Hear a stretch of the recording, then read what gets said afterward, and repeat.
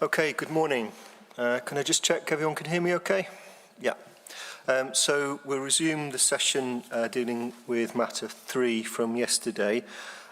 So we'd reached the point of looking at the different scenarios for housing need. So we're going to move on now to look at the issue of the apportionment or the distribution of that housing need across different authorities in Oxfordshire. So if we can turn, I think, to section 7.6 of the HENAR, which deals with that matter. So perhaps from the Council's perspective, just to take us through the different scenarios that were considered and then explain why the projected employment-based distribution was chosen. So just take us through the different scenarios first of all, please. Okay, Sarah Harrison, Planning Policy Team Leader at the City Council. The purpose of the distribution was to be able to calculate the individual housing need of Oxford and Cherwell from within the total Oxfordshire housing need level. Therefore, the chosen distribution method needs to reflect where the need arises. The housing need is strongly aligned to jobs, and to work out the level of need arising from Oxford itself, distributing the proportion of jobs expected in 2040 is an appropriate approach. We tested other scenarios for distributing need. We tested the standard method because it's a starting point for housing need, but ultimately a standard method distribution doesn't reflect the geography of employment. And PPG 2A, paragraph 1, says there should be an unconstrained assessment of need. This would not be that. Distribution according to the standard method is based on the same constraints that mean the standard method is not appropriate to use in Oxford in the first place. And it would extrapolate forward exactly the constraints that meant the present long-standing imbalance of supply and demand would be continued forward. So the 2040 employment distribution was selected because the plan is looking forward to 2040, and so we should plan for and up to the whole plan period. What we've done essentially is asked where employment is likely to be located at the end of the plan period and sought to distribute the new homes in the areas which have the most employment at the end of the plan, again because our judgment is that new homes should map onto employment. And can I add that we've noticed overnight a minor discrepancy in table 7.11 of the HENAR, and we'd be grateful for the opportunity to submit corrected figures once we've established them. It is a presentational error that isn't material. The numbers need correcting slightly. The decision to reject the option and indeed to select the option that we did select was not informed at any level by the numbers in the table. It was an in-principle decision. But we would like to submit to you corrected figures for that table. Okay. So that's the distribution according to 2021 employment levels. Okay. Thank you. Thank you. So clearly the different options for distribution have different consequences for Oxford City and indeed other authorities as far as the housing need is concerned. And ultimately the projected 2040 employment-based scenario results in a higher percentage for Oxford City and therefore a higher housing need. So if we look at table 7.12, we have that scenario, and if we look at the different housing need level scenarios, we can see that under the C baseline scenario for that level of distribution, we end up with the 1322 figure. In terms of the rationale for that distribution, so it would be 30% of the overall Oxfordshire need. What's the rationale for linking that with exactly with the employment distribution? I suppose the point being, how does that or does it take into account commuting patterns?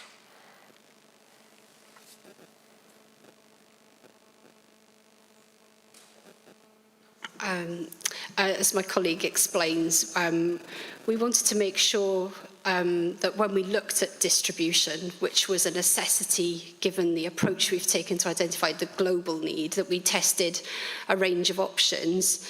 I would say I think there are limited options you could use in that circumstance, and we've tried to take the range of those limited options. As she explained, there are very good reasons not to pursue the other options. We felt that by looking at where jobs would be at the end of the plan period was the clearest and most logical approach, given that we are seeking to align homes where the need arises. The location of the employment distribution at the end of the plan period seemed a reasonable approach to take. As we say, we were trying to cover the whole length of the plan period. That seemed a reasonable approach to take. And it was a point of principle that we selected that one. But it would assume that because 30% of the jobs growth would be in Oxford City, 30% of the housing need should be, there would be an exact match, and that in reality, you know, there are commuting patterns, and Oxford is a destination for commuting. So you would be assuming that all of the jobs would be matched by the housing, and in effect self-containment. I think what we're assuming is that that is what the housing need is. So we're trying to align the need with where it's being generated to work out Oxford's housing need within the Oxfordshire figure. Okay, but do you see the point that you are in effect assuming that there'll be self-containment as far as jobs and houses are concerned for Oxford City, and that's not the reality of the current situation, is it? There is commuting into Oxford City, I think, is the point. And a straightforward match between jobs growth and housing need ignores that fact. The logical conclusion of selecting the distribution as set out in 7.12 is indeed that there would be an element of need Oxford's need that cannot be accommodated within its own boundaries. That's the extent of that.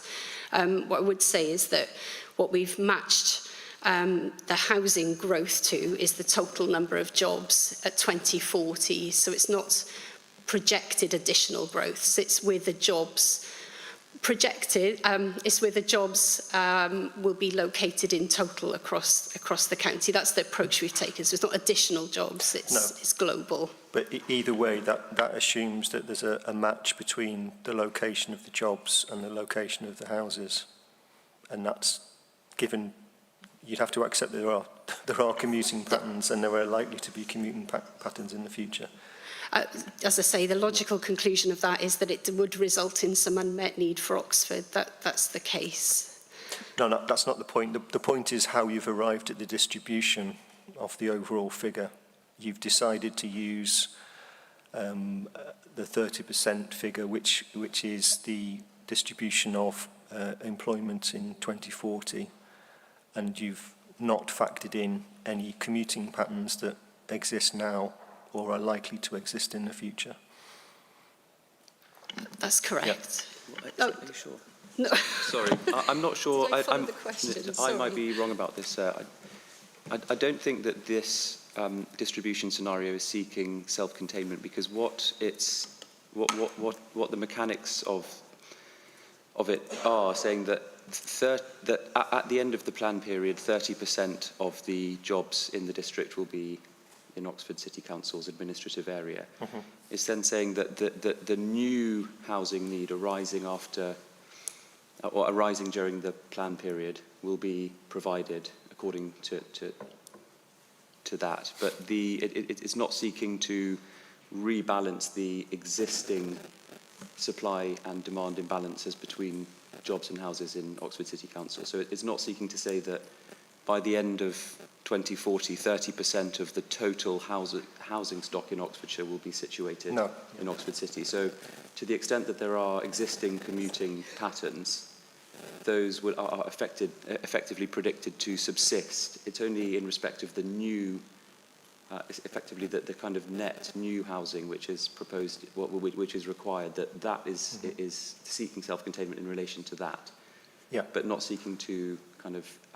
No, I appreciate that, but it's the basis for you apportioning the need between different authorities. So I think it is seems to me an obvious point that even though it will just apply to the additional housing need, I take that, but it's an obvious point that will not reflect existing or future commuting patterns. It assumes that there'll be self-containment for that element of the need within Oxford. Yeah, okay. Just one last point on that. Whichever distribution we'd selected, then the logical extent of that is that there would be unmet need. I realise, sorry, that wasn't following my point. I know that. I'm just trying to establish the rationale for the particular distribution that you've chosen there. Okay. Any comments from others around the table about that particular point? Yep. Mr. Moore? Yep. Most of the points I was going to make. It's just that if I was doing this, the obvious starting point would be to have a look at what happens if you continue the existing functional relationships, i.e. continue the existing commuting patterns. This was done in the 2018 SHMA for Oxford City. So the data is all there. The model in the HENA provides jobs growth for each of the 5 local authorities. So the data could be modelled on existing commuting patterns quite easily and would be the absolute natural starting point for doing this. And then you consider alternatives if you think that's not appropriate. But show what happens if existing patterns continue is the absolute natural starting point for this. Okay, thank you. Oxfordshire County? Hi, Lynette Hughes from Oxfordshire County Council. Yes, the question about the distribution was one that we particularly raised because we're concerned, I suppose, that 30% is a very high percentage and a lower percentage. Other options would be to take how it works out with the standard method, which would be a lower than 30%, or to look more closely at how to travel sustainably in relation to the need. So rather than just say the location of employment, but looking at in more detail how to travel sustainably. So that was our concern. I suppose that 30% was a very high number for that got generated by choosing this particular way. Okay, thank you. Mr. Callender? Yeah. Chris Patterson from Bidwells. Yeah. Hello there. You have a different person from yesterday, so... Yes. Yeah. Yeah, so I'm making a point on behalf of my colleague Mark Callender, who gave you evidence yesterday regarding the knowledge cluster. In that evidence, the knowledge cluster, which is focused on the city and the Vale of Whitehorse, has been responsible for most of the employment growth and has masked slower growth or decline elsewhere. Therefore, we would expect to see a weighting applied to any distribution of housing related to employment because of that knowledge cluster factor. Okay. Thank you.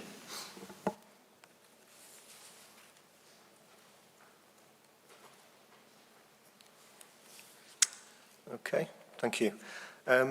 So wanted to move on to... I'm so sorry, sir. Can I just reply to those comments very briefly? Okay. Just in terms of Mr. Moore's point, if the starting point had been to trend forward existing commuting and transport patterns, that would be a distribution that trended forward existing constraints and wouldn't therefore amount to an unconstrained assessment of need. which is a need for Oxford City Council. So at the level of principle, i.e. at the level of unconstrained need, it is appropriate to seek to internalise within the City Council's administrative boundary the need. There's obviously a separate question later as to how that you deal with that in terms of sustainability. That's a separate question. But the suggestion, Mr. Moore's suggestion of trending forward existing commuting patterns would be tantamount to exporting need elsewhere according to existing commuting patterns. So we don't think that would be appropriate at all. Okay. Do you want to come back on the county point? I just replied to the point raised by the County Council. Ideally, yes, we could have all worked together through the Oxfordshire Plan and taken a strategic view of location, best location of need. That wasn't the case, so we've had to find an alternative means of looking at the issue as a city through this work, and I've tried to find suitable ways to approach that in the absence of a strategic plan. Yep.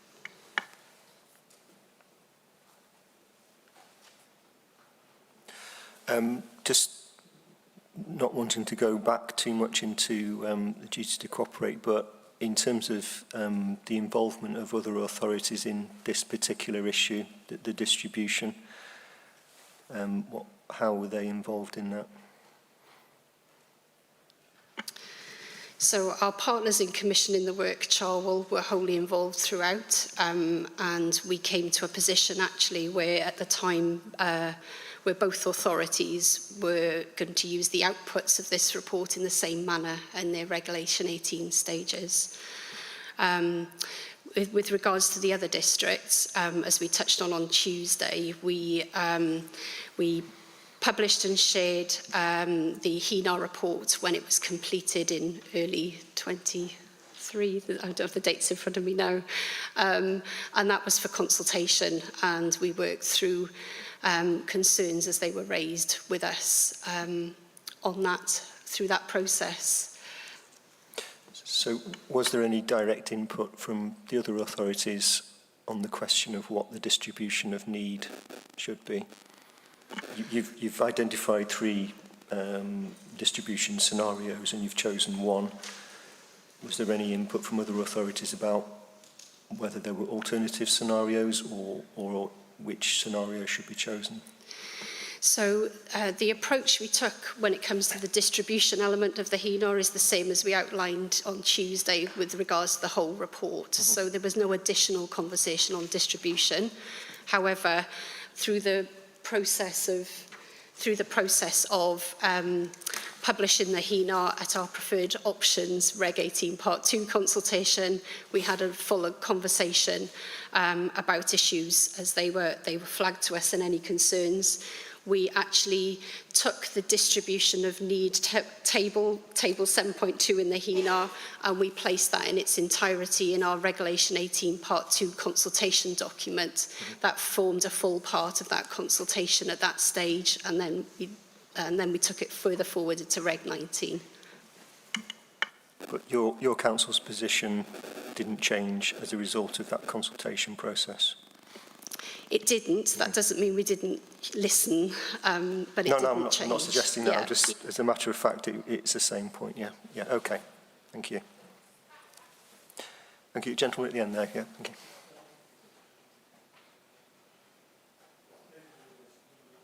Oh, right. Yeah, David Illingworth, Nenot Greed. We're concerned. I think our concern is that we don't think that any figures that are in this plan should require our districts to follow that. I mean, I think that is a concern, because we have our separate planning processes, we have our separate democracies, and that is very important. Thank you.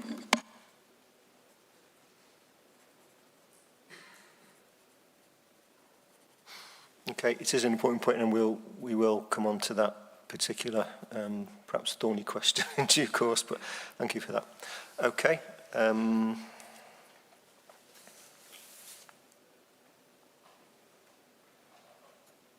Okay, if we can move on then, I just wanted to now look at how, again, putting to one side the conclusions of the HENA in terms of the overall need and the distribution of it. I appreciate there are matters of disagreement over those. But just wanted to compare what the HENA arrives at with the situation in terms of the approach and the requirements in adopted local plans in Oxfordshire. Mr. Moore pointed to in the past the SHMA process, and in his view that the distribution that was arrived at through that process took into account commuting patterns, etc. Just perhaps as an overview from the council, first of all, if we take the adopted plan situation across the different authorities in Oxfordshire, and they have housing requirements, and they have embedded within those requirements commitments to contribute towards Oxford's unmet need as it was identified at the time. How does that, I think essentially, how do the figures compare with what? Okay, so the City Council's chosen approach, as shown in the Oxford Local Plan 2040, results in a housing need for Oxford of 26,440 in total, which is the equivalent of 1,322 homes per year. In comparison, the Oxford Local Plan 2036 and the associated allocations in neighbouring districts' adopted local plans make provision for an Oxford need of 25,184. I've calculated that by the capacity in Oxford's 2036 plan of 10,884, plus the 14,300 allocated in other local plans for Oxford's unmet need.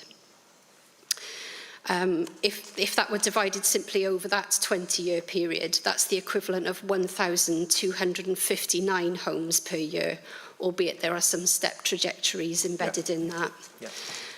So the difference between the 2040 position and that in adopted plans for the previous plan period in terms of Oxford's need is a total of 1,256 more homes than in the previous plan period, which is the equivalent, roughly, caveats allowed, of 63 homes per year. So that's the difference between what's proposed in the 2040 plan as opposed to what's provided for in the previous local plan rounds. Just to say, the City Council wants to be really clear, we're not seeking through this process to suggest housing needs for other districts. The HENA was designed wholly to assess Oxford's own need as well as for our commissioning partner, Charwell. Sorry, your question suggests that you'd like to see comparative information from the HENA to the approaches taken in adopted local plans. Yeah. If that's of assistance, can I direct you to a couple of tables that are in the documentation? Yeah. So the table we were looking at earlier, table 7.12 of the HENA, is where that distribution is illustrated. And table 10.3 of the city's statement addressing matter 3, question 10. So that's 10.3 of our statement for matter 3.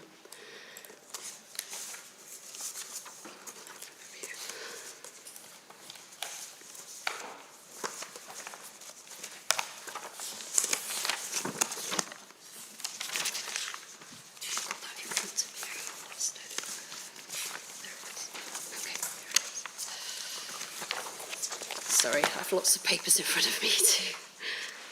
Okay, so table 10.3 in our statement sets out a comparison with the housing requirements in adopted local plans. There's a row there for each of the districts.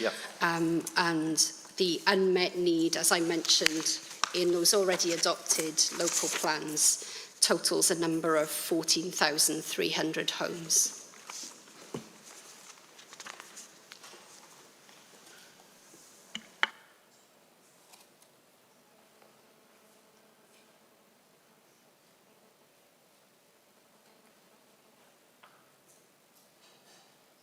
Okay. Can you, I appreciate you're probably going to be flicking between different tables. If we can just run through each of the different authority areas and just do that comparison between what table 7.12 indicates and what is in the currently adopted local plan. I can help talk you through that, but just to restate, it's not my intention to work out need in other authorities or provide that comparison. I appreciate that, yeah, that's noted, thank you. Right.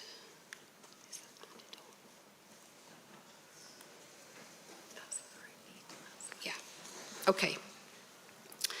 So if I work my way through table 10.3 and refer back to table 7.12, thank you. Yep. So the first row in table 10.3 is for Vale of Whitehorse. My understanding is that their housing need in their adopted local plan is 1,028 per annum, plus 183 for Oxford's unmet need. That's an annualised figure of 1,211.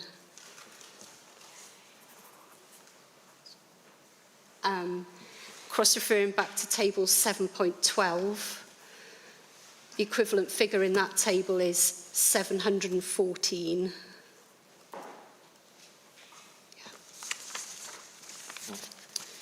If I move down table 10.3, the next authority address there is West.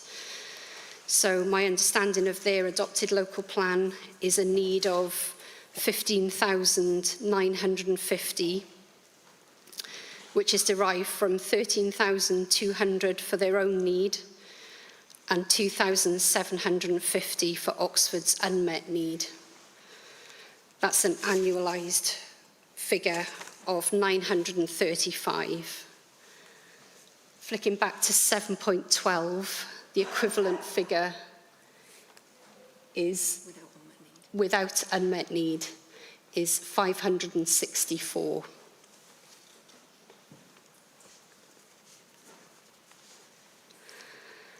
Moving on to South Oxfordshire,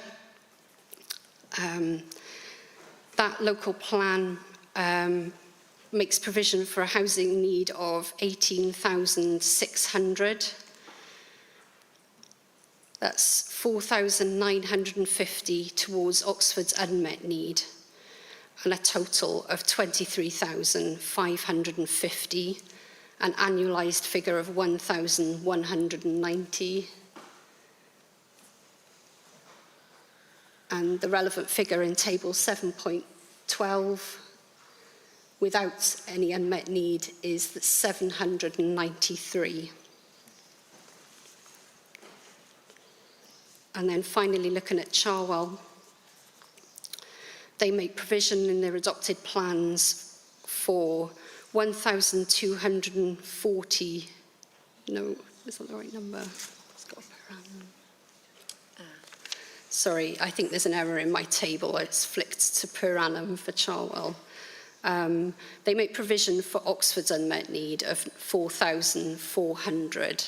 I'm afraid I would have to look to a colleague to get a figure for total housing need for their own need in that plan period. It appears to me that the figure in the annualised cell looks correct. Yeah. So the annualised figure is 1,580. And the equivalent figure for Charwell in 7.12, again, without Oxford's unmet need, is 1,009. Okay, thank you.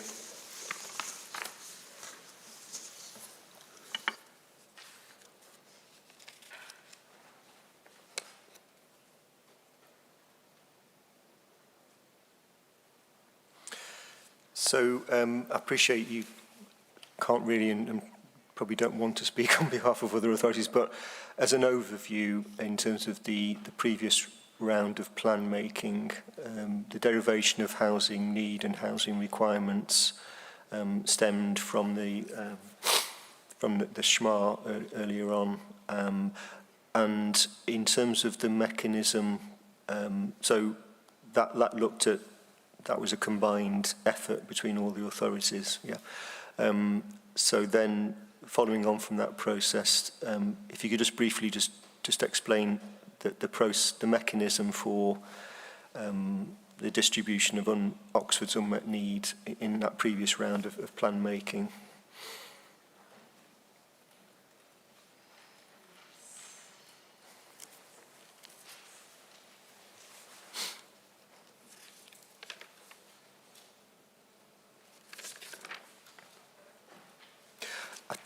Actually, we'll come back to that. I'm getting ahead of myself, so we'll come back to that, the mechanism later. But I'll plant that seed if you can be prepared for it later.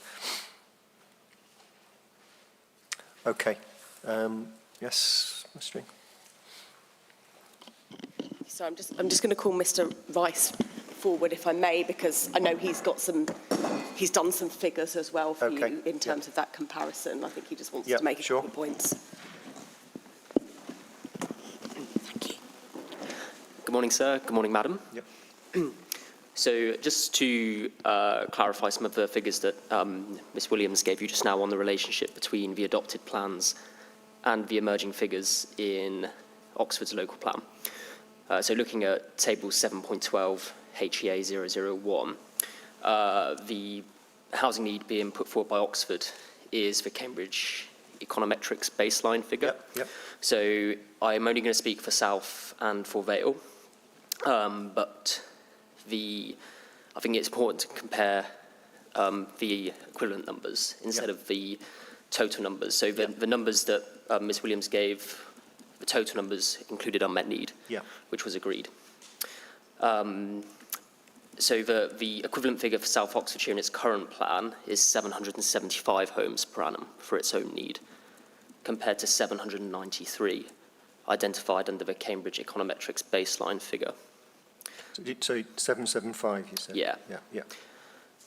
If you were to take the unmet need figure from the South Oxfordshire's already agreed to accommodate, and then take the residual unmet need that's not currently been addressed in current plans, if you assume an equal split of that between the 4 districts, the total housing requirement under that scenario for South Oxfordshire would be 21,442.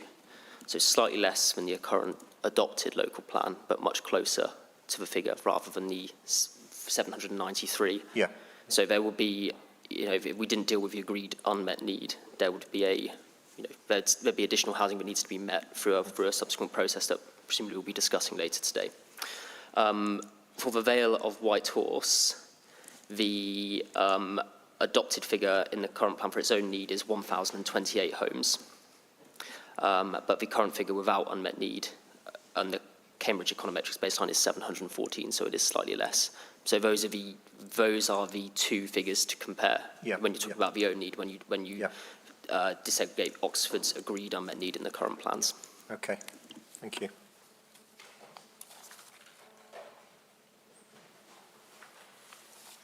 Okay.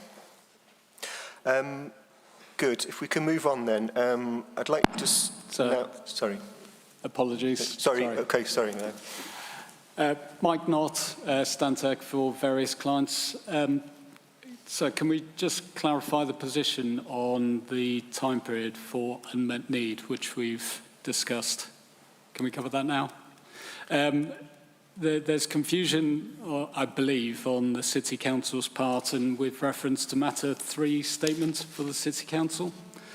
If I can first take you to paragraph 63. If I can stop you there. So we're going to come on later in the agenda to come back to the issue of unmet need. Happy to cover it later. And one of the particular questions we had was the different time frames involved. So thank you. You can leave it for now. Thank you, though. Yeah, thank you. Okay. So if we can move on then, I'd like the Council to just take us through, as you see it, the objectives So if we're now focusing on Oxford City and the identified need under that scenario for 1,322 homes per annum, if you could just take us through, as you see, the objectives and the intended outcomes of that, of identifying that level of housing need, what you're trying to achieve with it. I suppose just to start with, we weren't trying to identify any particular level of housing need, and it wasn't about numbers, it was about the principle behind it, because what we set out to do was to understand fully our housing need to meet the NPPF requirement. And we did that because there's a number of positive outcomes to be expected from fully understanding our housing need, or to put it the other way, a number of negative potential consequences of accepting the lower level of housing need that's in the standard method. And to not strategically plan for housing need will simply exacerbate the whole range of housing issues which we face, in terms of worsening unaffordability, not adequately addressing waiting lists for affordable housing, not adequately addressing issues of unsuitable housing and overcrowding, and many other social, environmental and economic impacts, including on commuting and including on recruitment and retention for key sectors of the economy and key services in the city, which employ people who struggle to find homes. And if it's not adequately planned for, its expected demand may be met to some likely more limited extent in an unplanned way, but essentially there would be an under-delivery of new homes against need if the local plan 2040 were informed by and based on using the standard method. And the evidence-based conclusions of the HENAR and of our looking at our the reasons why we have this housing need and the reasons for exceptional circumstances are why we took a responsible approach to commission the HENAR and explore properly what the housing needs of Oxford are, rather than using the lower standard method figure. So it's about understanding properly and fully our need, rather than selecting any particular number. But the methodology that was employed to identify housing need and the different scenarios that were considered factored in, I suppose, ambitions or desires in the process. So, for example, in terms of matching economic growth, in terms of addressing affordability issues, in terms of addressing commuting issues. So they were factored into your, well, I presume they were factored into your choices about which scenarios to be pursuing. I think, to my mind, the decisions were made in terms of trying to work out what was representing the need, and the need arises from these factors. So that was the point of the decision. I suppose it's the same thing in some ways, that we set out to do this because we did want to address the issues that we face, but to address them we need to understand the housing need, and the decisions about understanding the factors in terms of commuting, understanding how to distribute, looking at, in particular, the employment needs and where the jobs are forming, were about understanding what need is arising in Oxford and how to meet it to overcome the issues that we're facing. Mm-hmm.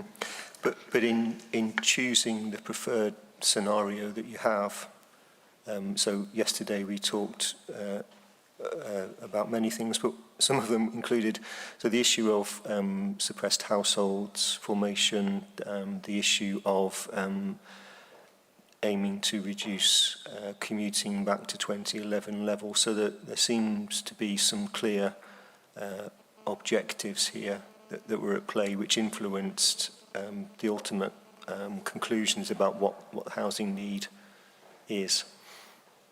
Mr. Ireland, yeah. Sorry. So yes, I mean, I think the position is essentially one that's informed by national policy in those terms. It's had regard to demographics. It's had regard to the economic drivers which exist here. And as I explained yesterday, when we're looking at things around the suppressed household formation and commuting, we are addressing market signals which national policy requires us to do in undertaking an assessment of housing need in these terms. So it's all coming back to following an approach that's set out by national government, and you're examining the plan, sir, against in those terms. You know, were we to simply ignore some of those factors, we'd be both looking, we'd be inherently implying constraints on the assessment of need. Yeah, no, I'm not suggesting you should. I'm just asking what they were, really. But so, you know, for example, in terms of how you arrive at the figure, various assumptions and various inputs were made. So, for example, we talked yesterday about activity rates, economic activity rates. We talked about commuting levels. So there were clearly factors inputted into the modelling, which were, some might say policy decisions, others might say objectives or aspirations at least, but there were clearly choices to be made about what assumptions you were making on various matters, which have heavily influenced the ultimate figure. So I'm just trying to find out clearly, you know, what those objectives are, whether they're policy objectives or wider objectives. In your statement, you I think allude to a number of themes, and I'll just run through our understanding of that, and if you could just confirm or otherwise. So in general terms, one of the themes or one of the objectives seems to be to address, in simple terms, a lack of housing in Oxford City. Secondly, the particular concerns about affordability crisis in Oxford City. The ambition to address commuting and reducing travel to work, and in a broader sense to support the economy and support economic growth. Is that a fair summary of the kind of objectives that we might be thinking about? If I can come in on that point, thank you. So those key items that you've just listed, addressing affordability, addressing inequality, and climate change, these are the objectives of the plan as a whole. The issues that my colleague mentioned to do with affordability and overcrowding and commuting, those for us are symptoms of a problem of failing to provide for Oxford's true need. So when we embarked on the HENA, it was not about delivering against objectives. It was about trying to get a true understanding of unconstrained need.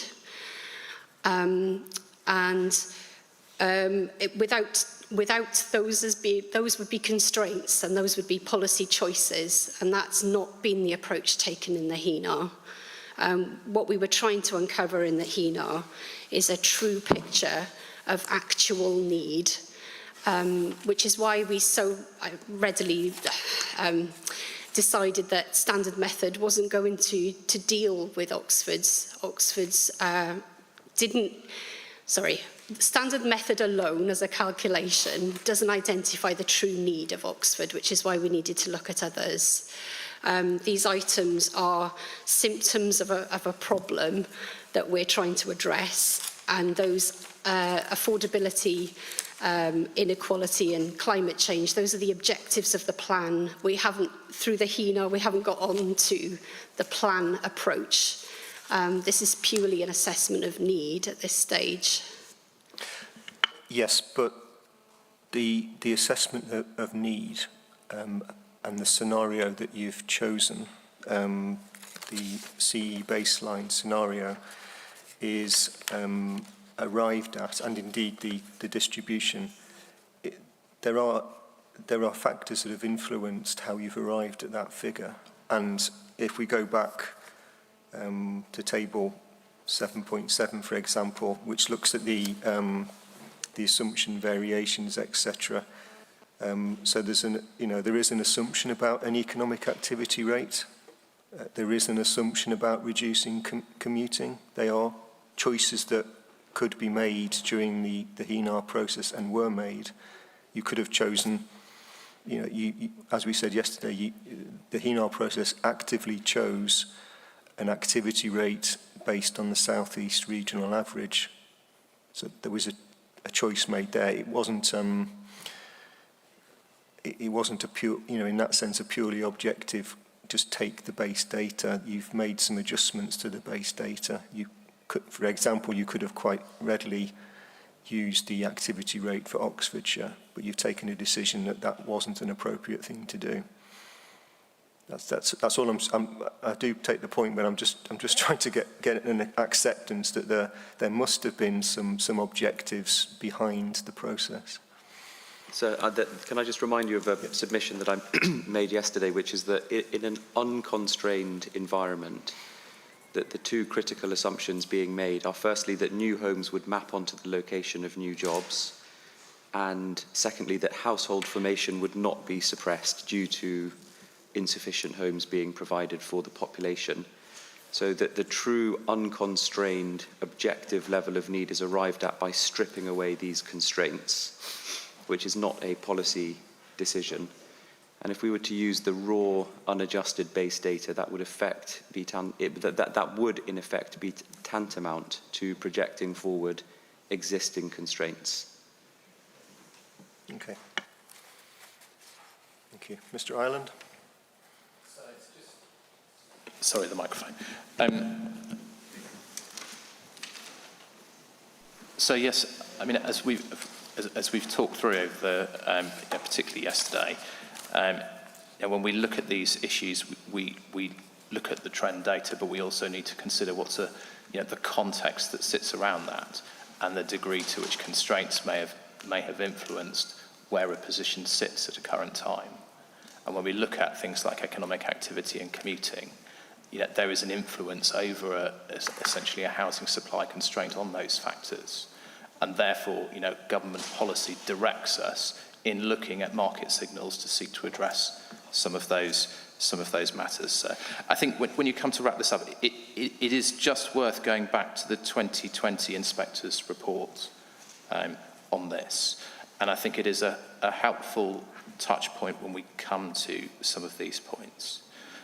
We're only 4 years on from that report as it stands at the moment, and that report, in looking at housing need, recognised the nationally significant economy that we have here, how that is driving housing unaffordability, how there are constraints in the way of economic growth and essentially unsustainable movement patterns, and each of those are identified as characteristics that justified the position taken on housing needs.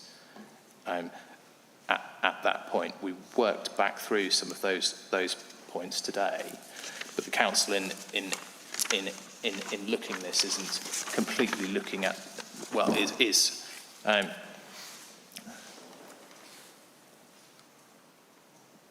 having regard to those particular characteristics of the housing market and the economy in the city that exist here. Okay. Dr. Harding from CPRE. I feel I have to comment here. You say that the principles behind this is to improve affordability, sustainability, and to tackle climate change. This plan does not do that.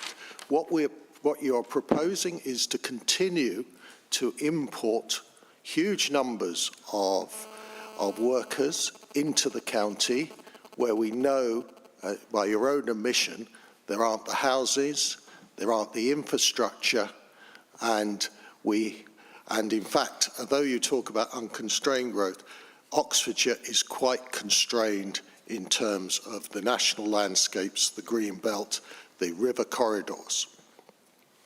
I refer back that I mentioned yesterday of the new Oxfordshire strategic plan that was launched in December 23, which was produced by collaboration with all the districts, the city, was approved by the FOP, produced by the local enterprise partnership, and that puts the well-being, the foundational economy, and the improvement of infrastructure right at the front. And actually, it identifies that Oxfordshire has a low productivity compared to the rest of England, and that's in the report, which I can supply you with. And that is an essential part of they identify that improving our infrastructure and our foundational economy is an essential part of improving that productivity. And just by pushing for more and more people to come into the county is both nationally against national policy and also against the local strategic plan. Thank you. Thank you. And from Cherwell?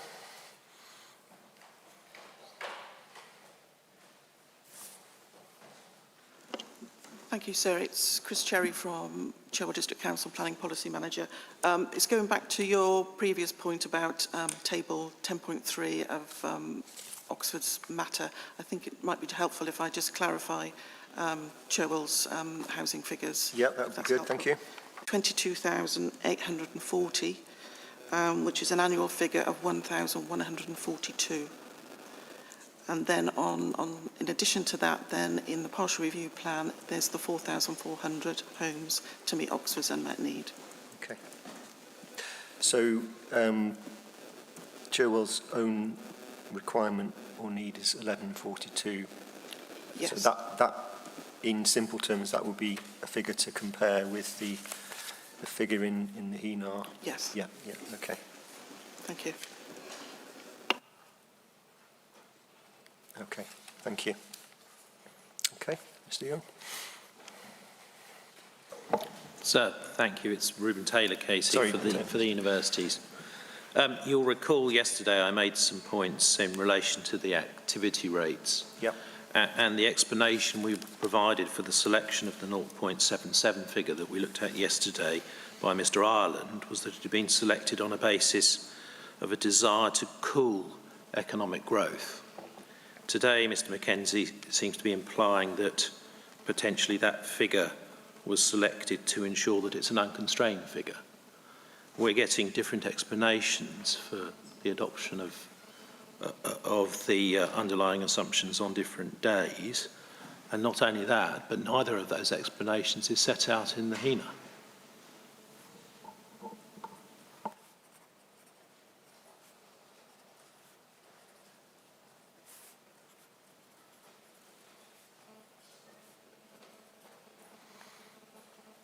Thank you. Mr. Ireland, yeah. So that's not, that's, I think, a misrepresentation of what I was talking about. We're not aiming to cool economic growth. We're aiming to provide some level of labour market flexibility, and don't think it's realistic to continue for the labour market to continue to have the lack of flexibility that does it currently. So it's a different issue in terms of that from job numbers, as it were. Okay, Mr. Taylor. So thank you. I use the word cool because that is the very word that Mr. Ireland uttered yesterday, and I have in my note. I'm sure you've got a note of the same.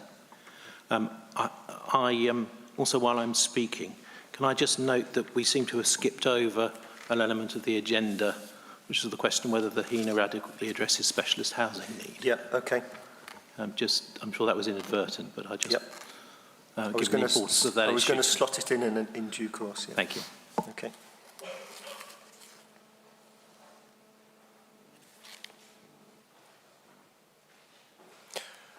Okay. In due course, I want to kind of come back to the issue, and I note the council's position on this in terms of whether this housing need figure is objective-led, or is it a consequence of simply trying to produce remove the constraints to a figure. I'll take that, but I want to come back to what the likely outcomes will be from the process in due course. Okay. Yeah, Mr. Taylor. Sorry. The point about the HENAR, and does it address specialist housing need, if you want to make a point on that? Yeah. Certainly, so thank you.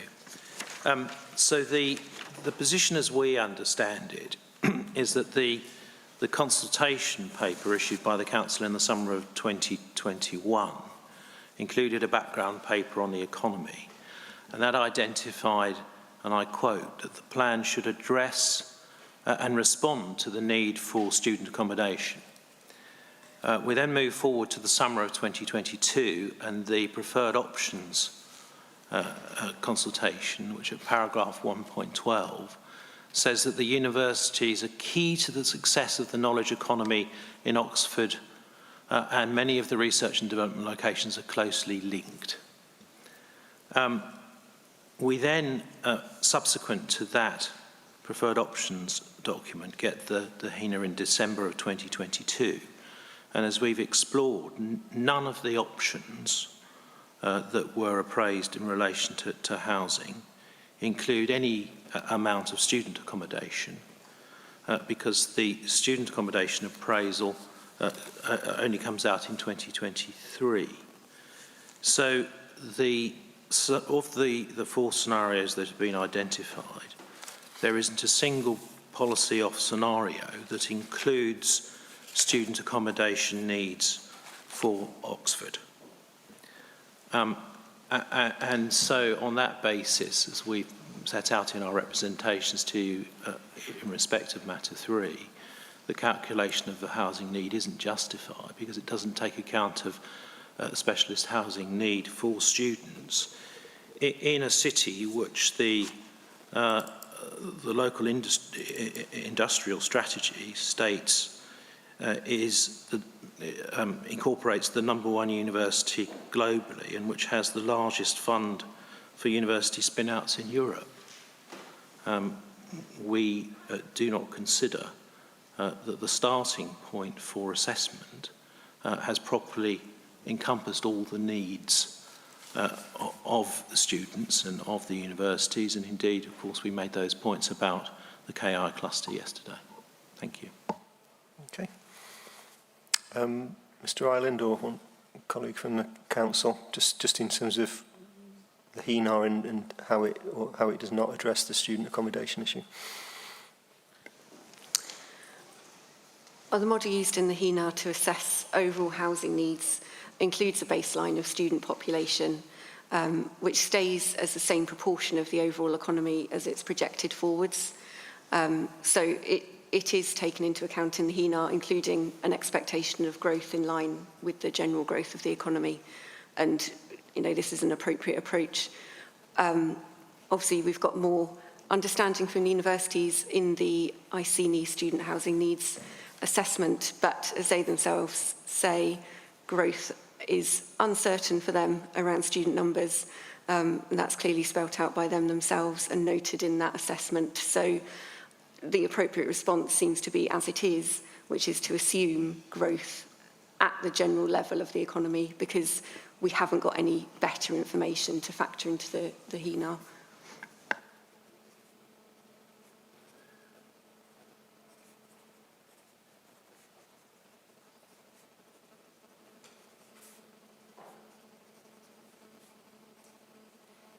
Mr. Taylor. Mr. Pattinson.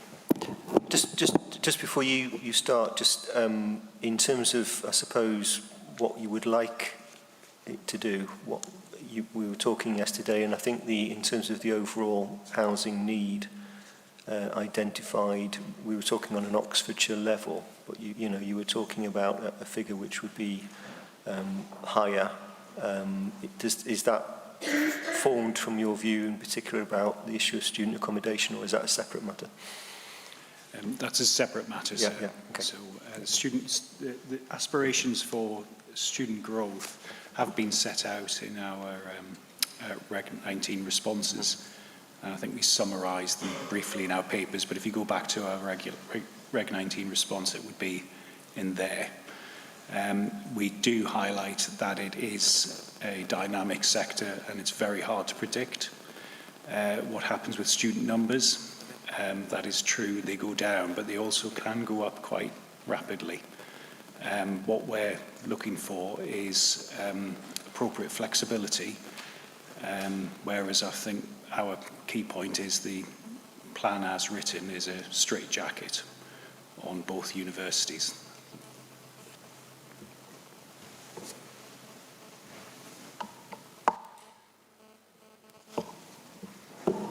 Sarah, yeah. And in terms of the points that were made in relation to identifying unconstrained scenarios, it's perfectly plain that if you're going to seek to identify unconstrained scenarios that encompass all housing needs, including specialist housing needs, that you need to specifically consider those needs. The HENA does not do that. It does not even contain the word student.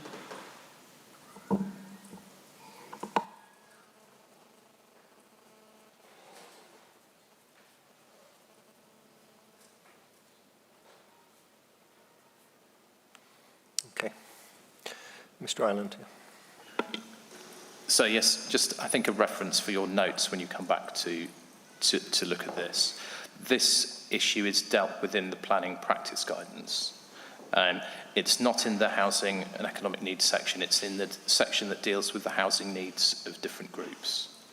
And so the reference there is ID 67001.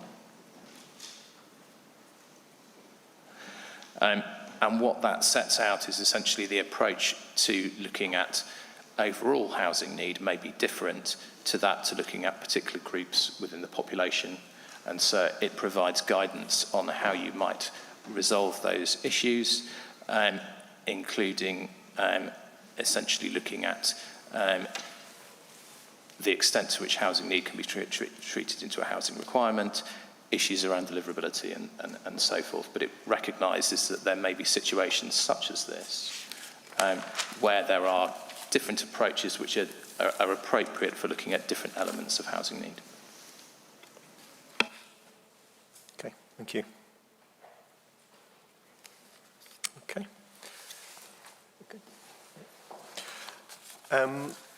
So we'll now move on to eventually get to item 2 on the agenda after 1 and a bit days.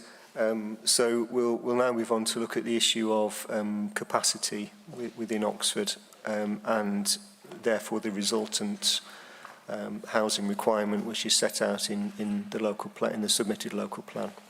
Okay.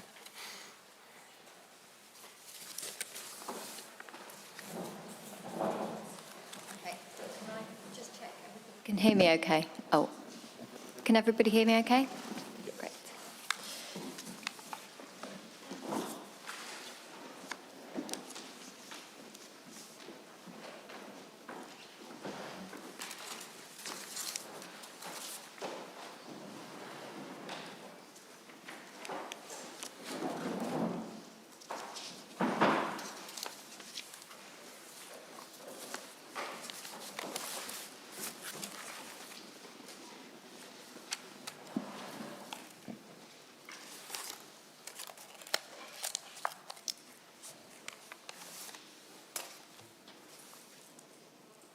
I'll just give you a moment to get ready.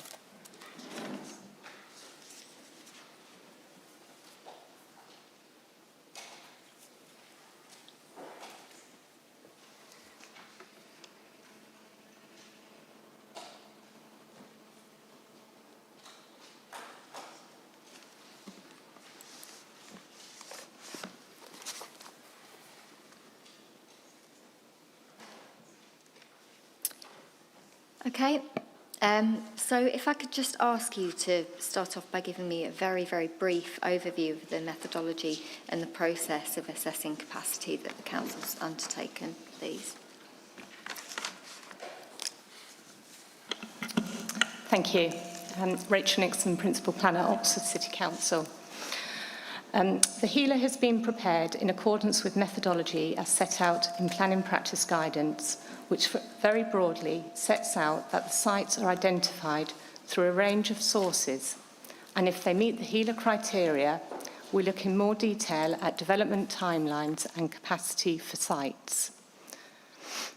The HELA aligns with Oxfordshire Joint HELA methodology developed and agreed by the Oxford City, the 4 district councils in Oxfordshire, and the former Oxfordshire Plan 2050 team in 2021. And that document is in the examination library HEA.005. Also see our response to Matter 2, Question 7, about the preparation of the HELA, as discussed earlier on Tuesday in the examination. The joint method helps to ensure a similar approach and assumptions in the district HELAs, resulting in a more consistent picture of land availability across Oxfordshire, as well as a clear understanding between the authorities about the approach and key assumptions. With regards to the process of assessing capacity, the process and assumptions are all set out in section 2.2 of the HELA, examination library reference HEA.003, and the supplementary information in the HELA addendum update, examination library reference HEA.004.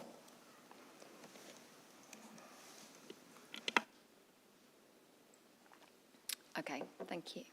Thank you. So can I just start off by asking whether there are sites that have been missed? I'd just refer to the Chilmark Consulting report, which identifies sites which it suggests appear to have been missed. Can I ask for the Council's comments on that, please?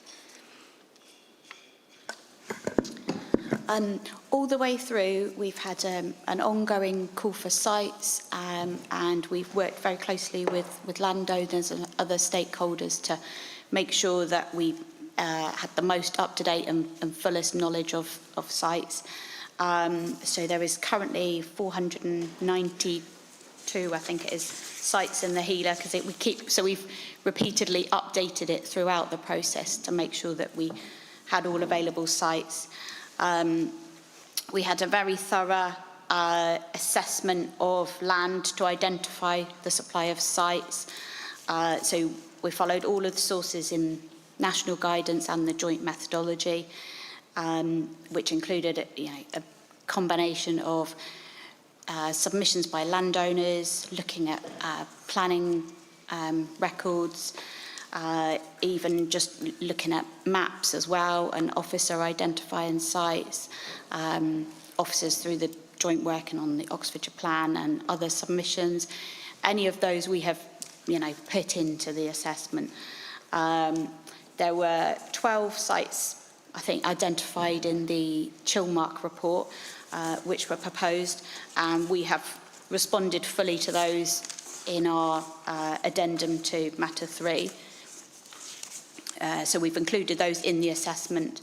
I think most of them weren't included in the assessment originally because they're in active use and there'd been no landowner sort of interest or intention submitted. So I think that's a reasonable and proportionate approach that, for example, we wouldn't include every single retail unit that's currently in use or other employment sites necessarily that are currently inactive, or other community uses that are in active use, only if there's landowner intention.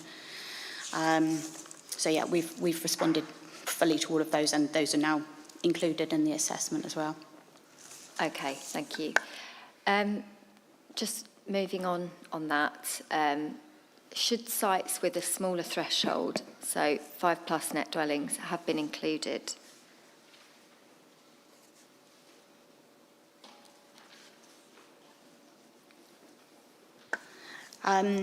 Again, we have responded to that. We've set out additional explanation about the threshold is explained in the main HELA itself. It's additionally sort of clarified in the addendum and further responded to in our response to the Chilmark report as well. In summary, and it's also sort of identified in the joint methodology as one of the areas where it's appropriate for Oxford to have a slightly different approach. this reflects the nature of the types of sites that you get coming forward in Oxford and the types of sites that make up the housing land supply. We've got a lot more smaller brownfield sites, a lot more conversions and changes of use. And for a number of reasons, and also the policy framework in Oxford as well, that is very permissive of residential development, means that all of those combinations come together, that landowners don't have the same sort of impetus or necessity to try and get small sites into the HELA, so it's very difficult to know about those in advance sometimes. And because small sites are often more opportunistic as well, that landowners themselves might not even know that they want to, but if they do want to bring them forward, the policy framework is generally supportive of that anyway. So we feel it's a more appropriate response instead to have the threshold of 10 dwellings capacity, and instead those smaller sites are accounted for in either the Windfall or the small sites commitments element of the capacity. So they're still very much counted, and that's been a reliable approach for a number of years now in the current 2036 plan and before that. So yeah, we feel that the threshold is appropriate. Okay, thank you. And just staying on that theme, would the capacity calculations need to be reduced if you were to change the approach and consider sites less than 10? Would that need to be reduced to ensure those sites are not double counted? Yes, you're right. We would definitely have to make some adjustments to the other inputs to make sure we weren't double counting. So the Windfall and the small sites commitments figure, we'd have to tweak those. So I think, we haven't done the exact numbers, but overall, it would probably come out at, roughly the same, but would be an awful, a lot more sites then having to be assessed in the HELA without actually any material difference to the outline, the output figure. I don't think it would significantly go up, but I don't think it would significantly go down either, because we feel that actually the Windfall is a reliable input, and the commitments figure is based on actual data. So, yeah. Okay, thank you. And moving on, should the Oxford flood alleviation scheme have been taken into account when deciding which sites to include in the assessment? The Oxford Flood Alleviation Scheme, or OFAS, we've worked very closely with the Environment Agency on the approach for the local plan with that. The flood alleviation scheme, because there is large areas of the city in high flood risk zones, but equally, we don't want to sterilise those areas or prevent regeneration. So if we strictly took the MPPF, we wouldn't be having development in those areas probably, but we've worked very closely with the Environment Agency to have a pragmatic approach to all of our flood zone 3 sites. The OFAS is about managing risk for existing properties. It's very clearly the sort of position of the Environment Agency that it's not about opening up new areas for development, it's about protecting existing properties. So the approach that we have taken in terms of sites in the HELA is in line with the position with the Environment Agency that's set out in the Statement of Common Ground with them, and is pretty much the same position as in the current local plan 2036. Okay, thank you. And if the alleviation scheme had been taken into account, do you know what the likely effect would be on capacity?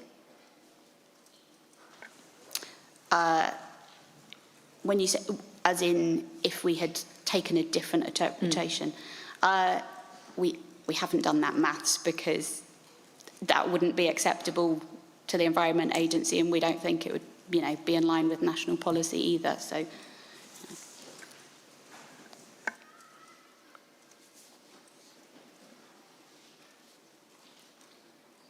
Okay, thank you.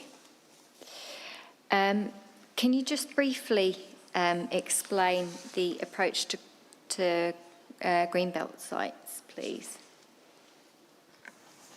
Yes, so for in Local Plan 2036, we had several greenbelt sites which involved release of the greenbelt to bring forward development.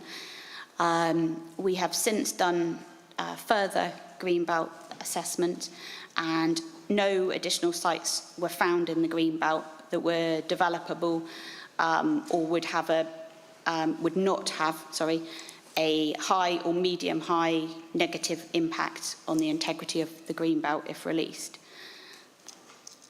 So there is no further sites in the greenbelt proposed in this plan.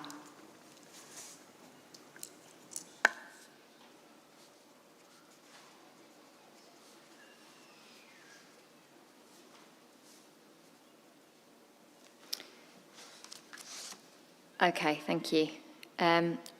Sorry, Vale of Whitehorse and South. Do you want to? Thank you, Madam. Oh, just before I say anything, I was going to just make some points about the flood alleviation scheme and the approach to that, but just to say, before I do that, obviously the Chilmark report was submitted without Reg 19, and we've quite late in the day seen a kind of detailed response now to that in the appendix to the Matter 3 statement from the Council. And obviously, given the timing, we haven't had an opportunity to there's not an opportunity to submit anything further. We have, though, gone back to Chilmark and just, asked them to just review that. So the things that I'm saying on this topic are kind of things that they are still maintaining, or that they've looked at in their review. So just on the flood alleviation scheme and the approach to that, I'm not entirely sure, because there's been this reference to national policy and the approach not wanting to be contrary to national policy, but I'm not entirely clear which bit of national policy we're talking about here, because I looked back at the MPPF on this topic and couldn't really see anything that was jumping out as covering this particular point. So it'd be good to have some clarity on that. I think the position still remains that whilst that scheme isn't intended to improve the protection of other land, it is the case that once it's implemented, land that is at higher risk of flooding will be defended. And so there will be updated flood risk mapping as a result of that. That will result in lower levels of flood risk, even if it's not the intention of the scheme. That will ultimately happen. So in principle, that could generate the potential to develop in the future some sites which currently couldn't be developed. And we also say there is the potential then for an updated position with the Environment Agency on this. So I think from our perspective, this is still a concern we have with the approach that's been taken in the HELA. Thank you. Thank you.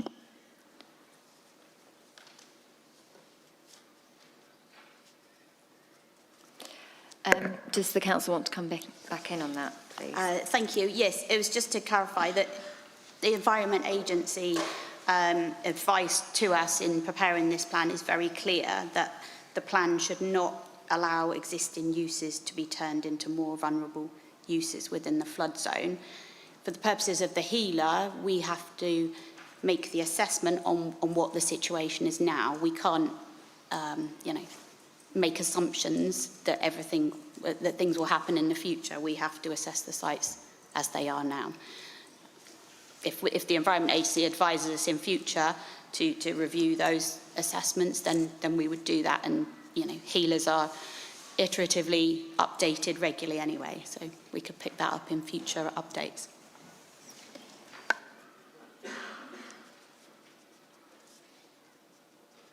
So, in effect, what you're saying is that the scheme, because it's not on the ground now, it shouldn't be taken into account anyway when assessing the sites. Is that correct?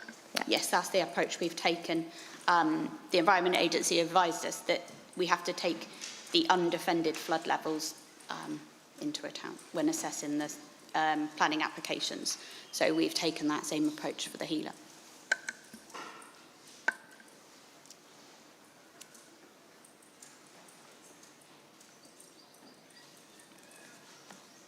Okay, thank you.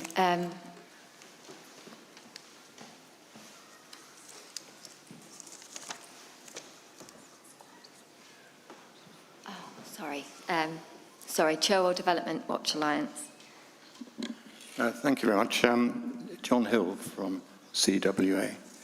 I really wanted to get on to the issue of the undeveloped land within Oxford. And going back to the last inquiry into the 2036 plan, I drew attention to the fact that there are large areas of Oxford which are reserved as employment land, which have sat empty for very, very long periods of time. The Oxford Business Park, for example, was part of British Leyland's old car factory and has stood empty now for getting on for 30 years. And large parts of that business park remain empty. Likewise, on the Oseney Mead estate, there are multiple sites available which just sit empty year after year. It's true that various plans are advanced from time to time, setting out that these sites are available for development, but nothing ever seems to happen. And I think one of the deficiencies in the HENA is that there's no attempt to provide any reason as to why these sites continue decades after decades to sit empty. And there is obviously a reason why these sites are not being developed, particularly for employment, and the HENA just fails to address any of this. Now, one of the things which has become more and more apparent is that one of the major brakes on development in Oxford is the traffic issue.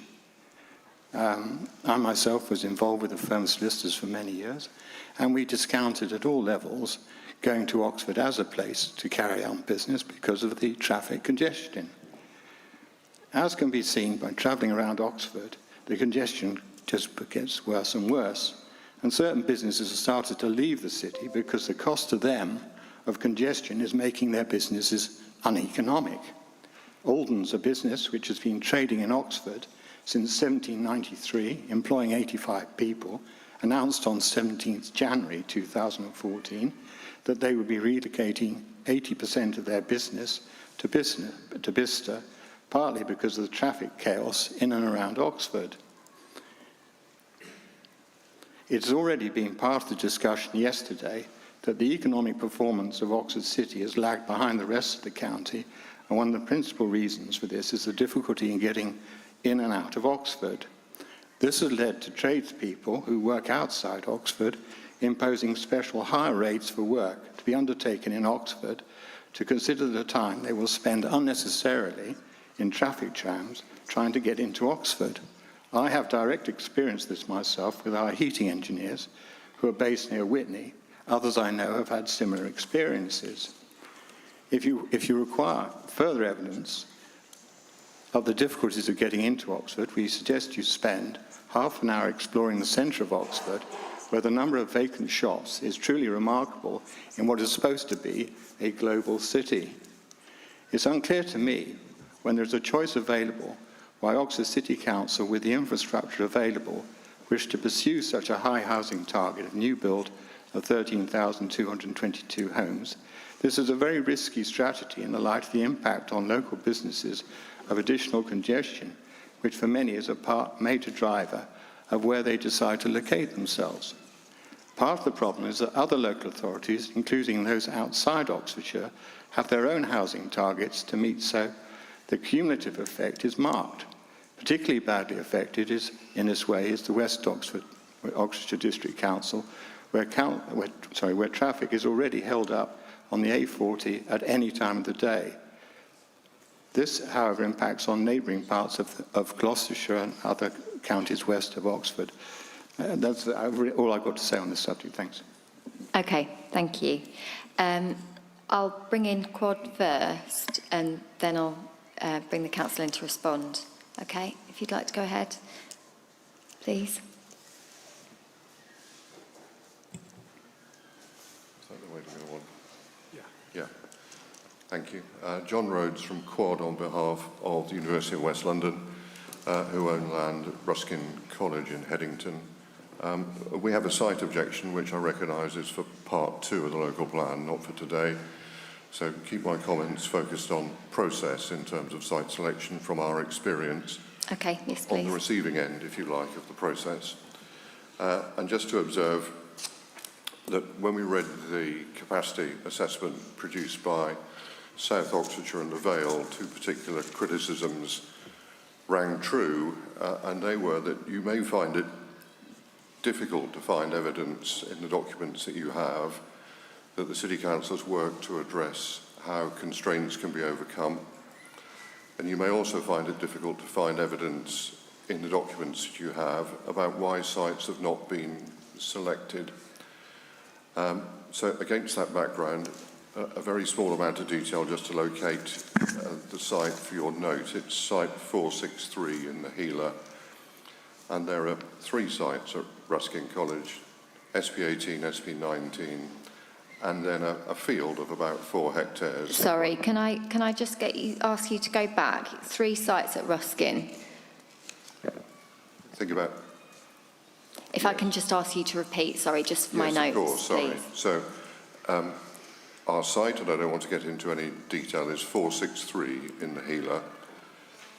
Not to be confused with 2 other sites at Ruskin, which are allocated in the plan, SP18 and SP19. It's immediately north of that site, and it's 4 hectares, and it runs down to the bypass. It's not in the green belt, but it is in the Headington Conservation area. So the purpose of going through that is to, just so you can locate it in the documents, and I don't want to go to the documents, but we participated in the process through call for sites. There was then the interim Heeler, and the site was found to be suitable, viable, and available. It was then identified in the preferred options local plan allocated for development. It went through the council's 3-stage site selection suitability process, and it passed each of the 3 stages. And then in the final version of the Heeler, again, it was found to be suitable, viable, and available, but it's not been allocated for development in the local plan. And instead, the site's been identified as supporting green infrastructure, which is an equal mystery to us because it's not identified as part of the green and blue network in the existing local plan. And that's because the green infrastructure study in 2017 assessed it and said it didn't meet the criteria. Now, we know there's been a new green infrastructure study for this local plan, but the site is not referenced in that study, and it's not identified in Appendix B, which lists the additions to the network in this local plan.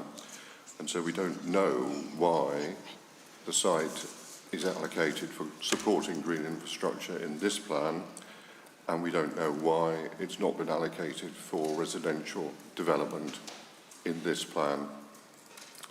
Now, the site may be an exception or an aberration, it may have fallen through the process somehow. I don't know about other sites, but certainly from our perspective, we literally don't know, and there is no documents that we can find before this examination which explain why a site that's been through the process in that way is not allocated. So it's not just a question of whether the City Council looked to overcome the constraints. We don't actually know what the constraints are said to be. And obviously we'll take that up in part 2, but it goes to the process. Okay, thank you. If I can ask the council to come back on those points, please. Yes, thank you. So taking the employment sites assessment in the first instance, landowner intentions for employment sites were checked regularly through regular engagement with landowners during the development of the local plan through a variety of channels. In many cases, there was either no landowner intention for the site to be brought forward for residential use, i.e. they may not have been interested, or there may have been viability issues.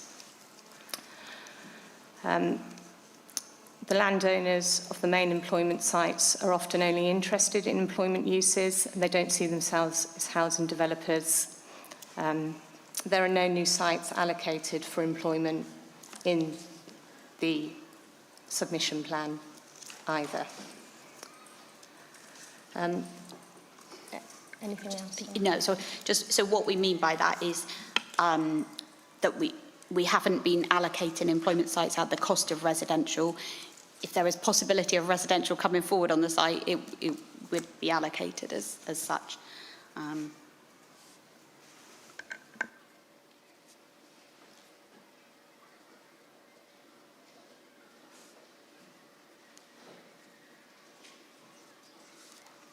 Okay. Did you want to... Also on the Ruskin Field site, clearly the site has been thoroughly assessed through the HELA process, and that's what we're talking about today.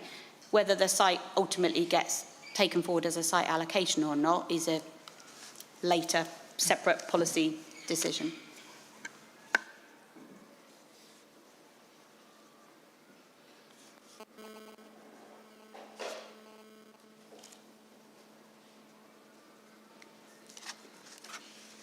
Okay.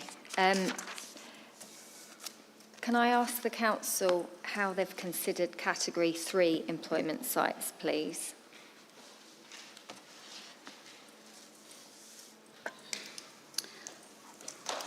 So category 3 sites are, just to recap, are the smallest sites in Oxford. They're the more kind of day-to-day type of employment uses. So it would range from things like car mechanics and builder's yard, or kind of lower grade small offices. They're typically much smaller and more dispersed across the city. So often they would be, if they come forward for development, for conversion, or then they would often be falling below the threshold. So for that reason, most of them aren't specifically identified in the HELA unless they've been put forward either through call for sites or through landowner submissions. So just to summarise on that, in essence, they'd be included within the Windfall allowance anyway? Yep, all the small sites commitments, yep. Or if one comes forward which is later comes forward which is over the threshold, it would then be as assessed as an identified sites and included, specified in the capacity. So, yeah. Okay. But otherwise, it would be in the Windfall small sites, yeah. Thank you. Mr. Walsh.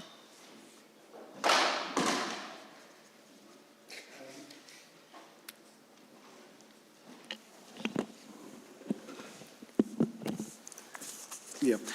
The plan does allow for housing on commercial land, either instead of or as well as commercial. This has been done at government direction for many years. Oxford City has opposed any such things, and the saga of the stadium to the east of Oxford illustrates this. But I don't see anything in the numbers that allows for that that assumes that it's actually going to happen.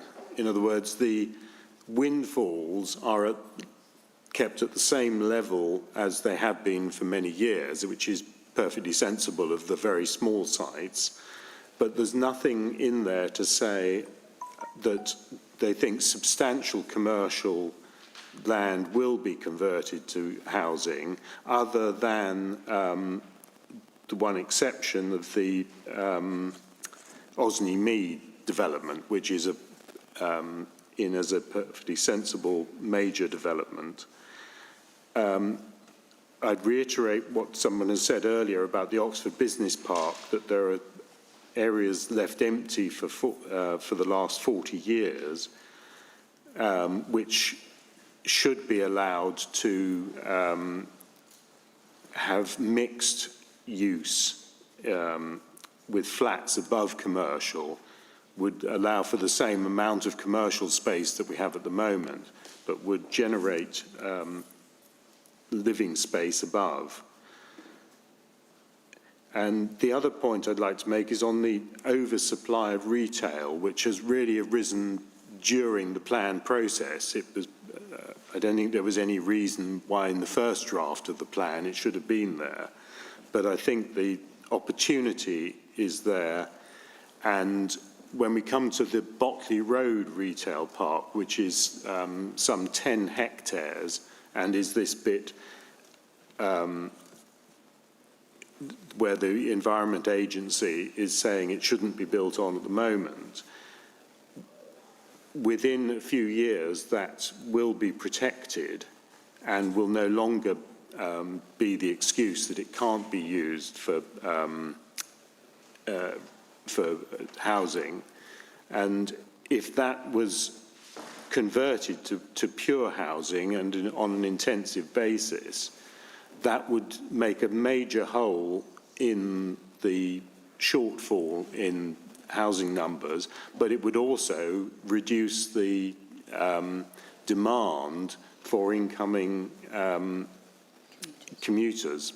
And I think that's something that needs stressing, that every time you make a change to the plan which moves something from commercial to housing, it has the double benefit that it reduces incoming demand at the same time as it increases supply. And I think there's considerable scope, although there's something in the plan to allow that, there is considerable scope for more of that. Okay, thank you, Mr. Walsh. Vale of Whitehorse and South. Thank you. I mean, I think one of the things that sort of puzzled us on this topic is the introduction of a more flexible approach to the development of employment land. Seemingly hasn't yielded any additional capacity, and we just don't sort of understand the logic of that. There is, in the Council's Matter 3 statement at paragraph 7.4, a reference to a desktop assessment of these CAP 3 sites and also site visits, but I don't think the evidence, the underpinning that is available. So not really sure in terms of specific sites. I think the position seems to be that because these are mainly small sites, they're going to be factored in, they'll come forward as windfalls and so on, but the windfall allowance is obviously based on historical trend data, so that's data coming from a time when that more flexible policy wasn't in place. So even if you're not going to identify specific sites, but they're going to be part of the windfall allowance, you would expect a policy change that allows more development from that source to increase.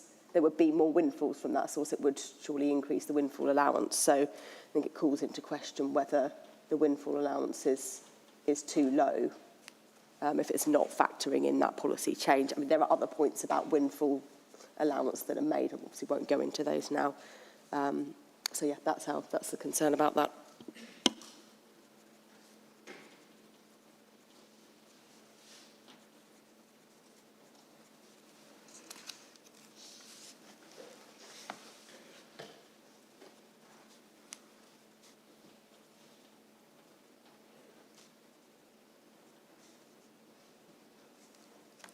Okay, thank you. Does the council want to come back in on those points? there's quite a number of points there, so if there's anything we've missed, then pick us up. On the Windfall and Cat 3 sites, they are the Windfall is calculated from taking the average across the last 7 years. That there have been those Cat 3 sites, even if they aren't categorised as such, there is those small employment sites coming forward, which is included in that data. We can give you examples of that, former sort of builders' yards and the former printing small site. There is sites in the last few years which have come forward. So that is fully reflected. There was comments about sites on the Oxford Business Park, which is now rebranded as ARC. There is active planning applications on that site and on the Botley Road site as well.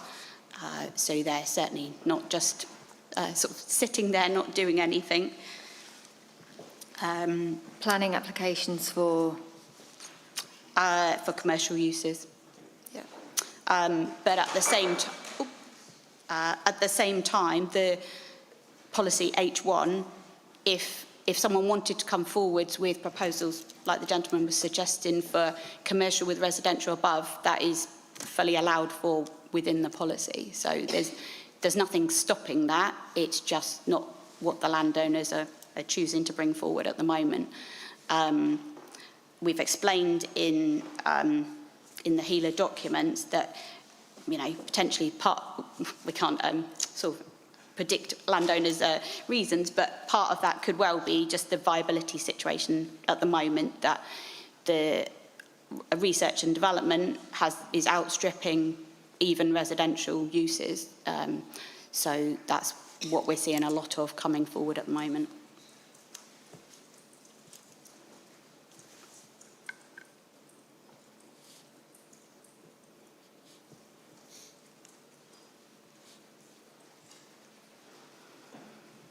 Does that sort of pick up all the main points? I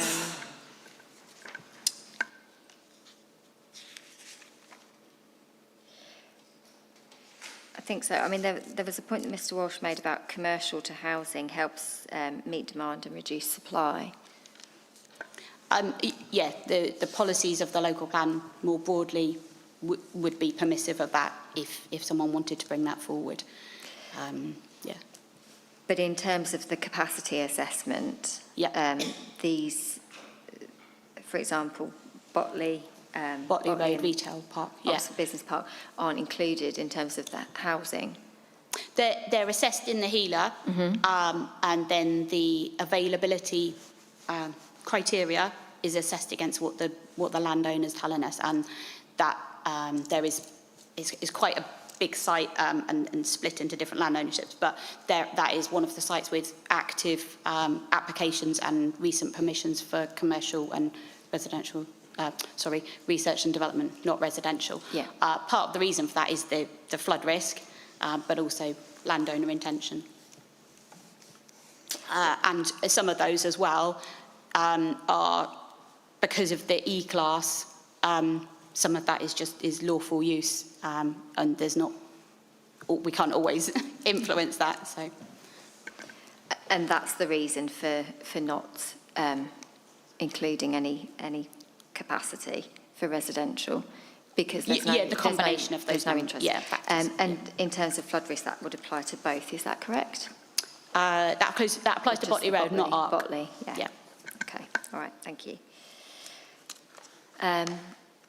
Mr. Walsh. Just coming back on point of information, the redevelopment on the Oxford Business Park site has been to knock down one of the major existing buildings and build a new one on it. It hasn't been to develop any of the empty sites. I'm so sorry, I couldn't quite hear the last point that you made. The development on that, the major development that's going on at the moment on that site has been to knock down one of the 1980s buildings and replace it. The there has been one major development on the southern part of the site 2 or 3 years ago with the new headquarters building, but the ones on the northern part of the site have been empty for 40 years and there's no movement on them.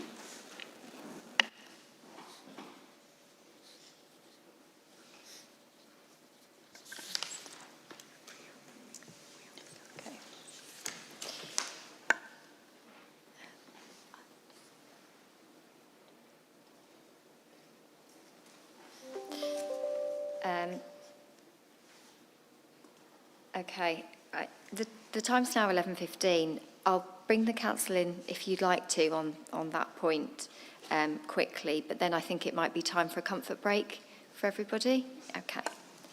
I don't think we've got much to add. The other plots on that site have live applications. Yeah. Okay. Unless you need more detail. No, not for the moment, thank you. Okay. So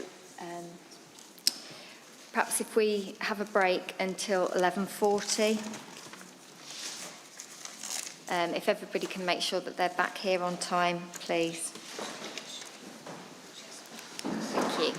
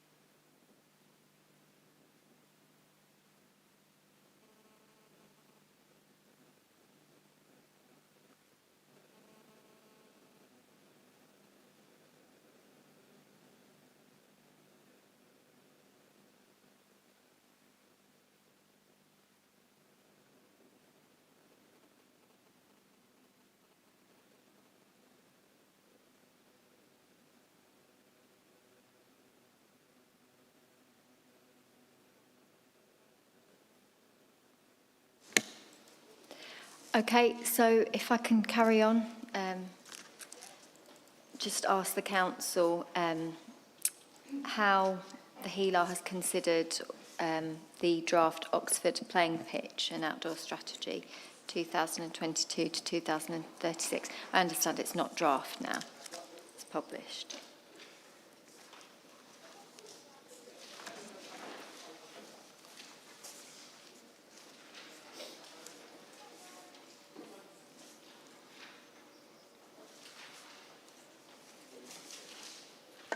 Thank you. So the play and pitches strategy was developed and Sports England were fully involved in scoping and developing that study. So it scopes in play and pitches and assesses those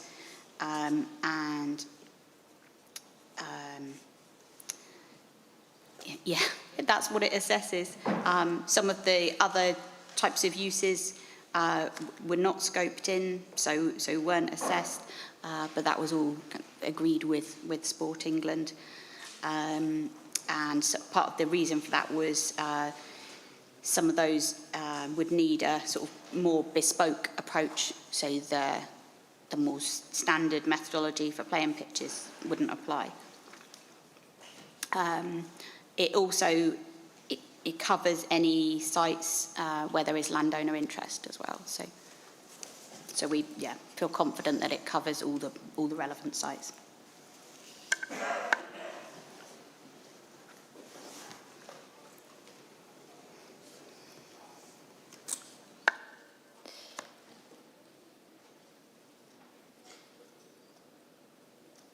Okay, and how have golf courses been considered? So golf courses is not played on pitches, if you like. So it was not scoped into the play and pitch study, and also no golf courses have been put forward by landowners. So it didn't seem in either or put forward by anyone else in the call for sites. So it seemed like a reasonable approach that we didn't need to put those into an additional study. Okay, thank you. And is the assessment of allotments justified?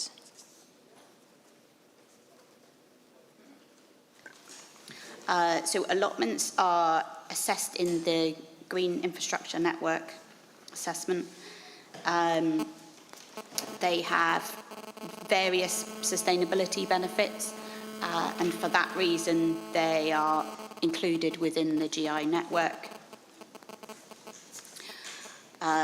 In addition, again, with the exception of one site, there's no landowner interest in developing any of those sites. A lot of them, or quite a number of them, also have environmental constraints as well, like flood risk.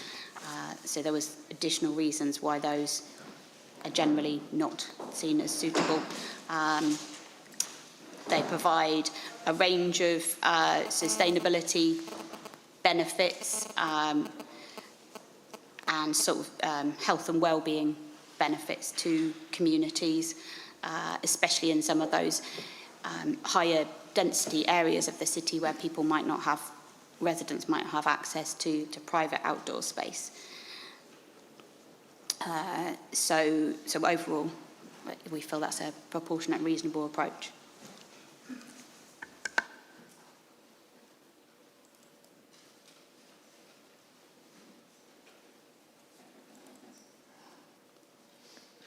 Sorry, I should also add those 2 points, the open air sports and allotments, are also, the position is explained in the original HELA and also sort of further explained in our response to the Chilmark. Sorry. Okay, thank you. Headington Heritage, I'm sorry, I don't know your name. Mark, yeah. Forgive the non-secretary, I wanted to come back on the comments made by Ruskin just earlier, if that's permitted, if you just allow me to make just to clarify the history of the site, because there seemed to be a lack of understanding of what had happened in the past, so forgive me for... In terms of Ruskin? Ruskin College, yes, correct, yes. So I saw it was on, so I came straight down. Does it relate to the process? Yeah, I will only I'll stick to the process and the history of it. I won't go into the every detail of why I'm objecting to it, because that's not appropriate for the scope of this hearing. Okay, thank you. Basically in 2012, it was considered as part of the Barton AAP. It was considered as part of the core strategy. It was one of the sites allocated, suggested in the DPT. Shayla Busey, who was your predecessor, MA, PhD, diploma, etc., is a planning inspector for the Barton AAP and for the core strategy, rejected the site as being not appropriate for development. That was backed by the Labour Party, the Liberal Democrat Party, groupings within the council. The sustainability appraisal also rejected it as a development site. I can read out the key statement if you want to see it. That's maybe not appropriate for now, but I mean, essentially the reason that it's been rejected is because, in 2012 it was comprehensively considered as part of the Barton AAP and the core strategy, and your predecessor came to the determination that any amount of housing, and there were suggestions from 35 to 192, there was a small, medium and large component. She basically rejected the allocation on the grounds that it would do more than substantial harm to the conservation area, and it would not be outweighed by the benefit of housing. Since then, of course, Barton Park has come, which has mean it's the only green space left in the Headington area, and we're a village within the city, and we can't be that if people can't walk past a field on their way in and out. It's to benefit the whole community. It's nothing to do with Headington. It's to do with the people that come in and out of Headington via Stoke Place to look at the view. Sorry, I don't get too far into that. How does this relate to the process? That's what I'm trying to understand. Well, I think the reason, the reason the process, I think the process got as far as it did with allocation simply because people were not aware of the history of the sites who were currently involved. Like, there's been basically changing of the guard in the last 10 years or more. And I think probably the process it wasn't properly considered this time around because it had already been considered, and I think that the people doing it were probably not around at that time because it's quite a reasonable time ago now. So that's how it relates back to process. I won't go into all the reasons because, as you've said, it's not part of the scope of this inquiry, but it has been rejected previously as in a core strategy, site DPT, an AAP and a sustainability appraisal was rejected on all of those grounds. And it was more thoroughly considered than it has been up to now as part of this strategy because we haven't got that, this local plan, because we haven't got there yet. So I won't go further than that because I understand, the specific objections aren't part of the hearing today, and I respect that. Okay, thank you. Thank you very much. Yeah, thank you for letting me do that. Thank you.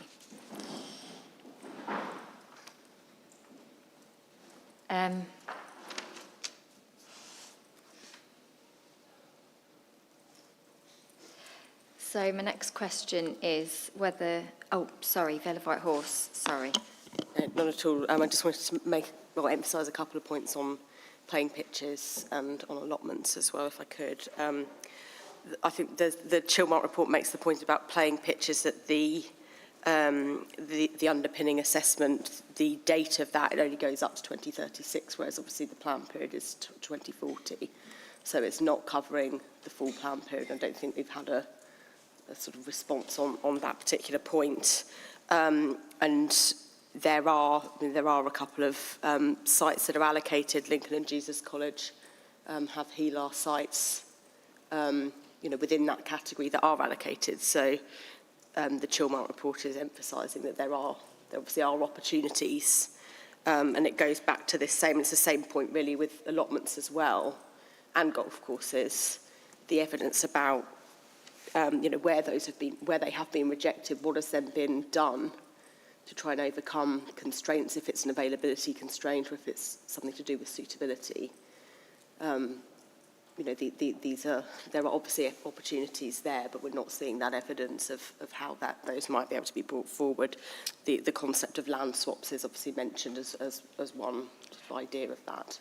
If you can just pause there. I would like the council to come back, and I was going to ask it at the end in terms of what the council's done in terms of overcoming constraints. So just in terms of your points there, I would like the council to come back on that, but I'll do it at the end if that's okay. Yeah. Thank you.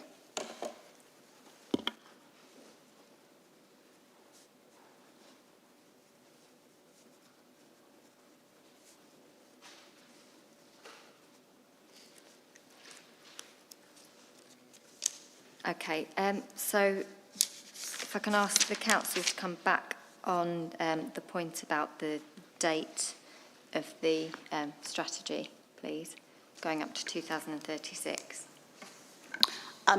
Yes, that is correct. It goes up to 2036, but the simple fact is that the need for playing pitches and open space won't diminish as the population continues to grow.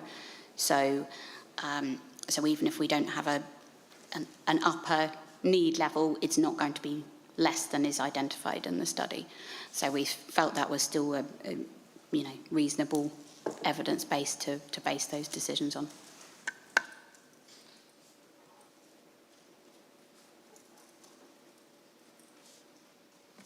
Okay, thank you.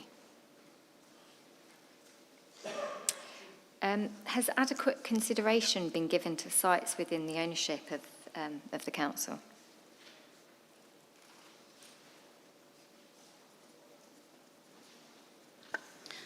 Yes, we have included in our response to the Chilmark assessment a full site-by-site identification of city council-owned sites. There's quite a number which are contributing to the identified supply of land for the plan period. The City Council is working collectively as a council as a whole to address the housing need. So we've got our housing company OX Place and also our affordable housing strategy. We're all working collectively with planning to kind of have a multifaceted approach. So the council is actively bringing forward sites to address housing need where it can do. So the sites are all listed in table 1 under point 10 of that report. They were already in the HELA anyway, but we've just done that analysis to illustrate that we've fully considered those sites. We've also, throughout the whole process, obviously worked very closely with the housing company and our affordable housing team and our estates team to have an up-to-date understanding of their intention for sites. Okay, thank you.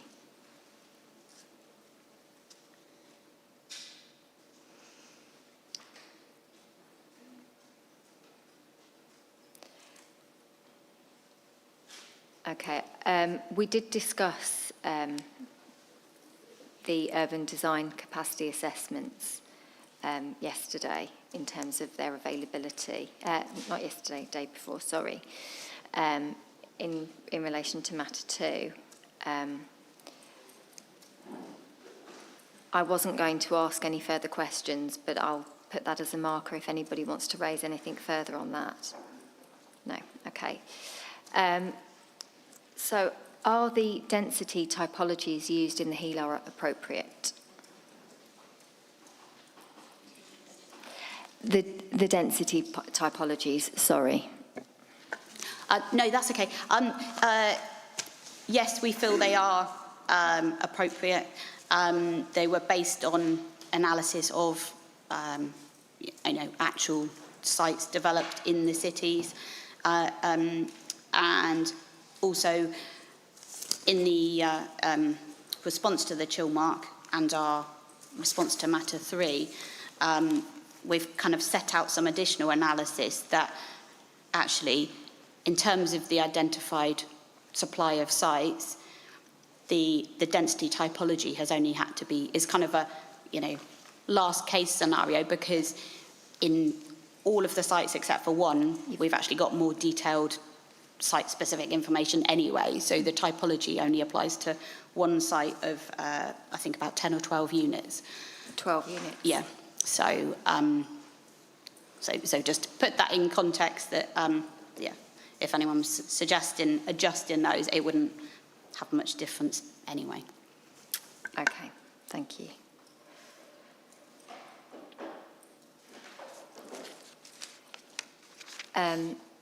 I didn't catch your second name. I'm so sorry. Pot, sorry, Mark Pot. Pardon? Mark Pot, sorry. Port? Pot, P-A-T-T. Pot, P-A-T-T. P-H-T. Mark, P-A-T-T, yeah. Sorry, I'm a personal blogger. I don't represent any one of them myself. Sorry, I couldn't. Yeah, I didn't get that just first time. nom de guerre. I just want to come back on the comment about the HELA not including sites of less than 10 houses. That's critical for some of the sites, particularly Valentia Road in Headington. There's about 12 sites, I think, they've identified that are under 10, which is above the MPPF recommendation. And I feel they should take the MPF guideline of 5 housing or more for a site allocation, because otherwise sites like Valentia Road don't get properly assessed. And it's precious playing pitches and precious playground in an area where there's very, very little green space left. Thank you. Okay, thank you. Does the council want to come back in on that, please? Yeah, we haven't, I mean, that is a sort of a separate decision as to why we haven't allocated sites or not, but very broadly, we still feel that a minimum of 10 is an appropriate threshold. And the sites would be fully assessed against all of the other policies in the plan. At planning application stage? Yes, you mean? sorry, yeah.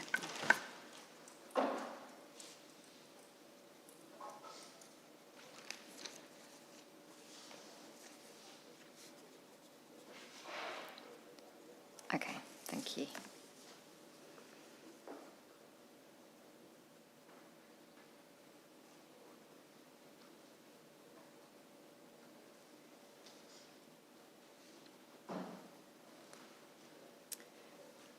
Okay, so my next question is, where sites have been identified as unsuitable, unavailable or unachievable, has any further work been carried out to examine how the identified constraints could be overcome? I know we've touched on this a little bit, and I'd quite like you to pick up the points that South Oxfordshire and Vale of Whitehorse have raised, please. There isn't a sort of a single note or something that I can point you to with that, but what we have done is work continuously with landowners and people in the development industry, agents to understand sites, and everyone is aware of the pressing housing need. So if there's things that can be done to unlock sites or to bring them forward as supply for this plan period, then we've worked to do that.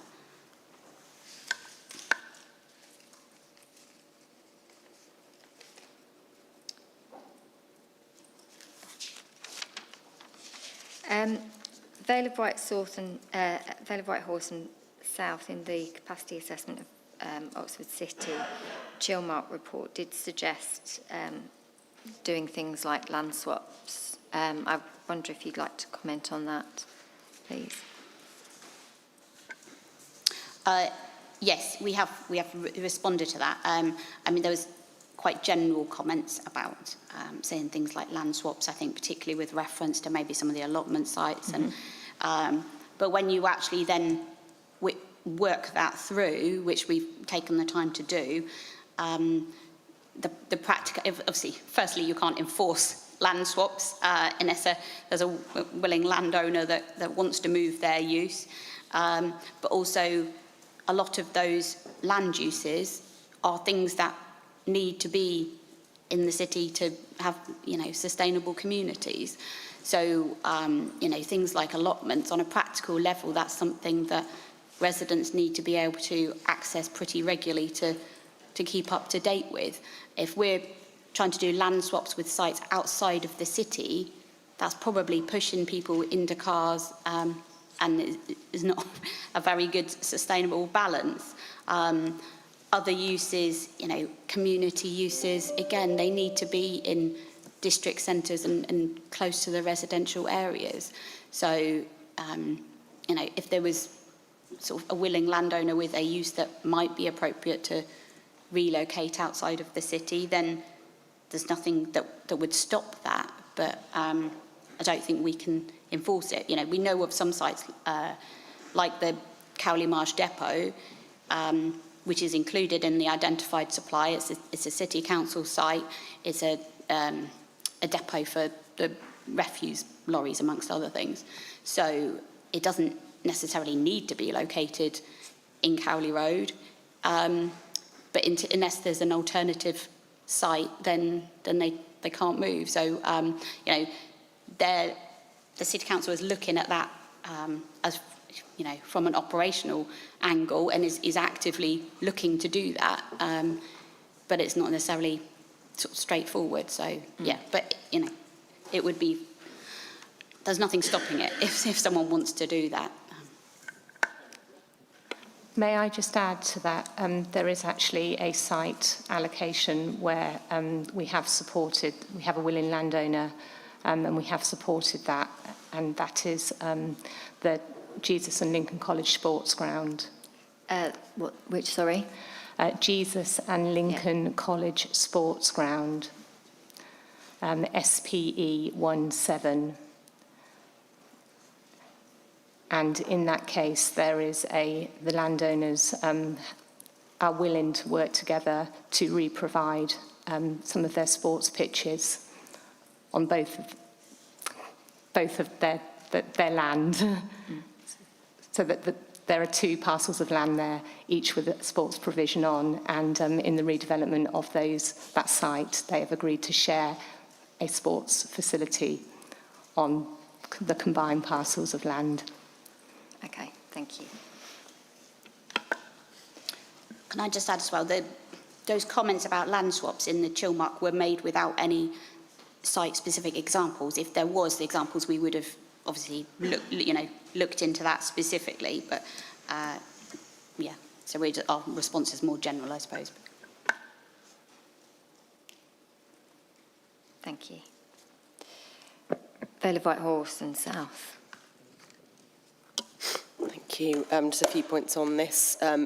Just in terms of the sort of evidence for work that's been done.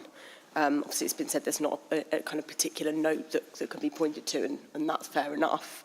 But I think the point is that this sort of work should be just part of the site assessment process. So it ought to be documented within that, not necessarily in a standalone document, but there should be some documented evidence of what has been considered or what has been done.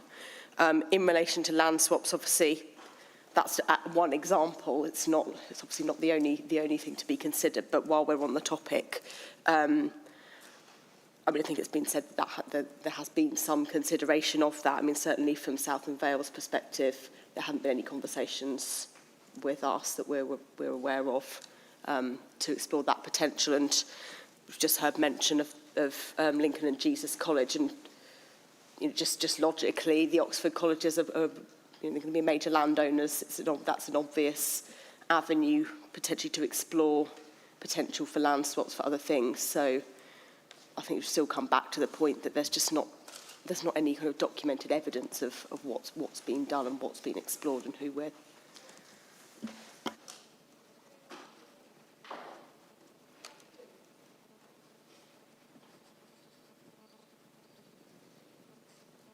Does the council want to come back in on that?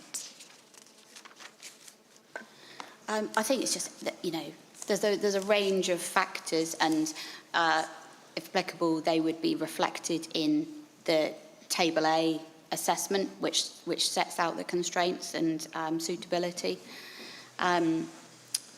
Where there is things that the plan can help with, then we've taken that opportunity because we're aware of the need to maximise the capacity that we identify.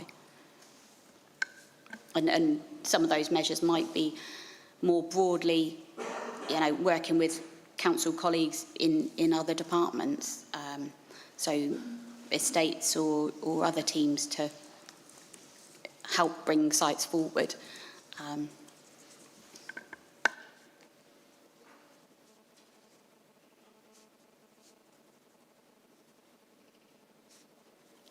Okay, thank you.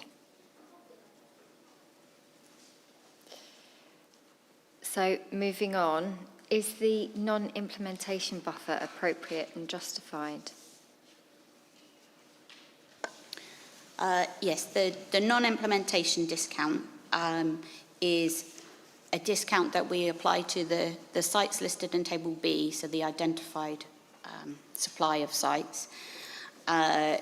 We don't include in that sites that are already built out or under construction, because we feel there's, sites that are built out can't change, and sites that are under construction are highly unlikely to change that capacity. So we did, in response to the chill mark, review that and adjusted, because originally it was applied to the whole of all of those sites, or didn't take out the ones under construction. But we have since reviewed that and recalculated it. So there is a minor adjustment to that set out in the response. We feel it is appropriate to have some level of discount, because however much certainty you can have from developers, even if there's a planning application in place, situations do change. So to assume that every single unit forecast in the HELA gets built out, we don't feel would be robust. So we feel that's a proportionate and sort of reasonable level of discount to apply. And what's the basis for the 10%? Is the level that we've applied in previous plans, and then comparing that with actual level of completions on those sites works out to be a realistic figure.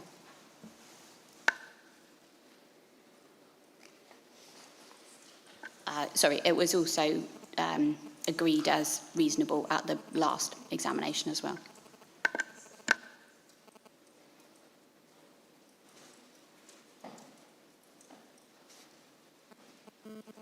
We have also set that out more fully in the addendum as well, as one of the points queried. Okay. Vale of Whitehorse and South Oxford. Thank you. I mean, I think, the position here remains that we say this is just unjustified and not supported by policy, and that the HELA itself and the site assessments, that should be the risk assessment. We've not seen any evidential basis for the 10% being the right, just because it's been applied before. There should be something to demonstrate that that is the right figure, and it does have the effect, and you can see this on the table on page 6 of the addendum. This discount does remove 504 dwellings from the capacity, and we think it's particularly problematic in the context of the overall position on the HELA, which we say is that it hasn't taken all opportunities to maximise rather capacity. So the capacity we think is likely to be higher than what the HELA says. So that makes it even more problematic to then add on a discount as well. So it remains our position. This is not something that is justified or supported. Okay. Thank you. Can I just, and make a small correction to that in the addendum, which is the updated calculation of the discount, it's equivalent to 411 units, not the 500 quoted. Took that from the addendum. Maybe I'm looking at the wrong table. Okay, sorry, I was reading the wrong paragraph.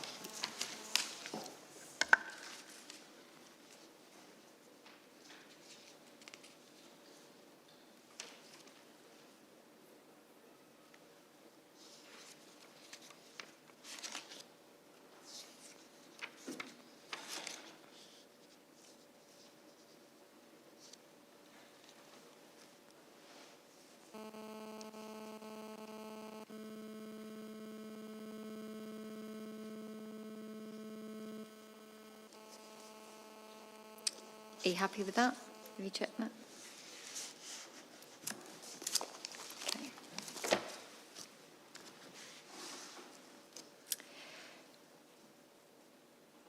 So, moving on to the housing delivery trajectory.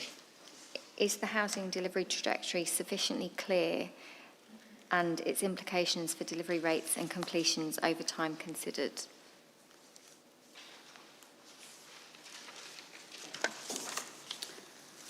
So the trajectory is set out in the addendum as well.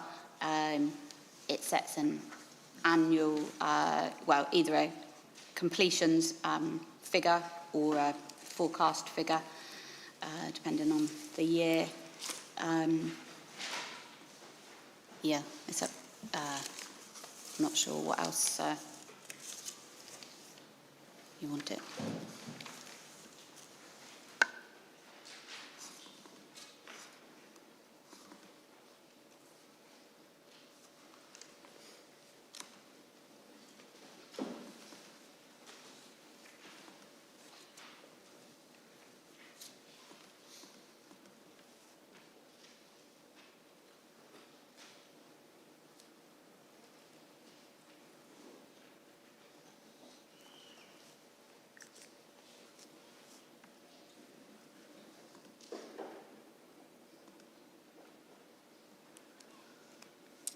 Okay, no further comments on that?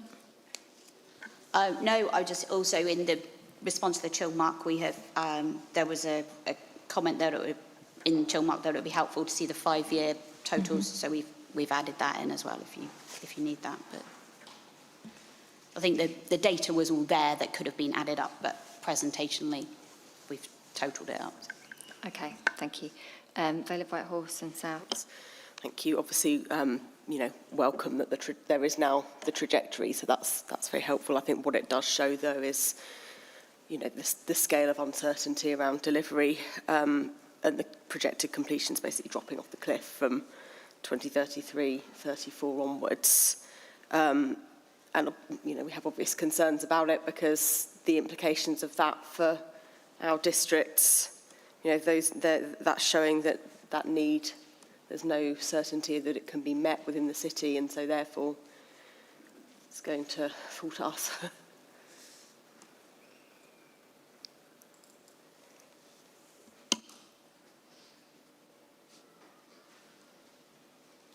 you want to come in? Yeah.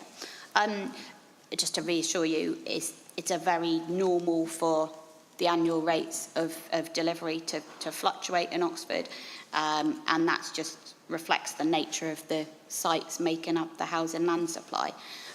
We, you know, our sort of only big strategic sites are already building out at Oxford North and Barton. There is no more big greenfield sites to kind of smooth out that delivery supply. So when you've got lots of smaller sites, then, you know, it's just as and when they're brought forward.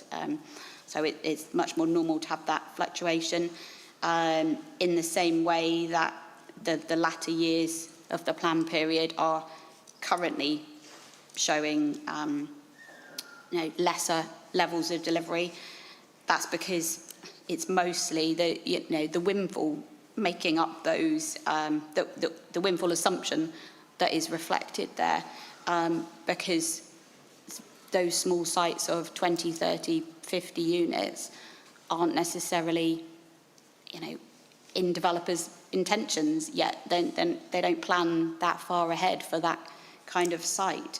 They're often opportunistic and come about through change of circumstances, or you know, small-scale single house builders that just don't plan that ahead. And, you know, as I mentioned earlier as well, there isn't the same need for them to kind of get the principle of residential established through site allocations or healers in Oxford, because as and when they want to bring the sites forward, the principle of residential is pretty much okay in most places in the city as a sustainable location. So all of those factors, yes, we do typically have fewer specific identified sites for that latter period, but as we do our monitoring, and as more planning permissions and planning applications come through, then the supply will, increase for those periods. And we would also be doing, an updated local plan well before then as well. So if there is any concerns about supply, then we would address it through that mechanism.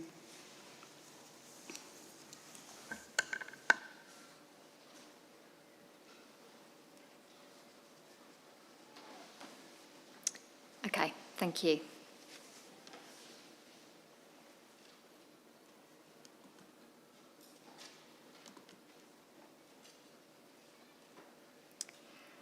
Just moving on to windfall allowance, is the annual windfall allowance of 116 units per annum appropriate? Yes, so we updated that for the healer to take into account the latest annual completions figures. It's a very simple calculation. It just takes the average of the small sites completions across the monitoring years. So, for this year's update, that came out as 116, which is, within the parameters, or the annual levels do fluctuate, but it's within the same kind of ballpark figure as has been from a number of years. So, looking back over the trends, that shows that is a reasonable level to assume, and that will come forward in coming years in the plan period.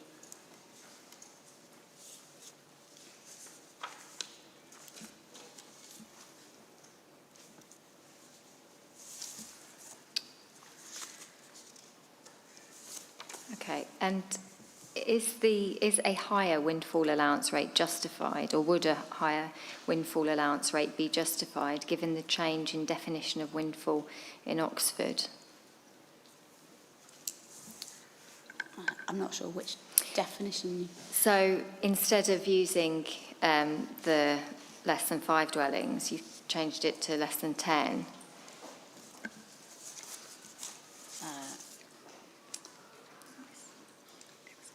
It's always been less than 10. I'm not sure what the...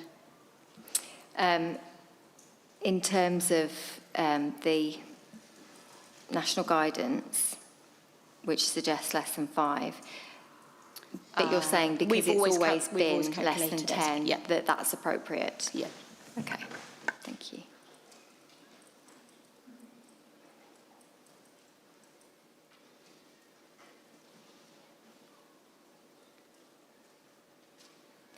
And then in terms of the rationale for setting the housing requirement to match the capacity, can you just consider or explain to me what the implications of this are and whether there is a need for more flexibility, please?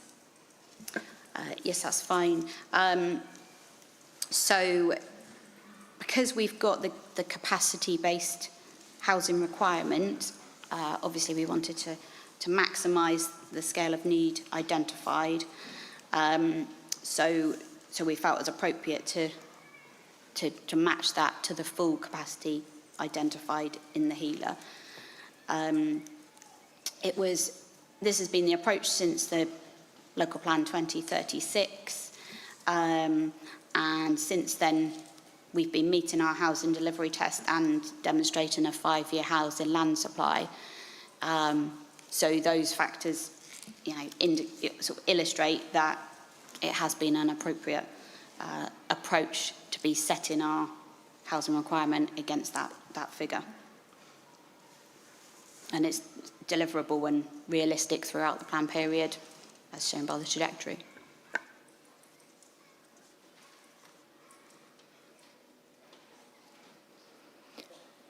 Okay, thank you. If nobody wants to raise any points about that, I think it might be worth having a break for lunch. It's almost 12:20. Perhaps if we break for lunch until 1 o'clock. Yes, Gladman, sorry, I didn't see your card That's up all there. right, apologies, thank you so much. My name's Kathy Putnam, obviously representing Gladman. Unfortunately, I can't be here this afternoon, I do apologise for that, and obviously I'm sure the points will be covered this afternoon. Obviously, I'd just like to put a marker down and just say a few words, if I may, if that suits you both. Okay. In respect of unmet need, I just want to say that obviously we're very keen to agree next steps and understand the timings for that, and I know you're going to be covering that off this afternoon. And obviously we would like to see an overall figure and quantum for that unmet need to be agreed as soon as possible. And that's all set out in our hearing statements, and obviously what we would like to do is support the higher number of 5,000 homes, which is obviously supported also within the Stantec hearings as well. And just to make that point, and I do apologise that I'm not here this afternoon to contribute to that conversation, and it's just to make that point essentially. And so thank you very much for giving me the opportunity to do so. Okay, all right. We will be discussing that matter later, so I won't ask the council to respond to you at all now. Yeah, thank you. Okay. Right, so it's 12:21. Sorry. Oh, sorry. I'm not raising any substantive point, don't worry. It's just that I sort of mentioned earlier that we had gone back to Chilmark and just got them to do a quick review of what had been said. We are able to provide, it's only a short document, I think it's about 8 pages. If it would assist you, we're able to provide it. Much of what's in it, I've sort of highlighted today, I think. The critique of the response. Yes, exactly. I'm going to leave it with you. I mean, but the offer's there if it would assist you. Okay. And it just reflects what's in there, but responding to the comments. There's nothing new in effect. No, it's nothing. No, there's nothing new in it. I think yes, exactly. I think it's essentially saying, you know, these were points that we'd raised. We've now seen what the City Council are saying in the appendix to their hearing statement, and you know, we still think these are valid points. Basically, so there's not new points that haven't already been covered. All right, I'll have a think about that and come back to you. Thank you. Okay. Right, it's 12:22. I think it might be worth having a little bit longer. So perhaps if we all come back here at 1:10. Okay, thanks everybody.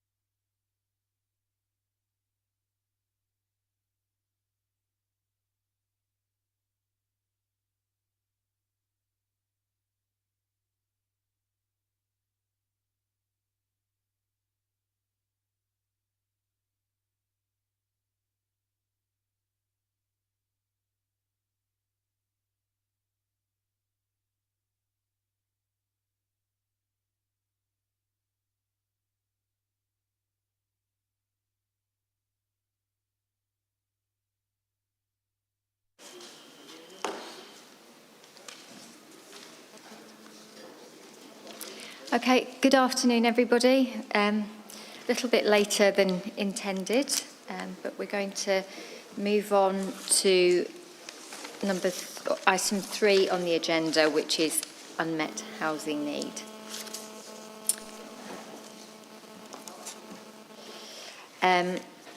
So I understand there was a little bit of discussion about this yesterday and what we wanted to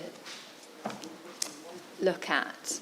And on reflection, because there are differences depending on the scenarios, I'd like you to focus on, or to focus the discussion on unmet need from the preferred scenario. So the one that you're basically promoting through the plan, please.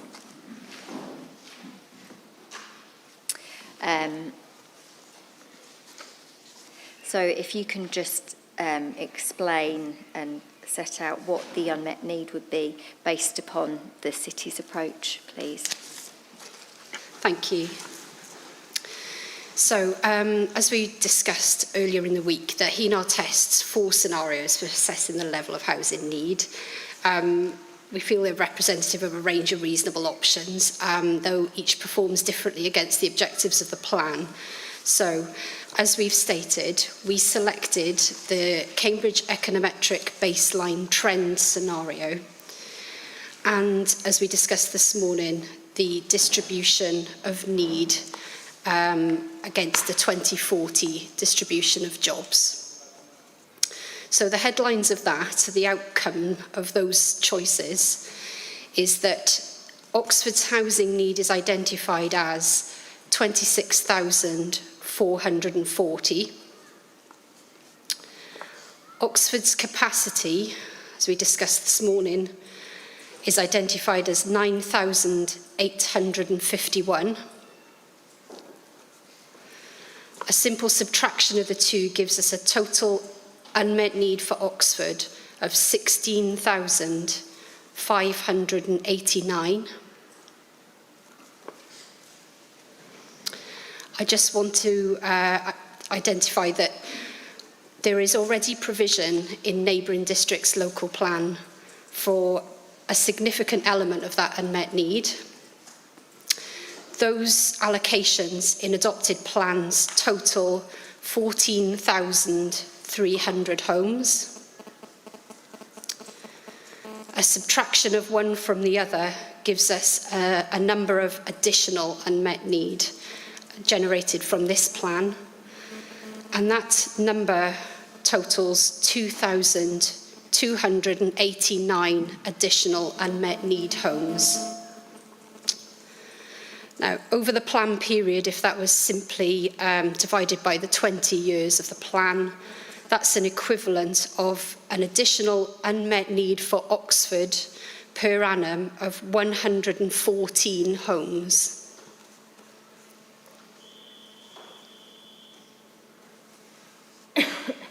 Okay, thank you.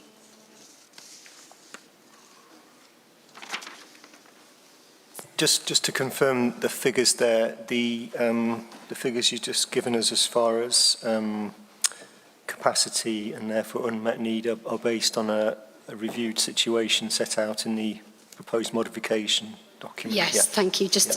Yes. We updated our capacity in our final HELAR addendum, and that's a main mod to H1. That's where the 9,851 comes from.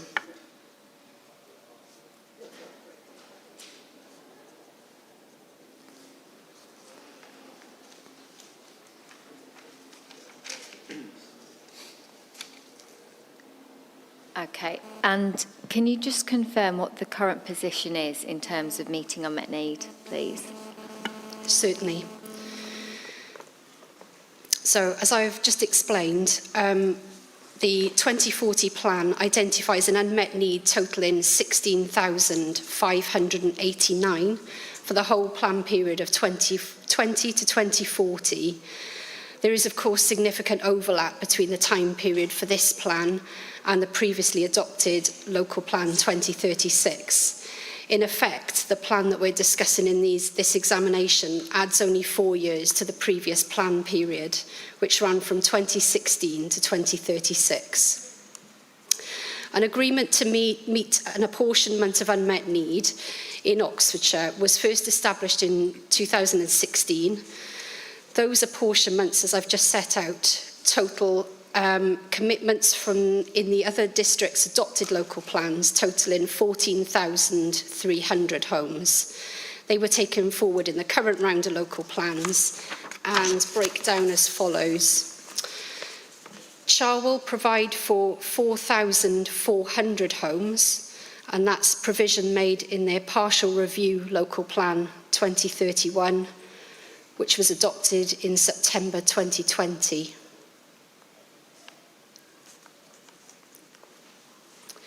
South Oxfordshire District Council make provision for 4,950 homes through their local plan 2035, adopted in December 2020.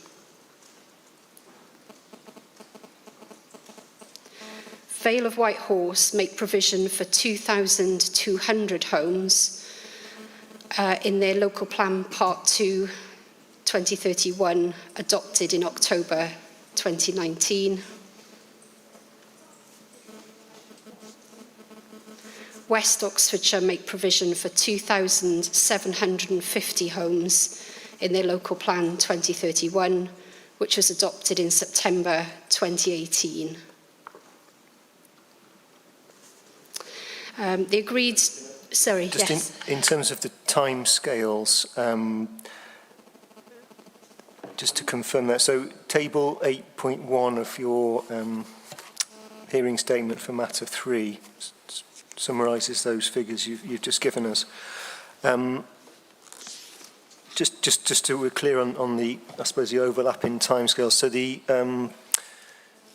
other local plans for Cherwell, South Oxfordshire, Vale and West Oxfordshire, what time frames are they looking for? And the table appears to indicate, it says apportionment 2011 to 31.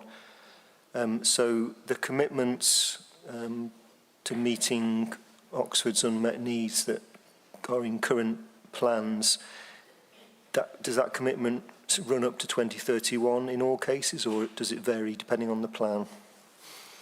It varies slightly. They all start at 2011. That was working on the basis of the common SHMA apportionment coming from that. So they all start at 2011. The majority run to 2031. So that's the case for Cherwell, Vale and West. South Oxfordshire's local plan runs to 2035, and it was Oxford's that ran to the latest date of 2036. Have I got that right? Yeah. So the essential basis for, the essential time frame for the apportionment and the commitment is 2011 to 2031. How does that tally with the fact that the period for your current local plan is 2016 to 36, for example? So when we submitted the local plan 2036, we were the last in the sequence in effect. We actually carried out an update to the SHMA for our own purposes in Oxford to cover that time period, just as the later running date. Yeah. So we'll come on to ask the other authorities in a moment, but from your perspective, in the local plans in other authorities, the commitment to meeting Oxford's unmet need is for the period 2016 to the end of their plan period, whatever it is. Does it, perhaps this is a question for other authorities, the housing requirements in your adopted local plans, when they factor in a contribution towards Oxford's unmet need, is that for a specific time period, and is that not necessarily always the start of the plan period in the end? Sorry, sir. Yes. So the way that we deal with the unmet need in our plans is that we, it's just within the time period of the plan that we've got in place. So for South Oxfordshire, it's from 2011 to 2035, and for Vale, it's from 2011 to 2031. We don't have a timescale linked to the exporting authority's need. The way we've dealt with it through the local plan is that it just becomes part of our housing requirement, and it's dealt with and delivered in that way, sir. So the housing requirement is you add in the Oxford element and then you flatten it out across the whole plan period? So having said that, we deal with it within the sort of need and requirement overall, but there is a step trajectory in each plan to deal with that. So starting with South Oxfordshire, its housing, it has a stepped housing trajectory, but there was an agreement in place to deliver the need from 2021 onwards. So essentially, it's hard to sort of delineate exactly from the plan because there's no specific sites tied to delivering unmet need in South for Oxford per se. It's not ring-fenced.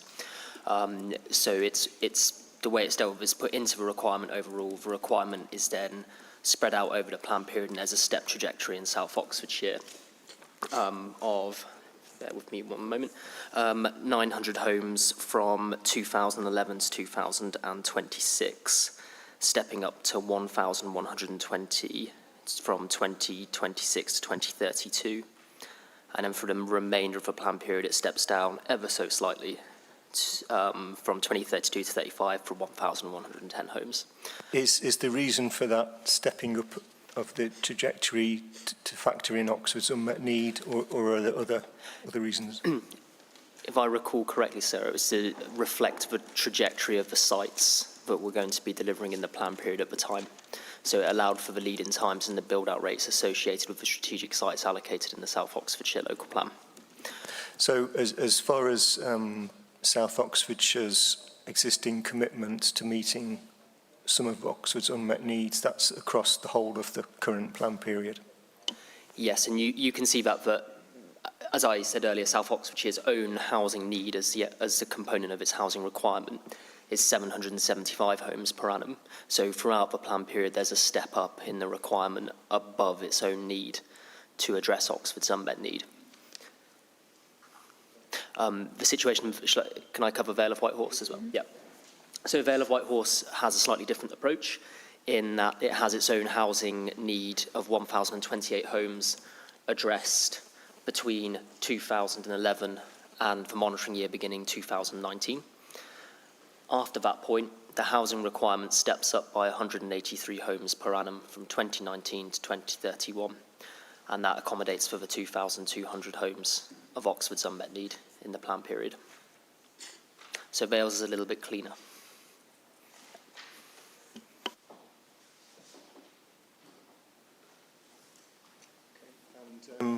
Cherwell?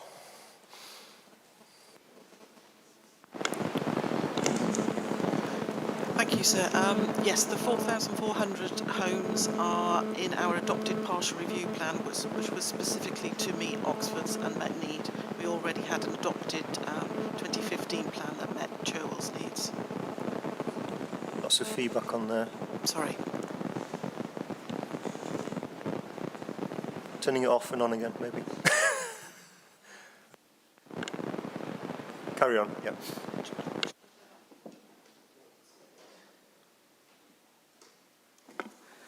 Is that better? Yeah, there, thank you. Yes, so the partial review plan, which was adopted in 2020, was specifically to meet Oxford's unmet housing need. That was the sole purpose of that plan.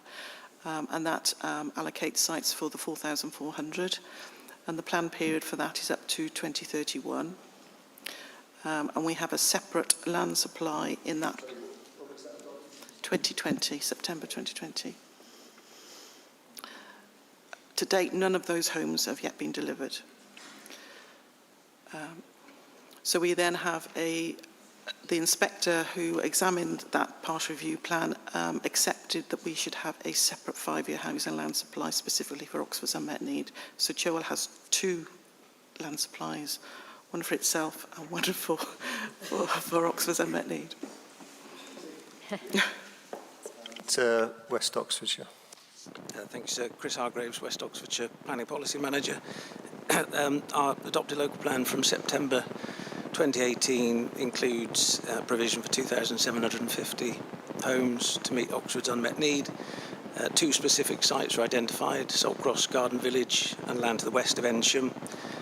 We have a stepped housing trajectory in the local plan, as you may have seen, and I don't have it in front of me, the exact stepping up, but effectively the expectation was that those sites would deliver from 2021 onwards rather than the base plan or base date of the plan of 2011.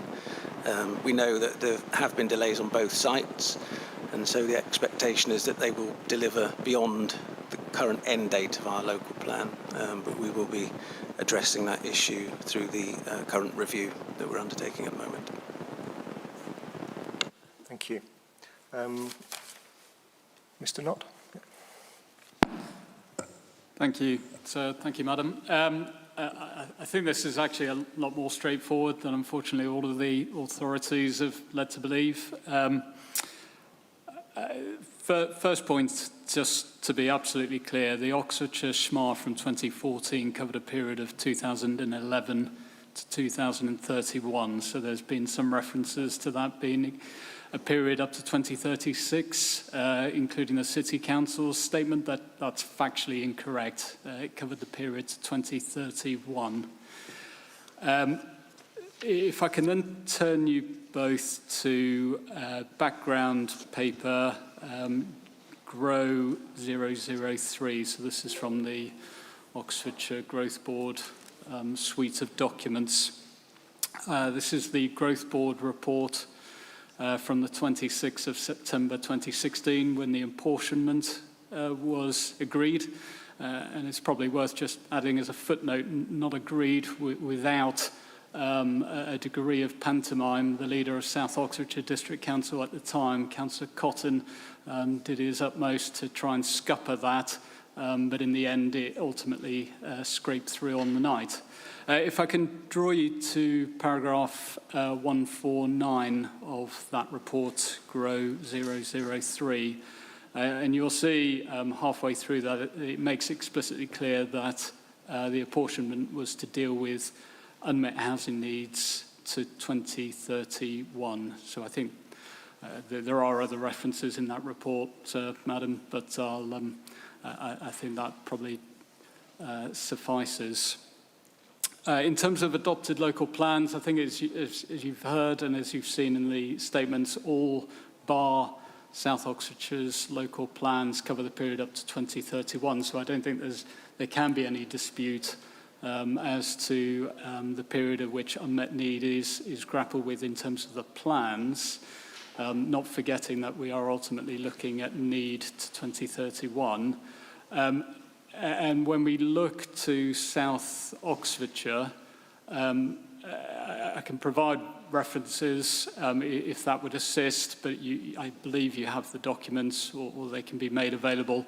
The South Oxfordshire adopted local plan is actually very clear that it takes the number of 4,950, its apportioned share of unmet need, and essentially just takes that as a flat figure and deals with that over the plan period. So it's not prorated upwards to increase its share, as South Oxfordshire did for its own need, so taking its own need figure and extrapolating that on an annual basis to 2035. When it comes to Oxford City's unmet need, 4,950, it's just a flat figure and it's just spread more over the plan period. That's made clear in the plan. It's also made clear in the inspector's report relating to that plan.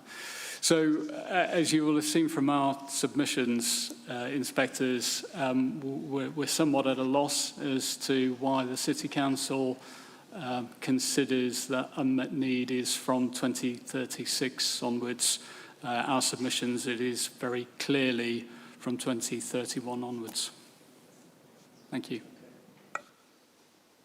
Thank you. Do you want to respond to that, please? I don't dispute the period of need in the previous local plan. The SHMAR clearly covers the period to 2031. In my statement just now, I distinctly said that the local plan period was 36 and that the new local plan period is an additional 4 years. That wasn't related to the need, that was just to indicate time. The idea of the HENAR is that it looks again at that whole period. It's not an additional add-on, it's a new base date, but it looks at that whole period.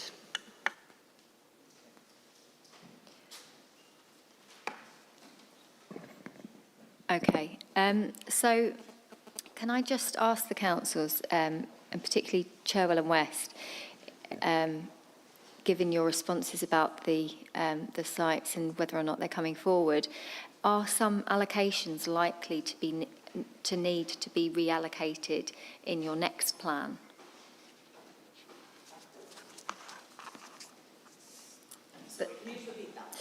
Are some allocations within your existing plans likely to need to be allocated in your next plans to meet Oxford's unmet need in terms of the existing sites?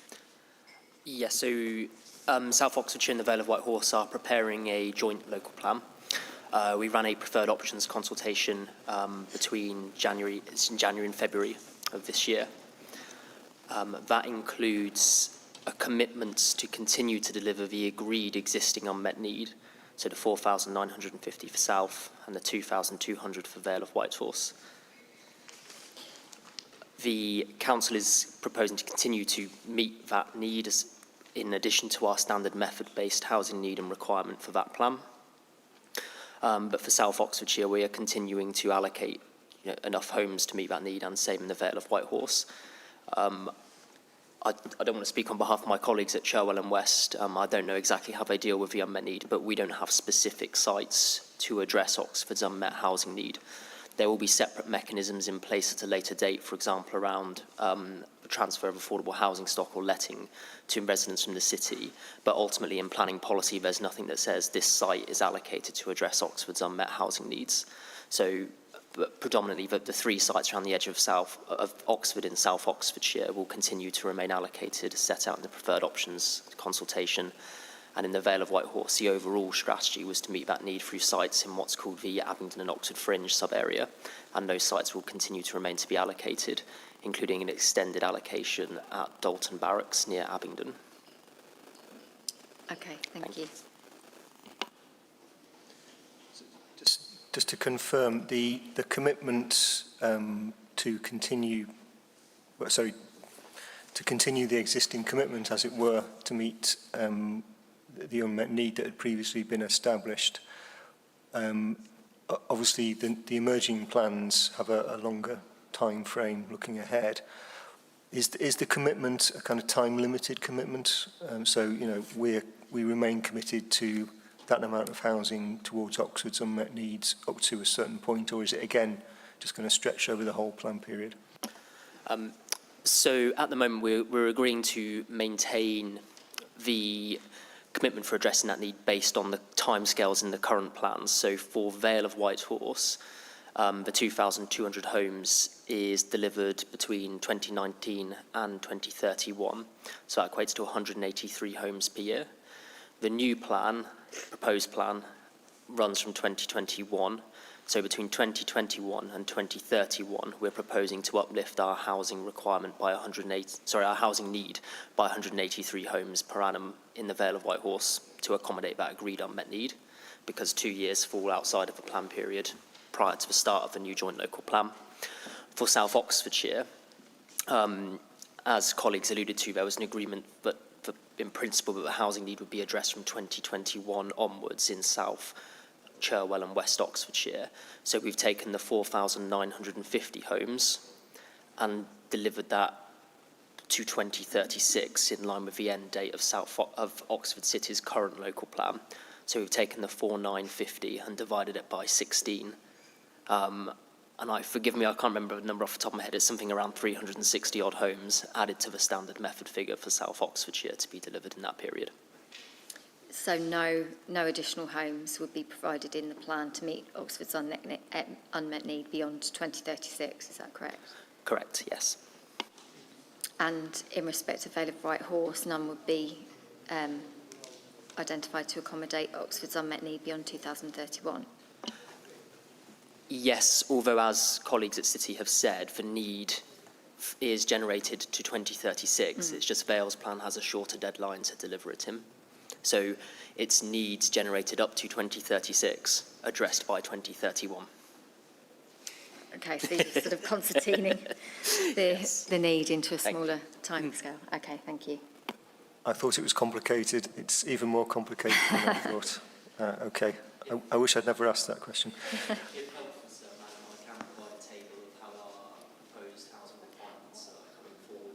I would find that helpful.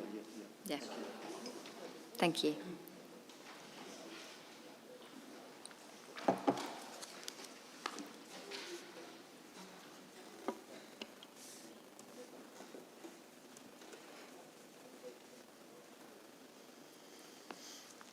Okay. Thank you. Hopefully our position will be a bit clearer.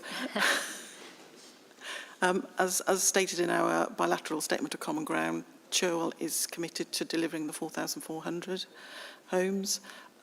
In our latest Regulation 18 draft plan published last autumn, the 4,400 home sites were proposed to be rolled forward into the new plan that covers the period up to between 2020 to 2040.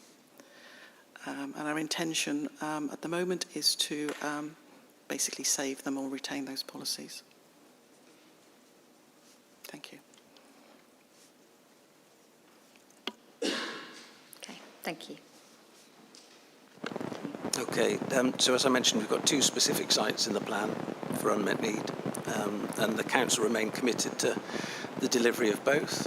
So Saltcross Garden Village, we are working our way through a rather tortuous area action plan process that's been beset with a legal challenge and continual delay, but we are now at least, I think, hopefully the finishing line might be in sight with that. There's also an outline planning application in on the site that is pending determination subject to the outcome of the AAP process. So we very much remain committed to the delivery of that scheme. It's one of the Garden Village settlements, new communities recognised by government, and so that is moving along. The only issue is that it's been delayed, and now the build-out is obviously beyond what we originally expected it to be. And I suppose for the purposes of the discussion today, there is a possibility, I was doing some rough calculations recently, that a small proportion of that scheme would come forward beyond 2040 or 41. If you look at the trajectory work we've had done for the AAP process, if you roll that on because of the delays we're experiencing at the moment, there's a possibility that a small proportion would come forward beyond that, even that extended end date. So we're just looking at that at the moment, and obviously we'd want to reflect that as best we can in our emerging local plan, but there is progress happening. The other site is West Ensham, and again there is progress there. Two small parts of the site have come forward already and been built out, and we are expecting planning applications to come forward on the remainder this year. So again, good progress, and we do very much remain committed to delivery of that site. In terms of your question about how we will deal with it through the new local plan, that's something we're looking at the moment, whether it's a saving of policies or just simply identifying them as existing commitments or the potential for reallocation, but I suspect it'll be saved policies. But yeah, as I say, something we're just working through at the moment. So in terms of West Oxfordshire's previous commitment to meeting some of Oxford's unmet needs, you're not quite sure in what form that will take place because it depends on progress with allocations, but in principle, West Oxfordshire is committed to continue that forward? Yes. Yeah. Okay. Thank you. Can I make a brief comment to sum that up? If it assists, we knew this was a complex issue, so collectively as Oxfordshire authorities, we've compiled and signed a joint statement of common ground between us all on the housing position, and that's document COM 002. And you'll see in paragraphs 38 to 41 a commitment by all the districts to take forward those commitments previously made in the next round of plans.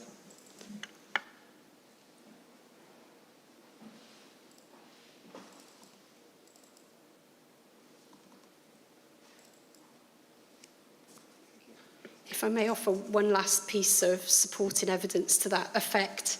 Outside of the planning regime, but important, I think, we have a series of bilateral agreements either in place or in progress between the city and each of the districts on the affordable housing element of those unmet needs sites, including nominations agreements, for example. It's another piece of support to that position.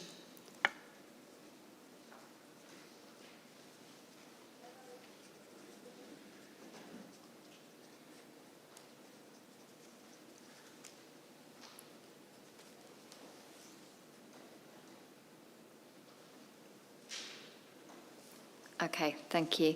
And what are the likely effects of meeting Oxford's unmet need in other districts? Potential effect on Greenbelt, potential effect on emissions, so on.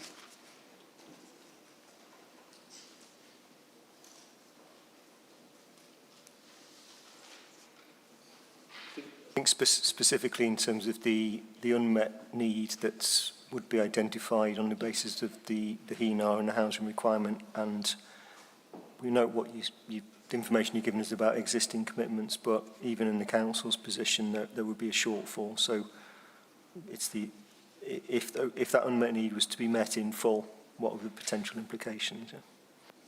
Of course, the city's position is that we seek to see all the identified need for Oxford met. As we've been through, that's not possible to happen within our own boundaries. As we've just set out, a large majority of the identified need from the HENAR is already provided for in adopted local plans, and we have strong commitment from our partners and our neighbouring authorities to carry those forward. These commitments and declared continuation of them will provide for the previously unmet need of 14,300 as discussed. It's not been possible to enter into formal agreements with any of the districts on the additional unmet need until the end of this local plan process. We believe that in the case of the already allocated sites, they came about through a process of working through Oxfordshire.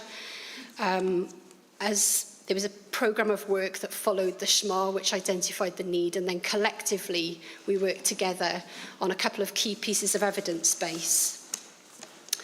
These are set out in background paper 17 at section 3. So following the production of the SHMA, we identified a work stream where we could identify how those numbers would be apportioned and where those would be located. I draw your attention to two key pieces of work that fed into that. So there was a joint Greenbelt study commissioned by all the authorities and an assessment of strategic options. It was through that process that we looked at how those homes, if not provided within Oxford's boundary, could be provided in a way that helped meet the need where it arose in a sustainable way. So there was a selection of strategic options that were tested from sustainability purposes and so on. And through that work, each of the districts went through their own plan-making process and allocated sites, as has been touched on, largely in close proximity to the city for practical reasons. In the case of West, they're not juxtaposed to the city boundary, but they are within, assessed to be within easy access of the city and therefore supporting and reaching the need. So the city's point of view would be that we would like to continue that sort of process and that sort of approach in identifying sites which are linked, if not directly in geography, but then in easy access means, because the need has arisen in the city and close proximity would lead to sustainable development and so on. We touch on in the statement that, of course, this is a matter for later plan processes by other authorities, but we have an understanding that some of those allocated sites are coming forward with a greater capacity than was already identified at the plan making stage. That's a perfectly normal thing that happens, of course, when you get into site specific details. So it's possible that a number of those could actually accommodate more homes than were originally allocated. But of course, that's not a matter for this process, for this plan. And what do you consider the likelihood is of the unmet need being met in full? As I set out earlier, our position is that the amount of additional unmet need is actually fairly limited in this context. This isn't of the scale of the unmet need that we grappled with collectively through the last round of local plan-making processes. As I say, last time we found a way to accommodate 14,300 homes. The additional unmet need that I ran through at the beginning of this statement totals 2,289. It's a different scale of order. We might touch on how some of those already allocated sites are coming forward and how they might have potential for further capacity, but the scale of magnitude is much smaller than we grappled with last time. We're hopeful that, having been through this process, we can work collectively as Oxfordshire authorities and find a way of accommodating them appropriately. If I can just go back to the question about potential implications of meeting unmet need in full, and I'll come on to other authorities' views of that in a moment, but just to clarify the Oxford Council's position, you feel it's important that all of the unmet need is dealt with, yep, and notwithstanding the current commitments and the point you make about potential increases in capacity on some sites, you would accept, as things stand, certainly as far as agreements are concerned, there is a shortfall, and the potential implications of meeting that shortfall. So, for example, in terms of alterations to the green belt, and also in terms of implications for travel patterns and commuting. Sure. We believe we've made the case that the need identified is appropriate and a true position of the level of need that exists in the city. If that need were not to be met in full through one means or another, we don't believe that the need would disappear. The need would still be there even if those homes are not planned for. There is a risk, of course, that if those homes, that need is still in existence but not adequately planned for, that the demand would be met to some extent, maybe more limited, but by delivering housing in an unplanned way, which isn't in any of the Oxfordshire authorities' interests. I mean, just to bring it back to the objectives of the Oxford local plan, we're quite clear that we believe that meeting our need in full will help us address problems with access to affordable housing, as we touched on this morning. It will support the local economy and it will create a livable city. And those three objectives of our own local plan would be very difficult to fulfil without some assistance in meeting that unmet need in full. But as far as the implications for other authorities who would need to accommodate this shortfall in unmet need, what would they be?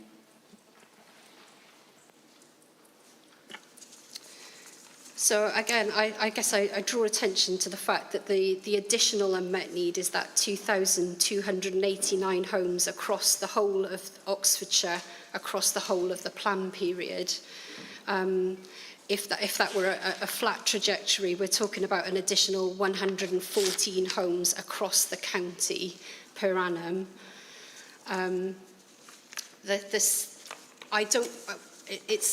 It's not for Oxford to say, but it seems to us that that is not of a scale of magnitude that would warrant or justify or need the sort of large-scale green belt review that happened for the last local plan. It's a much smaller number. That would, of course, have to take place through proper green belt review, and we'd like to do that collectively as Oxfordshire. I think that's the best way that that would happen. But it's, in all likelihood, few, if any, further sites would need to be allocated to meet that additional unmet need. And then again, few or none of those would need to be located necessarily in the green belt. That's further work that would need to be done, of course. Be useful to bring the other authorities' perspective in on this at this point. So, again, notwithstanding the concerns you may have about the scale of need identified, etc., but working on the premise that the need is as Oxford say, and the commitments that already exist will continue. So we're talking about that shortfall of 2,000 odd. Dwellings. What's the concern, or are the concerns from other authorities in terms of the potential implications of having to deal with that? Well, yeah, I mean, obviously, as you said, that's the starting point, as you understand, is we don't think there is this unmet need because it's based on the HENA, which we say is completely flawed. So that's taken as read as a starting point. I mean, obviously, it's sort of something that would have to be considered through the emerging plan process. I think the current view is that if that was an agreed outcome of this, then it's unlikely that we'd be looking to add it to existing large sites. As to how it would then be dealt with, I don't think we can really say much more than that at this stage. Just to clarify on the joint work, was a reference earlier to the joint work that was done post the SHMA to deal with locations of that previous unmet need. That obviously didn't mandate where it was going to go, and there was a lot of further work that was done, obviously through that plan-making process to deal with that. Is there anything else you want to say on this? Do you want to say something? That's over to you. Thank you. Yes, so in addition to, I mean, it's also going, although you're looking at potentially quite a small number in the context of the existing unmet need that's already been agreed to be apportioned, if you took that, and I'm in no way reaching foregone conclusions on how any unmet need residual would be split up, if you assume that was equally divided by each council, it would be a 12% increase in the unmet need that South Oxfordshire is accommodating, and a 31% increase in the unmet need that Vale's currently proposing to accommodate in its emerging plan. In addition to that, it's not also just about the overall capacity of sites within our districts. It's the potential that accommodating that additional unmet need could place on our 5-year housing land supply as we're going through our examination process. So although it could be a relatively small number, the need to demonstrate a 5-year land supply at examination and having a reliance on large sites to address our unmet need, that could be a critical point between being able to demonstrate a 5-year land supply at our examination or not. I think that's what I wanted to add. Thank you.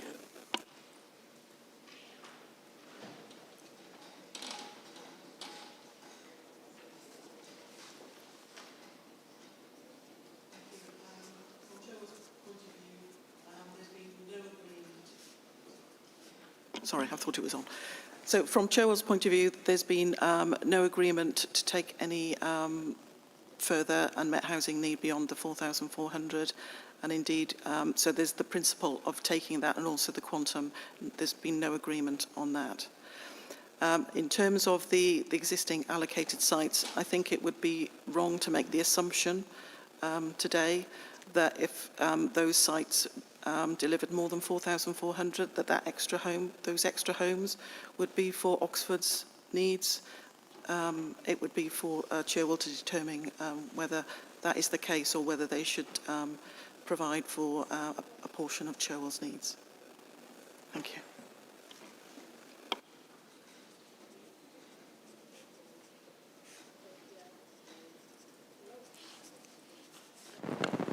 I think from West's perspective, we're sort of taking a staged approach. So, as I mentioned in my previous response, we're committed to delivering the current sites that are in the adopted local plan for unmet need. Beyond that, and I think this is reflected in our Regulation 19 response, we are, holding a position until this process works its way to some sort of conclusion. We have concerns about the figure that's been identified. We heard yesterday quite a lot of detail about the assumptions that have fed into that and how minor adjustments to things like economic activity rates have a significant impact on that number. So I think our view of the world is that we're effectively waiting for some clarity through this process and remain open to discussions with the City Council depending on how that ends up. So if it transpires that there is an additional element of unmet need to accommodate, we would then look to have a discussion as to whether we are in a position to be able to assist with that based on our emerging evidence of our own need and capacity issues in the district.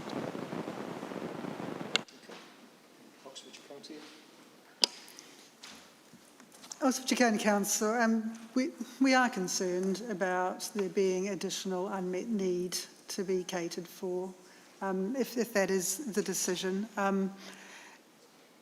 We certainly think that if there shouldn't be anything in the Oxford local plan, particularly about it, because it does require the other local plans to work through as to whether there is the ability to take any additional unmet need, and so that would be part of those discussions going forward and those discussions amongst the councils.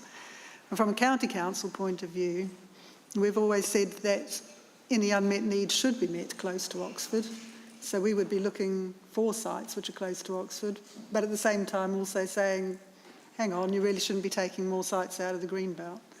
So we have had a look at whether there's the possibility of more capacity on those existing allocated sites around Oxford.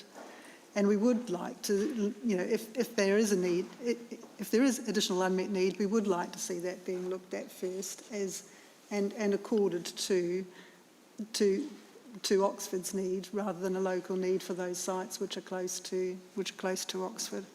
Our particular concern, I suppose, because saying that it should be close to Oxford is because of the infrastructure that would be required for anything else which is looking further out. We want to see good sustainable sites where there is an emphasis on walking and cycling. So we're very concerned about the costs going forward of more infrastructure and dealing with that going forward. So it's not only a concern about the numbers but also the locations. And therefore, it isn't an easy task, but it would have to be dealt with through those further local plans. And it may be that there is no suitable sites, they can't be found through that process. Thank you. And from the Parish Council. Thank you. Just to carry on with the point that the County Council was making, because we have direct experience of this, having been allocated one of the sites to meet Oxford's unmet need in our parish, partly in our parish, and it is not sustainable.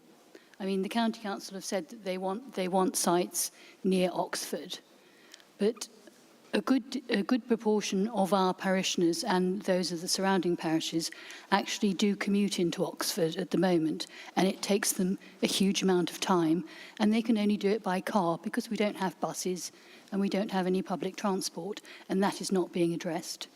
So if you build a sites for unmet housing need from Oxford on the edge of Oxford, the effect on transport is that our people, it takes even longer. And there will come a point where they don't want to commute into Oxford anymore. Why would you want to commute into Oxford and it takes 1.5 hours each way? I mean, it's getting near that now. And with the traffic filters, it will make it worse.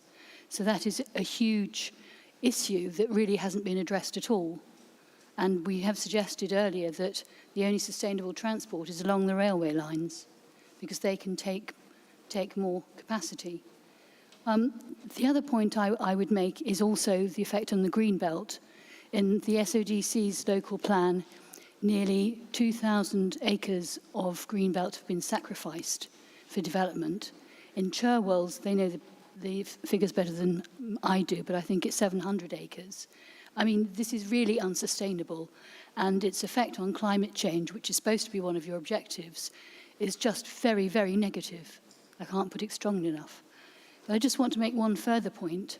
As someone who's worked in my day job in life sciences all my life, I would not want to set up a business in the middle of Oxford because I couldn't get there and my employees couldn't get there unless they actually lived in Oxford. So I think it's unrealistic to suggest that 30% of jobs in Oxfordshire are going to be based in Oxford because they just can't get there and get back. And probably the growth would come from existing businesses in Oxford who want to grow rather than new ones that want to come in. So I think, you know, basing all your other figures on your jobs projections, I think is very, very questionable, and it inflates all the other figures. Thank you. Mr. Knott. Thank you. So, thank you, Madam.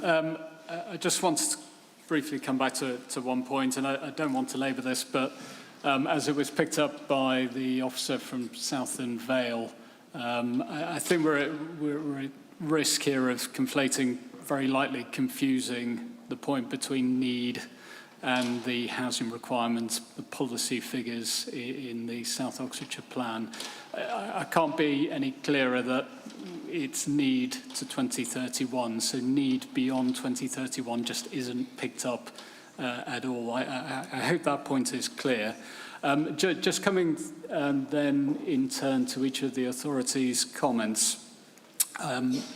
South Oxfordshire, I think, couldn't have made clearer to you that there is absolutely no intention of willingly accepting additional unmet need beyond 2031. That, of course, will be a matter both for the outcome of this examination and indeed the examination of their own plan review in due course. Mr. Hargraves from West Oxfordshire actually made a very good point, which I was going to come on to, but which is waiting to see the outcome of this examination in order to be able to respond through their plan review. And so, Madam, I would say that is a very important consideration for this examination. In the absence of clarity and an output from this examination on Oxford City's unmet need beyond 2031, beyond the current plans, those plans will be prepared in a vacuum in relation to Oxford City's longer-term unmet needs, and dare I say, make it all the easier for those authorities to duck the issue, which of course is exactly what happened through some of the rounds of the now adopted plans. I could probably take my pick, but unfortunately I'm going to pick on West Oxfordshire, who, having submitted in 2015, were promptly told by their inspector at the time that their attempts to avoid adopting the Oxfordshire SMART, which they jointly commissioned, as you've heard, was not accepted. And indeed, in revisiting the evidence, which in due course was the Oxfordshire SMART by all intents and purposes, were told also to pick up Oxford City's unmet need at the same time. And that is what happened, taking account of the Oxfordshire Growth Board's work. I use that as an example because it must be absolutely clear that if there isn't an outcome from this examination on Oxford City's unmet need, then any plan-led approach to deal with the city's unmet need will be significantly delayed, potentially scuppered. So I think that is an important consideration for these proceedings. In terms of Cherwell, silent on the Regulation 18 consultation that was undertaken by that council in late 2023. So within the last 12 months, that does consult, so it's not adopting a position, but does consult nonetheless on the strategy, which could include an additional element of unmet need over and above what's already been secured in the adopted plan for that area. That's a more positive approach, one which may or may not get taken forward, but as I've said earlier, one which becomes increasingly less likely if there isn't clarity arising from these proceedings. Thank you. Thank you. Mr. Berendt. As ever with these things, Mr. Knott has mentioned all the things that I was going to, particularly in terms of around the ensuring that there's the extent of the unmet need in Oxford needs to be set out. That needs to be there in order to support those local authorities as they prepare their plans to understand the impacts of what they are doing, or in essence, what they're not doing in terms of that, to take considerations whether there are exceptional circumstances given the potential scale of unmet need, and to prepare their evidence base accordingly, and for your colleagues to examine those effectively, and for those to be effective examinations. So I think really it's essential that we have that position through this plan. We didn't have it before, and that created the problems we saw in terms of different plans coming through at different times, and almost today the problems we're seeing in terms of how many, what is the unmet need, what is delivering to meet the unmet need from 2011 to 2031 or 2016 to that. It's a very confused position about what those, are we just rolling forward homes that were there to deliver unmet needs for a 2016 to 2036 period, further along the lines, and really just ignoring those unmet needs from before. So I think it's important that this comes forward first to allow that effective plan making moving forward for the rest of the authorities in Oxford, and hopefully take forward a more strategic approach to housing delivery across Oxfordshire, as we were hoping for, but was sadly lost in the way. Thank you, sir. Mr. Illingworth. Yeah, some of the figures. I mean, I think in terms of, we've got this figure of 2289 extra to do, but there's not. All these figures have uncertainty around them, and so when you say 2289, it could be 1,000 plus or minus 1,000 less than that, and a lot of assumptions are made in making a forecast. We think most of the forecasts have used assumptions that are on the high side, and I would say other assumptions are available, which we've looked at. So we don't know what's going to happen in the next 5-6 years. It could go either way. I would think. One of the reasons we're doing this is to sort out the problem of need in Oxford, and surely that at some point that will have been done, and as we get towards 2031, we will find out whether it's working or not, and if it is working, then we don't need to start adding more extra things that we need to do after 2031. At all. So I suspect that what we need is to continue monitoring things, but there's no rush to do anything at the moment. Thank you. Thank you, sir.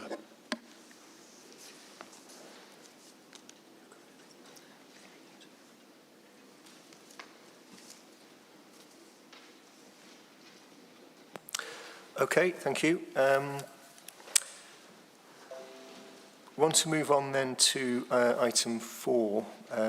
Appreciate there's a fair bit of overlap between different items, so we may be picking up things we've dealt with before. But so I'd like to first come back to the question I put this morning to the council about the objectives and intended outcomes. And we had a debate about whether there were in fact objectives and intended outcomes or ways of reaching an unconstrained needs situation.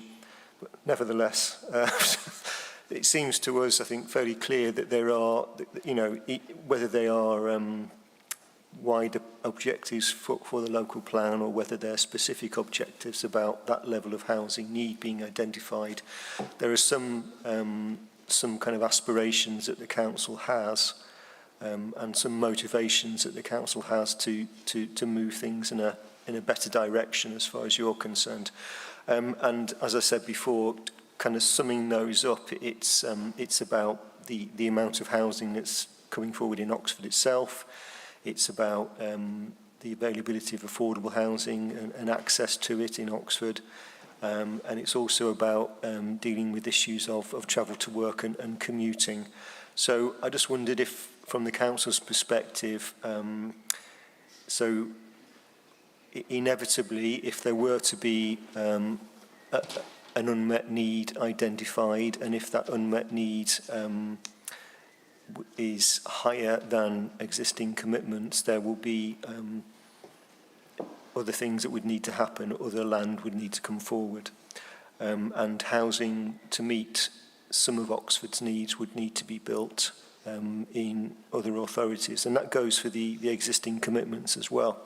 So just wanted your perspective on how that squares with meeting those wider objectives. So I'll take them one by one, I suppose. So the objective of delivering more housing in Oxford, is that not contradicted by building more houses in other authorities?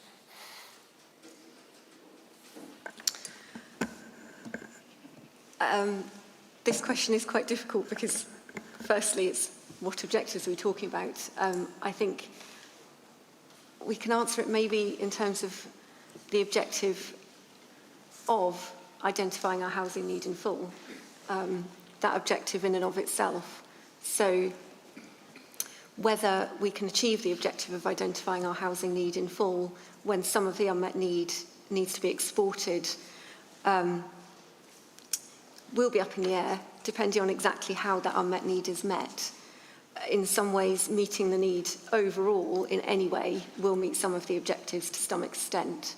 But if it's delivered with affordable housing and strong connectivity to Oxford, then it will meet objectives to a strong extent.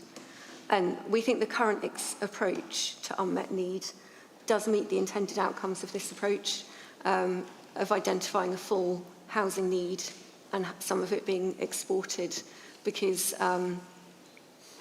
it was apportioned by collective working and a spatial strategy through the work of the Growth Board. And the allocations and distribution of the unmet need does strongly meet many of the objectives that underpin our plan, and which are good spatial planning generally.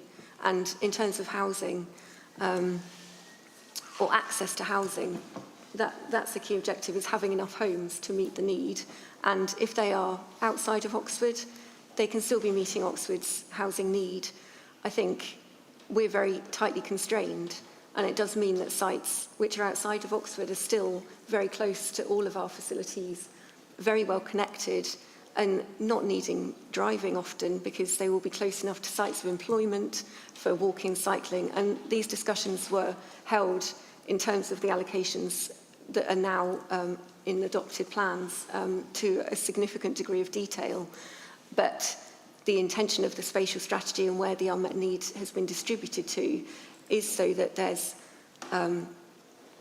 access to housing where it's needed to meet the growth in jobs, and also that there is affordable housing delivered. And the plans have a higher affordable housing requirement for sites to meet Oxford's unmet need, in line with what's in our current local plan 2036.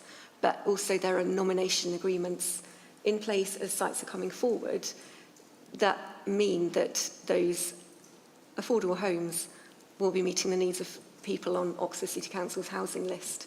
So that objective of increasing access to affordable housing can very clearly be met even when the need is outside of the city's boundaries. And as I said, other objectives such as reducing commuting, sustainable travel patterns, supporting the local economy, again, these can all clearly be met by unmet need which is exported. And I think preparing a different strategy using the standard method ignores all of the exceptional circumstances identified in the evidence base and doesn't address any of the important challenges that we're facing to the same degree. One of the issues we've talked about so far this week is the pressure on affordability in Oxford and high house prices and increases in high house prices. And to some extent that's driven by the economic strength of the city. Does building houses elsewhere have any effect whatsoever on house prices in Oxford?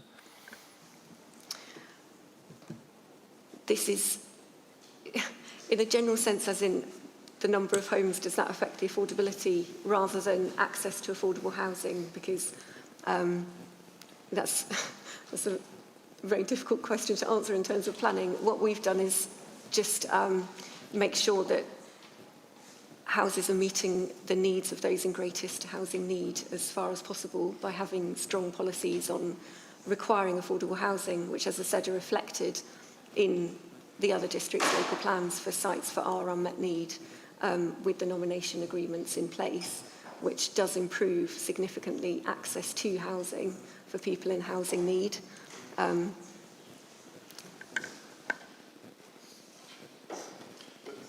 But one of the particular issues and the concerns that you as an authority have to grapple with and have pointed to several times is just the plain fact that housing is expensive in Oxford, and delivering houses in other authorities is unlikely to have any effect. It may even have an opposite effect than the desired effect, but it's not going to have any effect on reducing house prices in Oxford, you would say? I'd say that the high house prices are a function of there being a lack of housing, and that's not really disputable. And as well as the very strong economy, those things will act to make very high house prices. And there isn't, I don't think just delivering homes can overcome that issue, but it does show that there is an existing housing need that needs to be met. And if you're not attempting to meet it, then those issues get worse and worse. So it isn't necessarily that we can solve them all just by providing housing, because it's far too complex. But it is the case that they will worsen if we're not attempting to meet our housing need, I would say. And on the specific issue of affordable housing, rather, again, in terms of delivering affordable housing, and appreciate what's already in place and what you would expect about nomination rights, etc. But we have to take into account locational factors, so affordable housing built in other authorities on sites which may or may not be very close to Oxford or maybe a little further remote. The particular concern that was expressed again by the council has been, the impact on affordability, the impact on residents and people working or wanting to work in Oxford. So providing affordable housing elsewhere, does that really address that particular problem, particularly, say, for key workers in the city? I think absolutely. Understanding the geography of the city is really important, but the sites that we're talking about are extensions of the city, essentially, and often called that as well. They're not remote in any sense. And as I said, as these sites were allocated, this was all under discussion to make sure that these were sustainable sites, with a lot of discussion about how well linked they are to sites of employment, the hospitals, the business park, and so on. And these sites are not remote in any sense from those. They're extremely well connected, and with ability to travel by walking and cycling as well. Is that in all cases, though? For example, I'm thinking about the West Oxfordshire situation and the Salt Cross. I think that's a fair walk, is it? Yes, even if they're not walkable, the connectivity is key. So they don't necessarily have to be next to the city to have good connectivity, but there needs to be the opportunity for the public transport to fill in where that's not the case, which, yes, certainly is the case for the unmet need sites.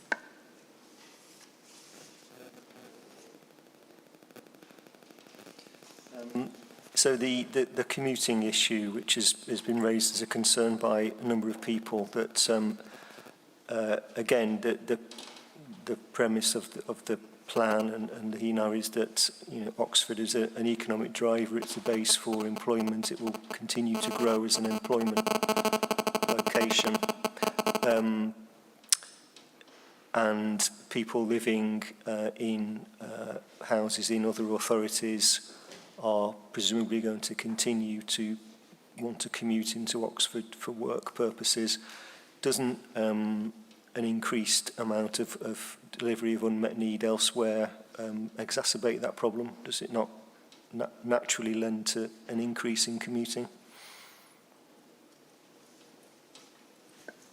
I think we've been clear, we're not, in our assessment of the housing need, we're not trying to mean that every single home for every single job has to be in the city. And I think that is just a function of how this area works, that yes, there will be commuting, we're not going to get rid of that, but it doesn't mean that the housing need doesn't exist just because you will still continue to have commuting. But one of the objectives, in inverted commas, is to try to reduce commuting, and building houses in other authorities, is that not going to do the opposite? It depends what you mean by commuting, because everyone commutes to work. So I think that will still be the case. But it's how you commute and how far you commute that's also important and has an impact. I think we're in the position where we've already got allocated sites to meet our unmet need. Those sites have been agreed by all parties as being suitable and appropriate sites on which houses could be built to help meet Oxford's need. We went through a process last time of testing spatial options for those, and then yes, it was with the districts to make the determination of where those sites were actually allocated. But I think we've got a process that worked there. I think we've identified sites that will allow people to live their daily lives as part of the city of Oxford, whether that's in close juxtaposition to the city or slightly further, but with good public transport links.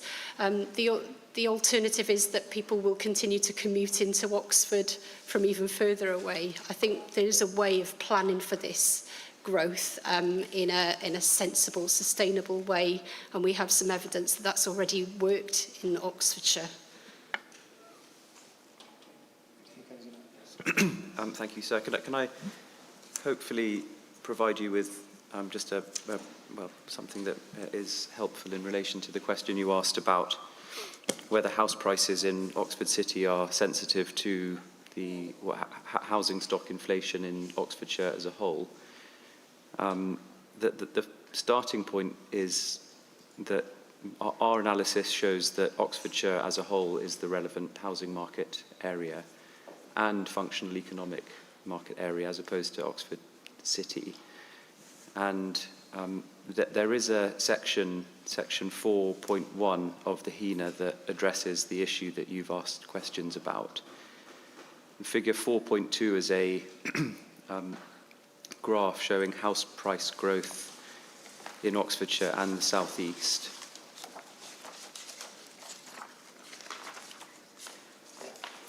That's on page 28 of the PDF, and actually the numbered page. And para 4.16 explains that that graph shows that the more recent trend has been of divergence in price inflation in Oxfordshire relative to the wider region.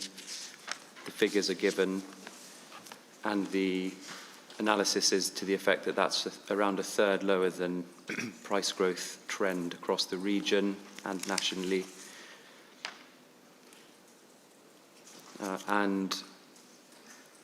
It then says this, that the recent growth in house prices is also notably more modest than the long-term 20-year trend.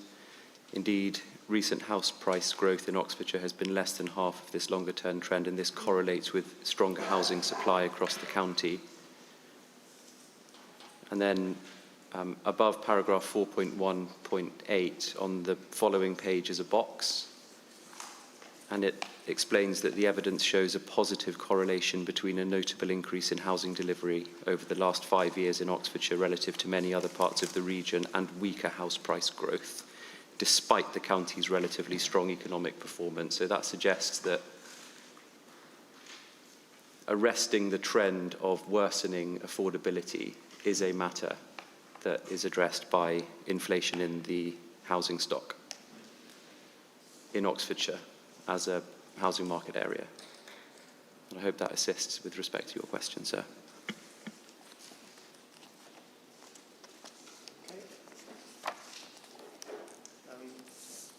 Mr. Hill? Yep. Thank you. I'm here for CDWA this afternoon. My name is David Young. Can you hear me, by the way? Yes, I can. Sorry. I've had quite a deal of difficulty hearing because I'm partly deaf. Yeah. I do want to make sure other people hear. I was for some 30 years, mainly in the last century, in charge of strategic planning for Oxfordshire County Council. And I just thought I'd lend a little bit of that to what's being talked about here, because there is always a danger when we are correctly looking at the detail just to lose sight of the big picture.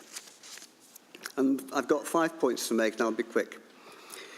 The first is that the CDWA, that's the Charwell Development Watch Alliance, submission 102 on the Reg 19 plan is very telling, and I hope you look at that at some time. All I want to say about it now is that the HENA claims a housing need figure of 1322 dwellings a year, which is very similar to previous iterations by the same consultants over the years from 2014. We and other local groups, local environmental groups, believe this to be inflated. The second point is that please don't lose sight of the fact that Rachel Williams said that there was 26,000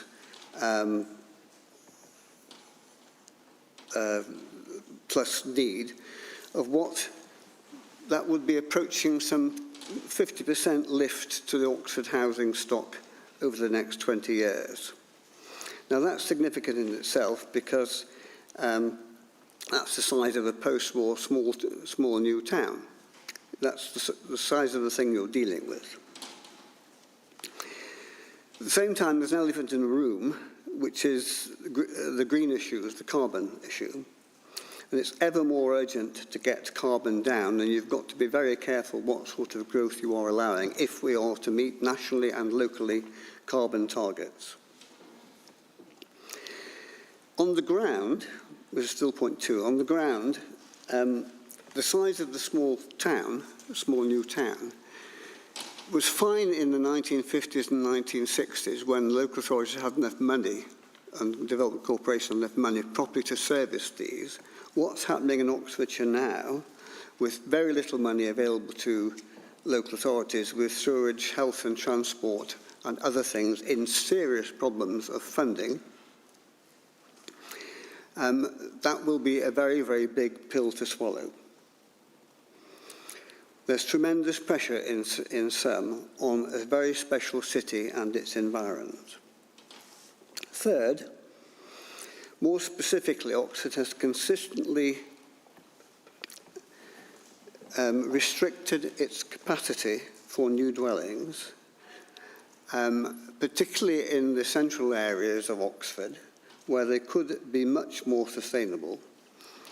And at the same time, they have encouraged employment, which further it gives a double whammy. You're actually encouraging more people into employment, encouraging further in commuting and so on. So you've got a double whammy there. And already, I think, there's about 2 times the jobs to economic residents in Oxford.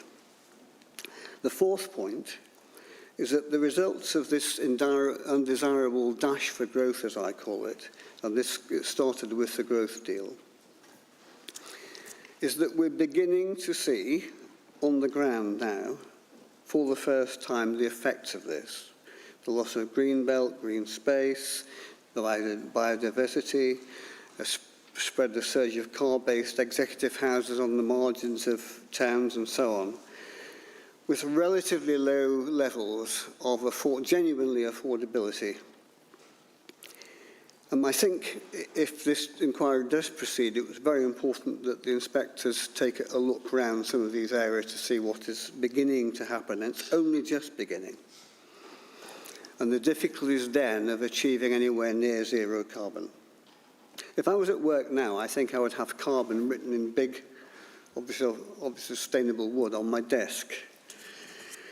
The fifth point is that in sum we feel that the plan should be resubmitted once the City Council has fulfilled its duty to cooperate, and a realistic assessment of density and capacity made with no greater need than the standard method, and please, a standard method without adjustments.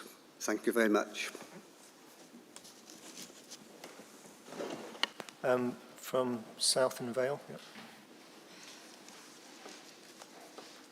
Thank you. So just, oh, is that working? Yeah. Just coming back to that, the question about meeting objectives and whether delivering more housing in other areas meet objectives. Obviously, the issue of delivering more housing in other areas comes out of the various assumptions on housing need. I just wanted to remind you of, I think it's document CSD 013 that we looked at on day one. It was the sustainability appraisal of policy options. And do you remember there was that, the table with the housing requirement and housing need? And it was, I just wanted to draw attention really to H2A and H2B, H2A being the standard method, and then H2B being a requirement based on an economic growth scenario, which is obviously the one that generates this additional unmet need.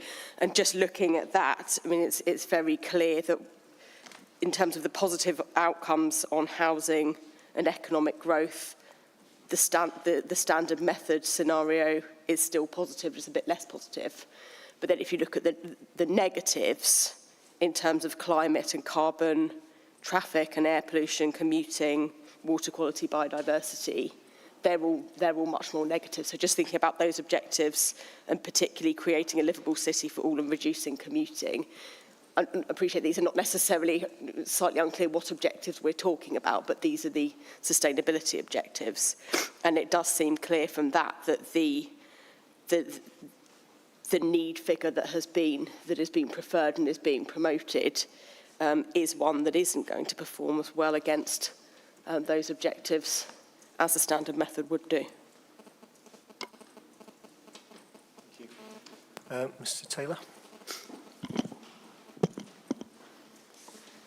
So thank you. Just by way of overview on behalf of the universities, we start from the position that the objective in terms of the approach to the local plan is to deliver a sustainable pattern of development as defined in paragraph 11 of the MPPF, by reference to the earlier paragraphs of the MPPF.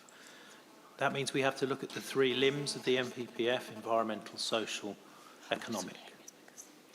And in a situation where the various needs for different forms of developments can't be accommodated due to constraint, one has to go through an appraisal process to identify the most sustainable pattern by combining different proportions of the competing development needs.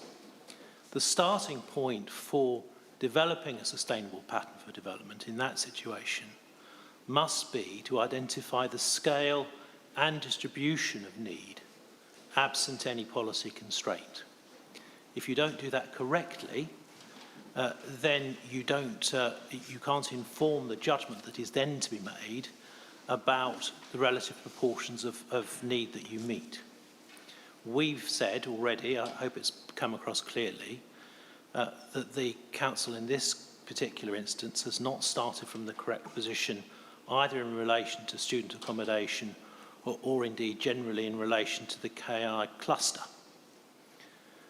That's the starting point. The next stage, having identified the scale and distribution of need, is to appraise various options looking at different proportions of meeting the different types of development needs. So, and to appraise each of those scenarios by reference to their economic outcome, their social outcome, and their environmental outcome.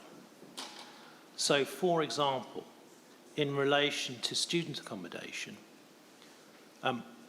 what would the position be if one adopted a distribution within Oxford which lifted the cap that's proposed in respect of the universities?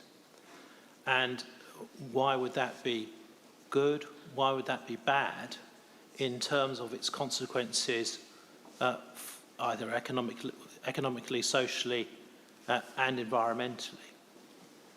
We've not seen any appraisal that looks at any different distribution of student accommodation. There's nothing that looks at, for example, keeping the cap and allocating sites or removing the cap. That latter point being particularly pertinent because paragraph 523 of the ICNI Oxford Student Needs Assessment identifies that if the Council's considering increasing or removing the threshold, the cap, the Council might provide greater policy support for delivery of student accommodation by the universities themselves and other private PBSA providers. We've seen no justification whatsoever for the particular numbers imposed by way of cap on the universities. Aspects here that would need to be considered would be, if I provide student accommodation on a site and not housing, what's the economic benefit of that to the nation, to the region, to the city, as the students that are accommodated there go through their lives and become economic generators themselves, compared to the economic benefit of providing housing? Similarly, the social considerations and the environmental considerations would need to be considered. Only in that way can you build up a picture of what is a sustainable pattern of development. In relation to the KI clusters, the same points can be made. If rather than housing, we make provision for KI cluster employment, again, what is the benefit to the nation? Economically, socially, environmentally, similarly at regional and indeed city level. We've not seen any appraisal of that. And so the flip side is also important. If we don't meet the KI cluster needs, as the universities have made clear, is indeed the position that the Council's plan will take, what are the consequences to the nation, the region and the city then, economically, socially, environmentally? What happens if, in fact, the KI cluster results in a stagnation and a loss of critical mass to the competitiveness of the KI industries for the UK as a whole? Where is that taken into account in the appraisal that we've seen? And the answer is it isn't. And that is because the council has not undertaken yet the exercise that is required to be undertaken to identify a sustainable pattern of development as required by the MPPF. We are only too happy to help them going forward undertake those exercises with the expertise that we have to hand. And indeed, we think that once that is done, it will result in better decision making for the city as a whole and indeed for Oxfordshire as a whole. Thank you. Mr. Knott, please, yeah. Mr. Knott. Just coming back to discussion slightly earlier in relation to effects of exporting housing need beyond the city's boundaries. A couple of points that, as we've covered earlier, the city is capacity constrained. So I think the point needs to be made clear that part of the effects of that strategy of exporting housing need, land being allocated to help meet that need beyond the city's boundaries, is a positive effect. The housing that wouldn't otherwise be delivered, the affordable housing market housing, is then delivered on sites that would otherwise not be provided.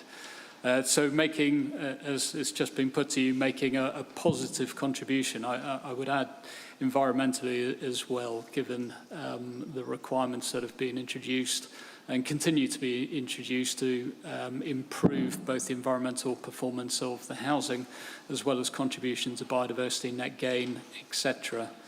I would also make one observation in relation to commuting relative to sites already allocated to help meet the Oxford City's Unmet Needs 2031. So one example of that is land within West Oxfordshire, so commending West Oxfordshire on this occasion, where land both at the Garden Village at Salt Cross and indeed West Ensham, sandwiched in between that is an 850 space park and ride. Park and ride obviously primarily purposed to capture flow of traffic and then taking that onto public transport. But of course, one benefit of its proximity to that infrastructure is also providing frequent bus service for those new residents. So in terms of access to public transport as well as cycling, which is a viable alternative as well from that location, and indeed other locations on the edge of Oxford City. So I think I would temper or at least put that forward alongside the negative comments that have been put to you. I think from our perspective and reflecting on the discussion, I mean, as has been identified by the other authorities today, all are now progressing their own assessments. So West Oxfordshire have confirmed they've commissioned consultants and have a draft report. South and Vale, as we've seen, already have theirs. Cherwell remains to be seen in terms of ongoing work with the HENA, and in any event, we'll need to reflect on your findings before moving forward with that. In that context, what we have is the City Council with its assessment, which, as they've repeatedly point out, provides their evidence for this plan, at the same time as you have the other authorities advancing their own evidence to support their plans. So to that extent, irrespective of the approach that's been taken in the HENA, which is a county-wide approach, and then apportioning figures to the individual authorities, which at the same time, you've invited the city to go away and provide additional evidence, which is more specific to the city in isolation. So the evidence base across the county is ultimately a bit of a patchwork. I have to say, a good example as to how catastrophic actually the collapse of the Growth Board and the Oxfordshire Plan actually has been in terms of this is where it leaves us. I think as a way forward, we will clearly need to reflect on what comes out of that additional evidence, also the implications then as to what that tells us for unmet need. But it is imperative, as we said earlier, that we move on in terms of an established position for the city, which then in turn can inform the approach in other locations across the county. Thank you. I won't be too long, really, in terms of the points I want to make. I think the first is something that Mr. Knott has just alluded to, is the importance of looking at this at an Oxfordshire level. Oxford is not an island. It is, you could say it's an island around Oxford, but it very much functions in relation to its surrounding area. It is capacity constrained. It needs those other authorities in terms of the support and works within that wider housing market area and functional economic market area. Those are fundamentally and inextricably linked. To consider each authority on its own doesn't necessarily work. You potentially underestimate the economic impacts in terms of what's needed in terms of both economic growth but also housing growth with regard to the importance of Oxfordshire, not just regionally but nationally. I think those are aspects that need to be considered, need to be taken into account. I think we've heard in terms of should there be more housing in Oxford and less employment. I think we refer back to paragraph 81 of the NPPF is planning policy and decision should help create the conditions in which businesses can invest, expand and adapt. Significant weight should be placed on the need to support economic growth and productivity, taking into account both local business need and wider opportunities for development. Those are the principles in the NPPF, and this comes back in terms of addressing those barriers to growth in paragraph 82, in terms of seek to address potential barriers to investment, such as inadequate infrastructure services and housing. So those aspects are key in terms of actually how this local authority needs to work forward, but how the wider housing market area and functional economic market area needs to work. By setting that aspiration in terms of employment growth, but also housing, what's the ability of Oxford to meet its housing needs, then that sets the framework for the rest of the Oxfordshire housing market area and functional economic area to plan for that growth coming forward. So that's why it's important. But isolating things out individually in this manner is very difficult, and I think, as Mr. Knott very accurately showed the benefits of having a joint strategic spatial plan going forward, and of the joint working that was beneficial for this area in terms of establishing an effective approach to growth over a long term. Is when that fails and when that falls down, you fail to have that support going for cities such as Oxford that can provide the engine of growth for an area, but doesn't necessarily have the capacity in terms of its land to be able to meet that. It needs that support from the wider area. Thank you. Thank you. We're going to take a short break. Mr. Tellett, if you can be brief, I can hear from you. Yeah. It's a very brief point, sir. I've been told off because I forgot to make a point. That is that in relation to the various scenarios and the testing of different amounts and proportions of different types of developments that I referred to earlier, the development of those scenarios also allows the identification of potential barriers to development growth, such as inadequate infrastructure. And you would be able to use that scenario, those scenarios, to identify what those constraints were, and part of that process would allow you to identify which ones were easier to meet than others. Okay. We'll take a short break. We want to move on to final 2 or 3 points, which I suppose looks at a potential alternative approach, and I think focuses particularly on the alternative view that some have, at least, that the housing need should be identified on the basis of the standard method. So I just wanted to explore the implications of that and the views of particularly the authorities concerned on that. Hopefully that won't take too long, but we probably just need a at least a comfort break for a while anyway. So if we can return, please, at 3:05. We'll carry on then. Thank you.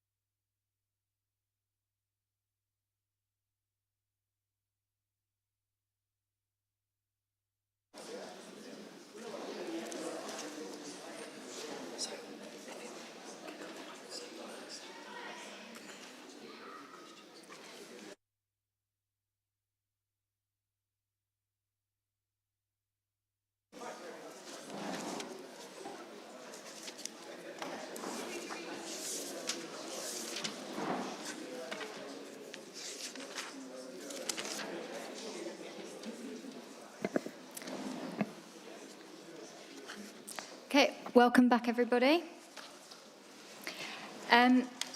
Just before we move on to some of the questions in the remainder of the agenda, I'm mindful that I haven't come back to Vale and South about submitting the additional comments.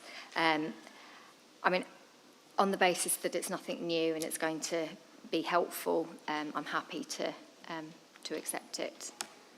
So, okay, all right, thank you.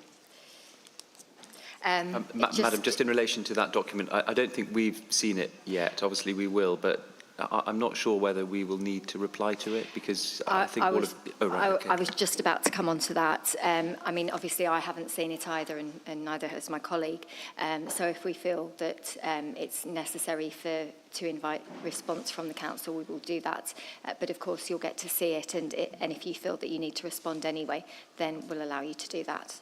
Yeah, I think we will probably take the view that we won't reply in writing unless you would find that helpful, if the points that we would wish to put in writing have been covered orally already.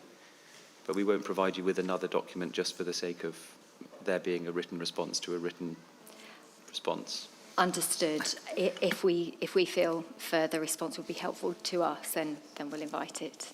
Okay, thank you.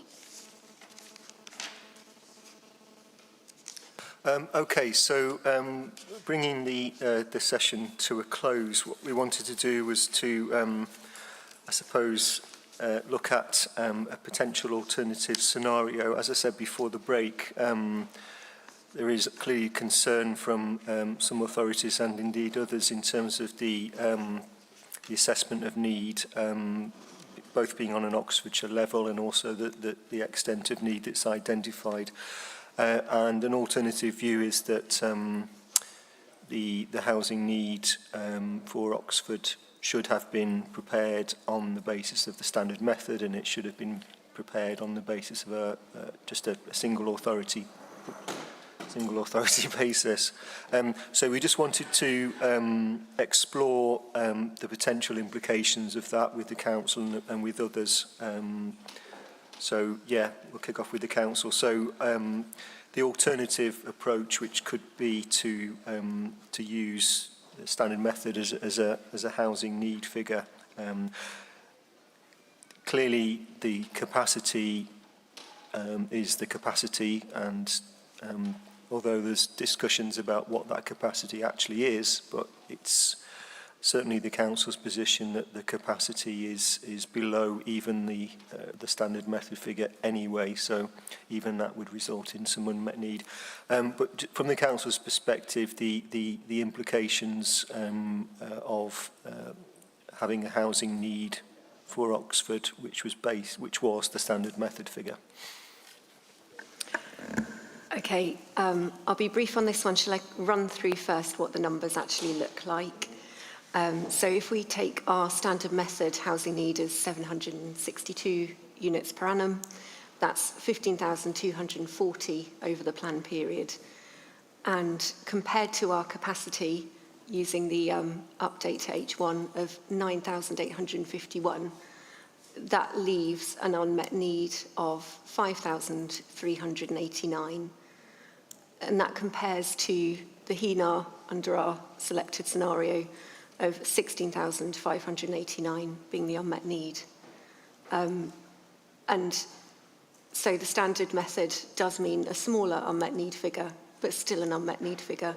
The difference between the unmet need figure using the standard method and the currently accepted level of unmet need of 14,300 is actually 8,911 units. So that's a difference from what's already accounted for in other districts' local plans.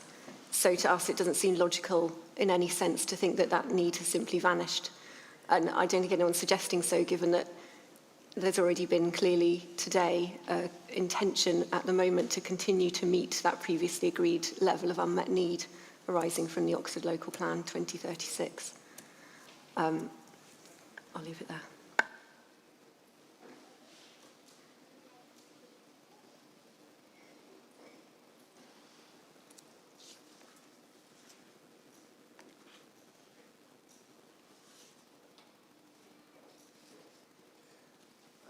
From the council's perspectives, the adverse impacts that you would foresee if housing need was based on the standard method figure? I think we've probably covered a lot of this already, but yes, we do think it would exacerbate the range of housing issues. So in terms of worsening the availability of affordable housing, not adequately addressing waiting lists for affordable housing, not adequately addressing issues of unsuitable housing and overcrowding, as well as lots of other social, environmental and economic impacts, including on commuting, type of travel and distance, including on recruitment and retention for key economic sectors and services which are provided for in the city and which are important locally, regionally and nationally. If I can bring the other authorities into that discussion. So from your perspective, the implications of using the standard method figure for Oxford itself, and i.e. Resulting in a lower housing need figure and therefore a significantly lower unmet need. Yeah, sure.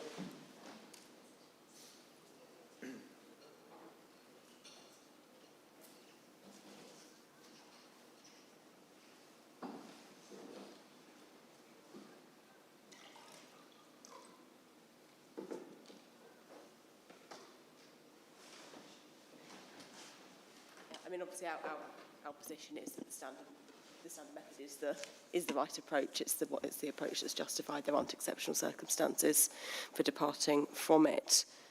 In terms of the implications of it, there is some unmet need that's still generated from it, but obviously there's a democratic process that has to be gone through in terms of how that would be addressed. But clearly, the implications are much less significant in that respect. And the point that was made by the council then that you still have, at the moment at least, you have existing commitments which in South and Wales case and indeed others, there's an intention to continue those commitments.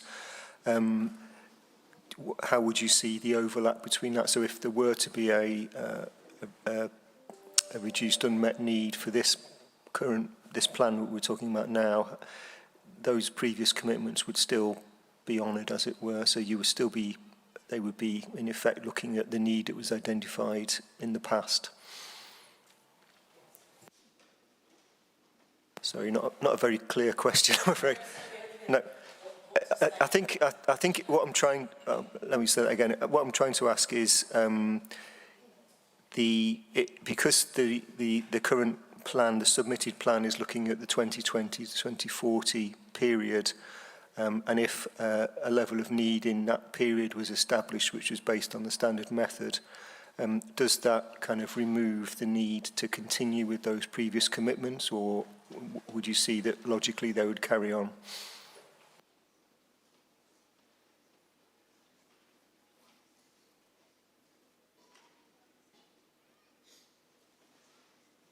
I don't think we can really give an answer to that today, because we've got an emerging plan at the moment that does continue to include what was previously agreed. So, I think it's something that we'd have to reconsider. And for Cherwell, please.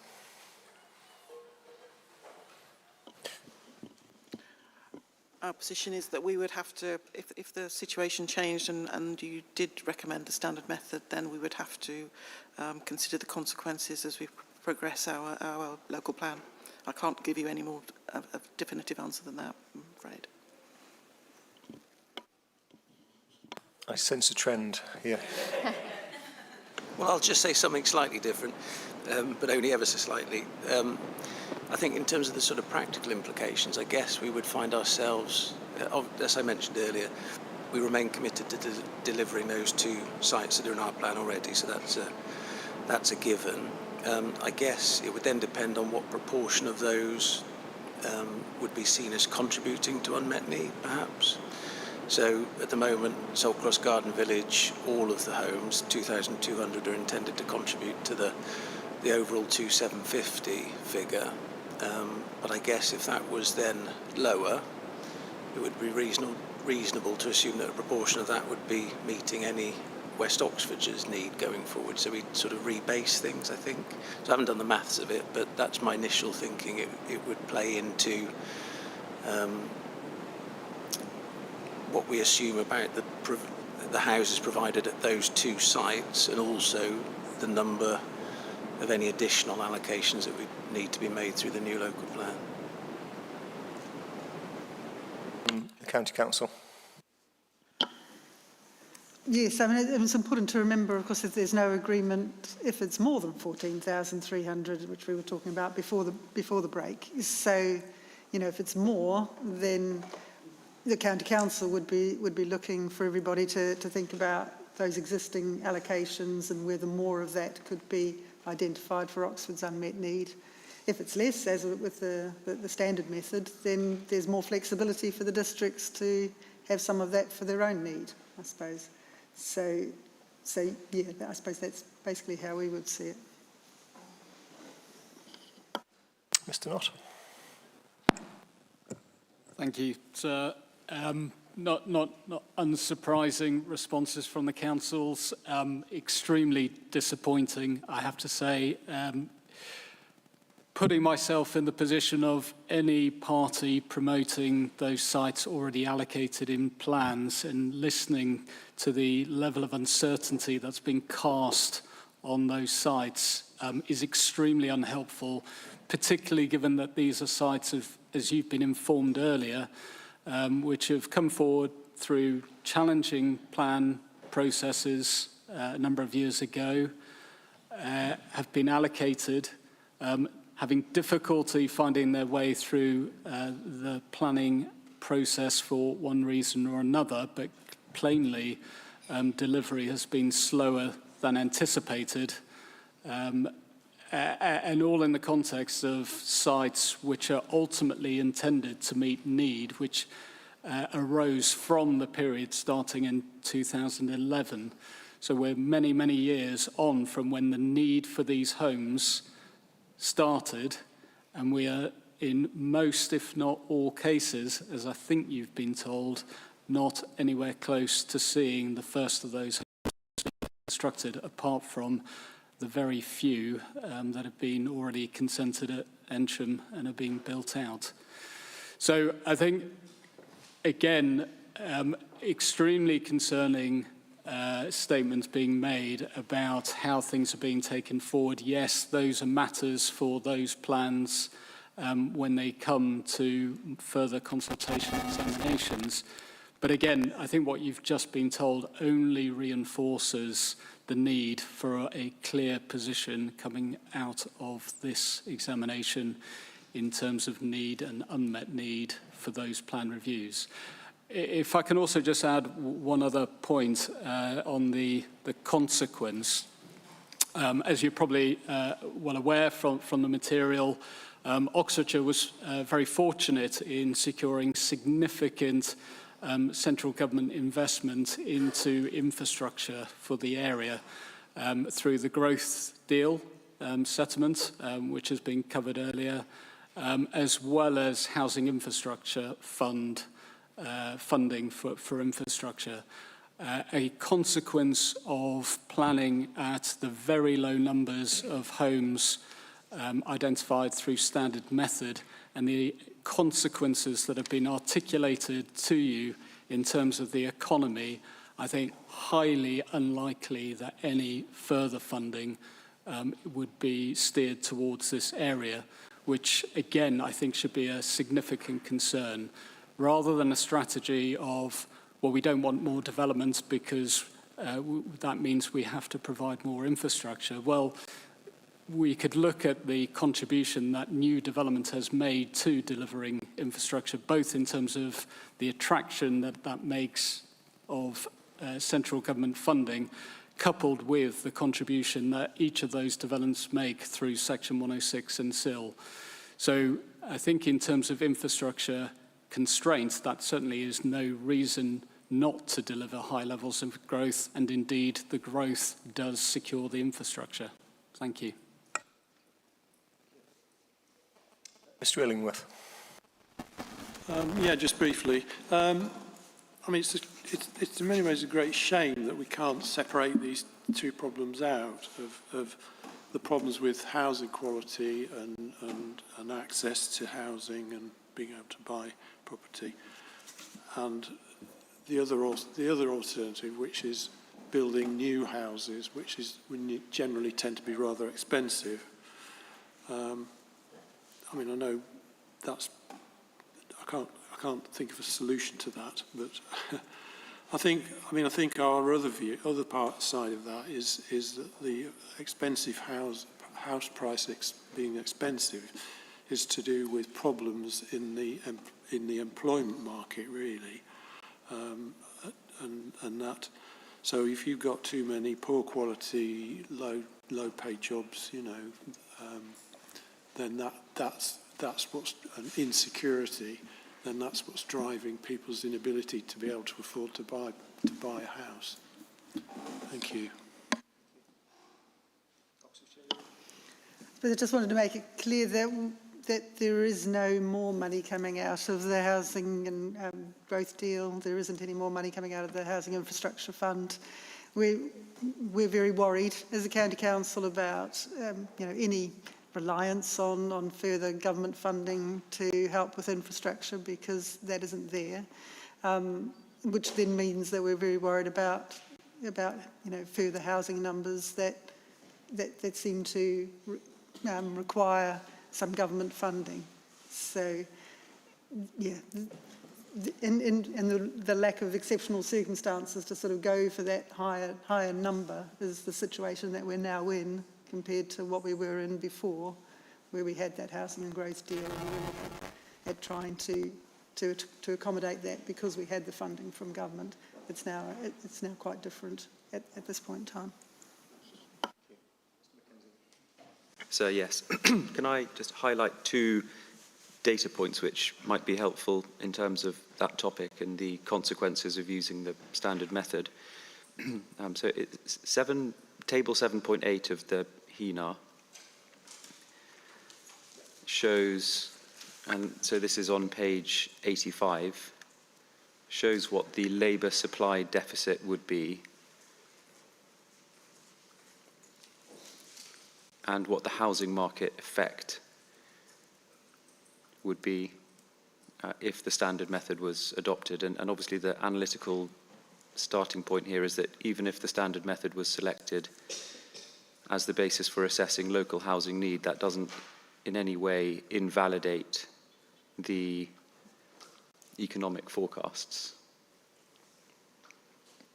So there would be a labour supply deficit of 34,857 workers, and the housing market effect would be 4.1%. In terms of the labour supply deficit, paragraph 7.5.3 of the HENA describes that evaluatively as a substantial labour supply deficit. And in relation to the housing market effect, explains that the 4%, just over 4% actually, improvement in the housing demand and supply ratio would be the smallest housing supply improvement of the four scenarios. In terms of the labour supply deficit, it's difficult to see how planning for that kind of scenario can be squared with paragraph 85 of the framework, which indicates that planning policies and decisions should help create the conditions in which businesses can invest, expand and adapt, and that significant weight should be placed on the need to support economic growth and productivity, and explains that that's particularly important where Britain can be a global leader in driving innovation. That's clearly applicable to Oxfordshire in terms of the knowledge cluster and the innovation spine. The labour supply deficit figure, we discussed the HENAR and methodology, and the assumption about activity rate changes has a significant effect on that, does it not?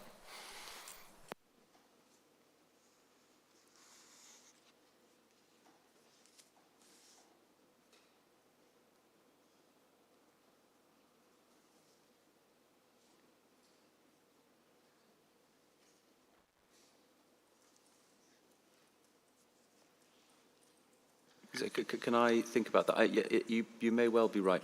I know that in terms of the economic activity rates, that's trying to that is relevant to determining the number of homes that are needed, and obviously that's a kind of analytical step in the C baseline. But I'm not sure if it. I just need to figure out if that's also true in relation to the demographic-led scenarios. Mr. Moore, I see you're here. I'm glad you're here. It was a point you were making, so I'm happy, if you don't mind, just to come to the table, just to, I suppose, reaffirm your view on that. The effect of activity rate assumptions on that, ultimately on that figure. So from what we heard yesterday, it seemed to me to be that if that assumption was changed to a higher activity rate, you would need, there would be more workers in the workforce. The labour supply deficit would be less. Is that a correct understanding from your point of view? Yes. The conversation we were just having was to agree with you, and I say I actually had nothing new to add on this. That the labour supply deficit will disappear if you use a more sensible economic activity rate. That was my recollection from the discussion yesterday. If something occurs to you and you vehemently disagree, then get in contact via the programme officer. But that was my understanding. I appreciate Mr. Ireland and Mr. Portman didn't agree with that, the principle of that, but I think they accepted that if you were to change the activity rate, it would inevitably change the figures, because it's a key input to that. They made a strong case as to why you shouldn't change the activity rate, but if you did, yeah. Okay. Mr. Knott again? Sorry, Mr. Donner, yep. Thank you, sir. On that point, I think it was fair to say you could come up with a range of assumptions that would give you any number of answers. I think we need to reflect on the fact that how this, a sense check, the homes per jobs yield is quite low. So I think we need to look at this in the round. I don't think it's fair or correct just to pick on one assumption, which in my view is reasonable, which the council have explained their reasons for picking it, which I would add, I would be doubtful about the usefulness of data at an Oxfordshire level that is so volatile. But nevertheless, I think we should pause and reflect on the fact that the results are reasonable in my professional experience. And I think if anything needs to be done, it perhaps needs to be further work on that side of the analysis to understand the Oxford situation, for example. So I think it's, yes, of course, if you change an assumption, the final figure will also change, but that doesn't make it right, and it could make it terribly wrong, and it could result, and I think it would be very likely result, in the economic needs of Oxford and Oxfordshire not being taken account of at all, which would be catastrophic. Thank you.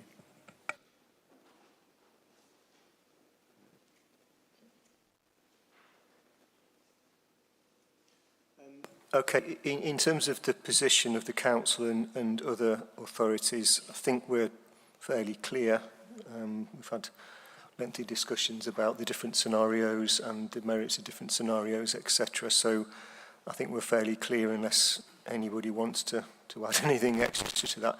I think just the final point, and I'll perhaps direct this first to the other authorities. Perhaps South and Vale can kick off with this, but you've made it quite clear your position that housing needs should be established on the basis of the standard method, and it should be established on a single authority basis.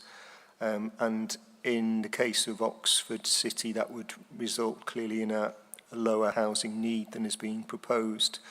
And if that were to form the basis of the housing need and the evidence base for the plan, in practical terms, how would you see that being accommodated, both in terms of what the plan would need to, how the plan would need to change, but perhaps more importantly, what work would be needed, what technical assessments would be needed to resolve all that issue?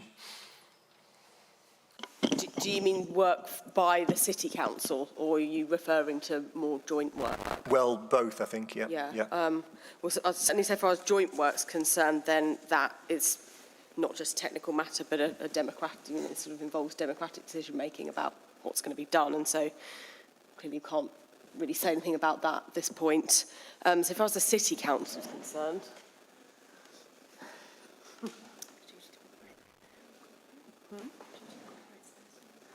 yeah, well, that's yeah. I'm not sure I can say anything particularly useful about what the City Council would need to do. Just give the opportunity for other authorities. I mean, if a housing need of relating to the standard method was arrived at, how would that be accommodated in practical terms? What would need to be done between the authorities and by Oxford City, in your view?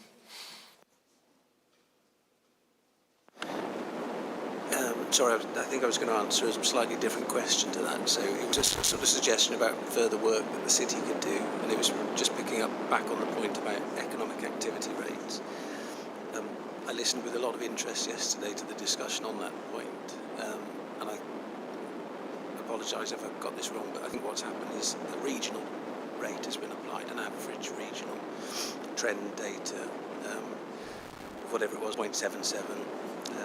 But the volatility of the Oxfordshire figure was a reason for that in itself not to then be used, which to my mind sort of flies in the face of all the arguments that we're looking at Oxfordshire's dynamic economy and that in itself being exceptional circumstances.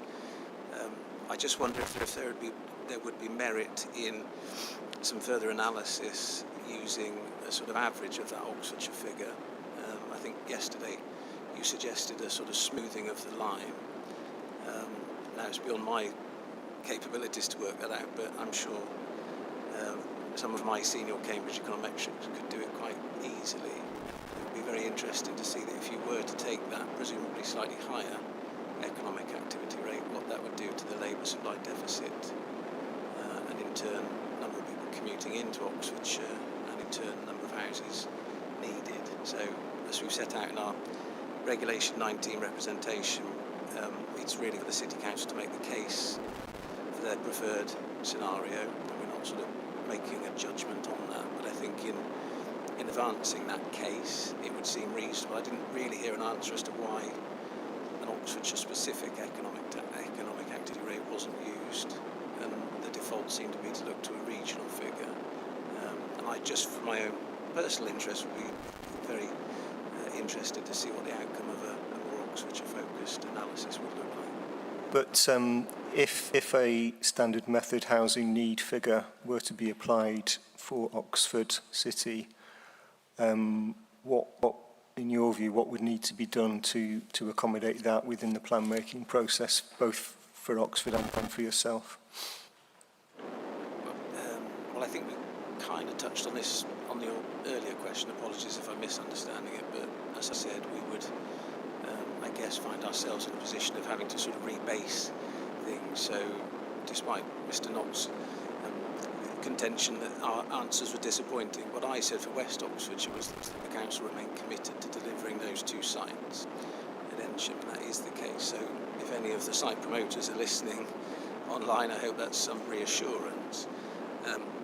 but what it would mean is that we would have to look at the proportion, well, the amount of unmet need that there is or isn't under the standard method, and how that then plays into assumptions about whose need those houses are meeting, and also then any consequential amendments for further allocations that are needed through our plan review. So that would be the sort of practical implications for us, I think. Practical implications for the City Council presumably would be to go back a step in terms of plan preparation and revise the Regulation 19, withdraw and resubmit, I would imagine, but that's just me sort of thinking off the top of my head. Do you want to come back again? Yep. Yes, thank you. So the impact on the city's plan, as we understand it, because their evidence base has tested a much higher number for things like flood risk assessment, sustainability appraisal, habitat regulation assessment, that would have tested a much higher number and a much higher impact in terms of worst case scenarios. So in theory, it should be easier for the city to progress in terms of, they've tested the worst case scenario, so it's not a whole scale rewrite of their evidence base. But mainly I'd like to focus on how it affects South and Vale, which is that we have in our adopted and emerging plans proposals which easily accommodate the standard method figure from the city, so it wouldn't delay us in progressing our local plan at all. There's sufficient capacity. What it would enable us to do is have perhaps a slightly easier test for the 5-year land supply, enabling us to focus on delivering the strategic sites which are allocated in our local plans. So as far as I see it, it wouldn't delay the local plan process for South and Vale at all, and we would continue to our proposed submission by, I think, April next year is our submission deadline for from our local development scheme.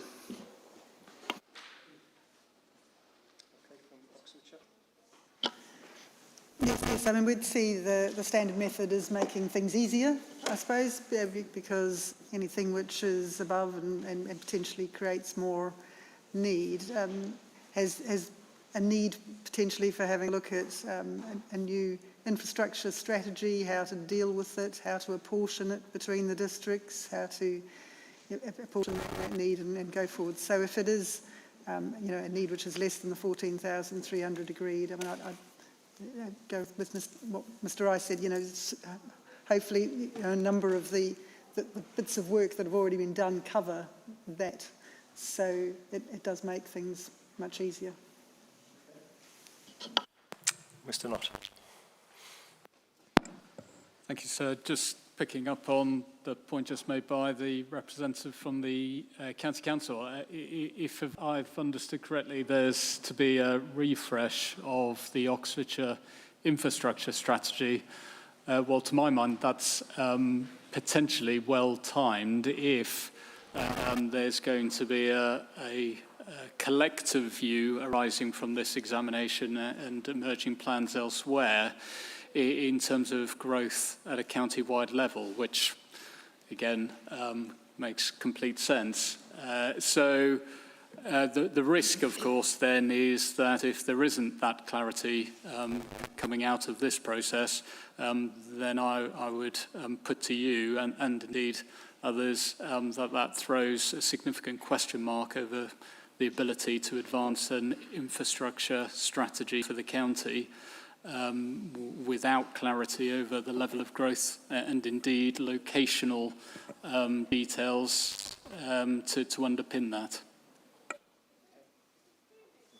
And from the council, I mean, I appreciate what your position is. I'm just wanting to see what you think what would be required, I suppose, in terms of work, particularly for yourselves and perhaps jointly with others. Yeah. Thank you. I appreciate the question that you posed to colleagues across the room, and you asked them to suggest further work that they feel is necessary. I would just point you, if I may, to the Joint Statement of Common Ground, COM 002, where we have in writing a position from all the chief executives of Oxfordshire, explaining their positions on these matters, and in some of those cases what they feel the next steps would be. I'll just draw your attention perhaps to the letter from the Chief Executive of West Oxfordshire, who talks about a two-pronged process whereby they will continue to investigate their own local housing needs assessment as has been set out. And I quote, in parallel with this, there is, of course, the matter of whether the level of housing need identified for your plan is justified, effective and consistent. And I believe we've made a strong case to you, so that supported by some strong evidence that follows guidance and approach, that we are in a position to support that case, and we're proceeding in the way that local plans commonly do. We've heard some reflections over the past couple of days about how if only the Oxfordshire plan was still in place, that might be a helpful way to resolve these issues. I'm afraid it isn't, but we're in a pretty typical place where we are progressing our plans together as far as we can. And the City Council would like to continue these conversations in the light of these hearings, as you suggest, see fit, really.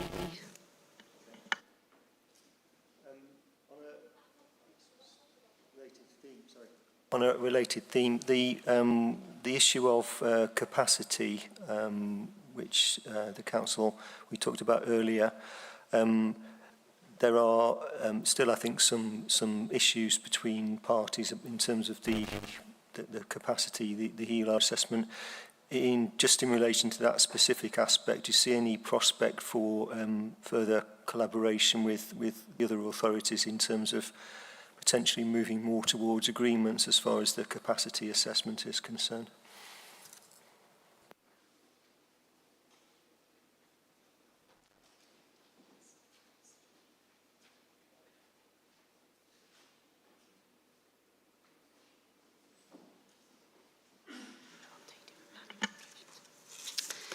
I think, as we discussed this earlier today,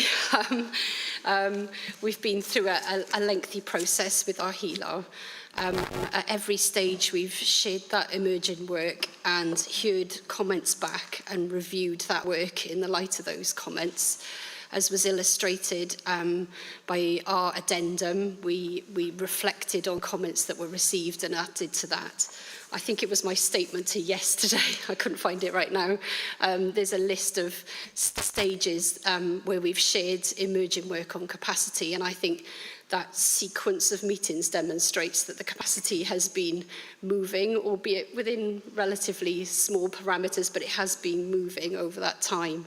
At a certain point in time, I think we needed to finalise the HELA for the purpose of the plan. As my colleague touched on this morning, a HELA is an iterative process, and we will keep reviewing, coming back to it, hearing more comments and responding to those. But at a certain point in time, we need to alight on a capacity for the purpose of plan making. I haven't any evidence that looking at it another time to move forward with our own local plan would result in any more capacity to be found. I think we've been through a thorough process along the way. Yeah, I meant more to do with, I suppose, attempting at least to perhaps optimistically reach agreement with other authorities in terms of, a combined view about, because the implications of what the capacity is in Oxford are have effects on others. So I suppose just in principle, the scope to potentially work towards some agreement as far as, what the estimate of capacity is. At least that would be something in the whole scheme of things. I'm sorry, I think it may have become evident over the few days that we believe that we have engaged as fully as we can. We've sought to continue those conversations, and we've reflected on comments as they've been raised.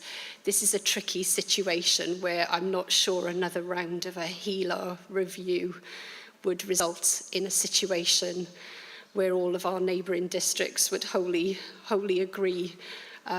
We've been discussing these issues, as we've demonstrated, over a number of years. This is as close together as we felt we could get through that plan-making process. at a certain point in time, one of us needs to take a position and have our plan tested at examination, and we've come forward first on that basis. But you wouldn't hold out much prospect for example, a statement of common ground specifically on the housing capacity issue? So if you see the statement of common ground that I just referred to, I believe it was in my statement to the session yesterday. I set out when we began work on that document, COMs 002. It was a matter of, from memory, 6 or 8 months to get as far as it does. So I realised that it doesn't. It was tricky to get to that place of common ground. I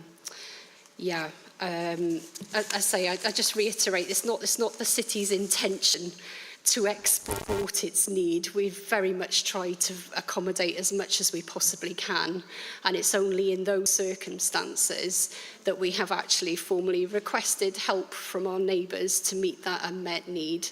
I'm not sure we could progress things any further without testing the evidence at examination, which is what we've been seeking to do.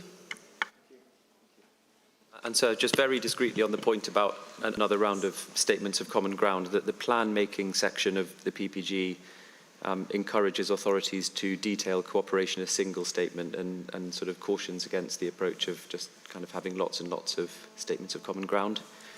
So that's PPG ID 61, paragraph 13. So authorities are expected, wherever possible, to detail cooperation in a single statement. And then the paragraph above that indicates that the capacity within the strategic policy-making authority areas ought to be one of the topics covered in the Statement of Common Ground. So it's just to indicate that the approach that we've kind of adopted, just specifically in relation to the SOCGs, has been to seek, so far as possible, to comply with that. Yeah, no, but we've got the general. Yeah, thank you. Any of the other authorities want to comment on that? I think specifically, just to sort of isolate the issue of capacity, do any of you see, I mean, it's particularly South and Vale who have concerns with it. Do you see any scope to for working together to reach some kind of agreed position? I mean, I think that's what we were sort of trying to get at, really, with the comments we were making, and obviously the Chilbart report that we submitted, and we've, raised a lot of different points around the capacity, which, we were then hoping to address. So, I think we've always been willing to cooperate. I don't think we've got anything further to say. So obviously you'll be aware that we have adjusted our capacity assessment in relation to all sorts of comments that we've received throughout this process.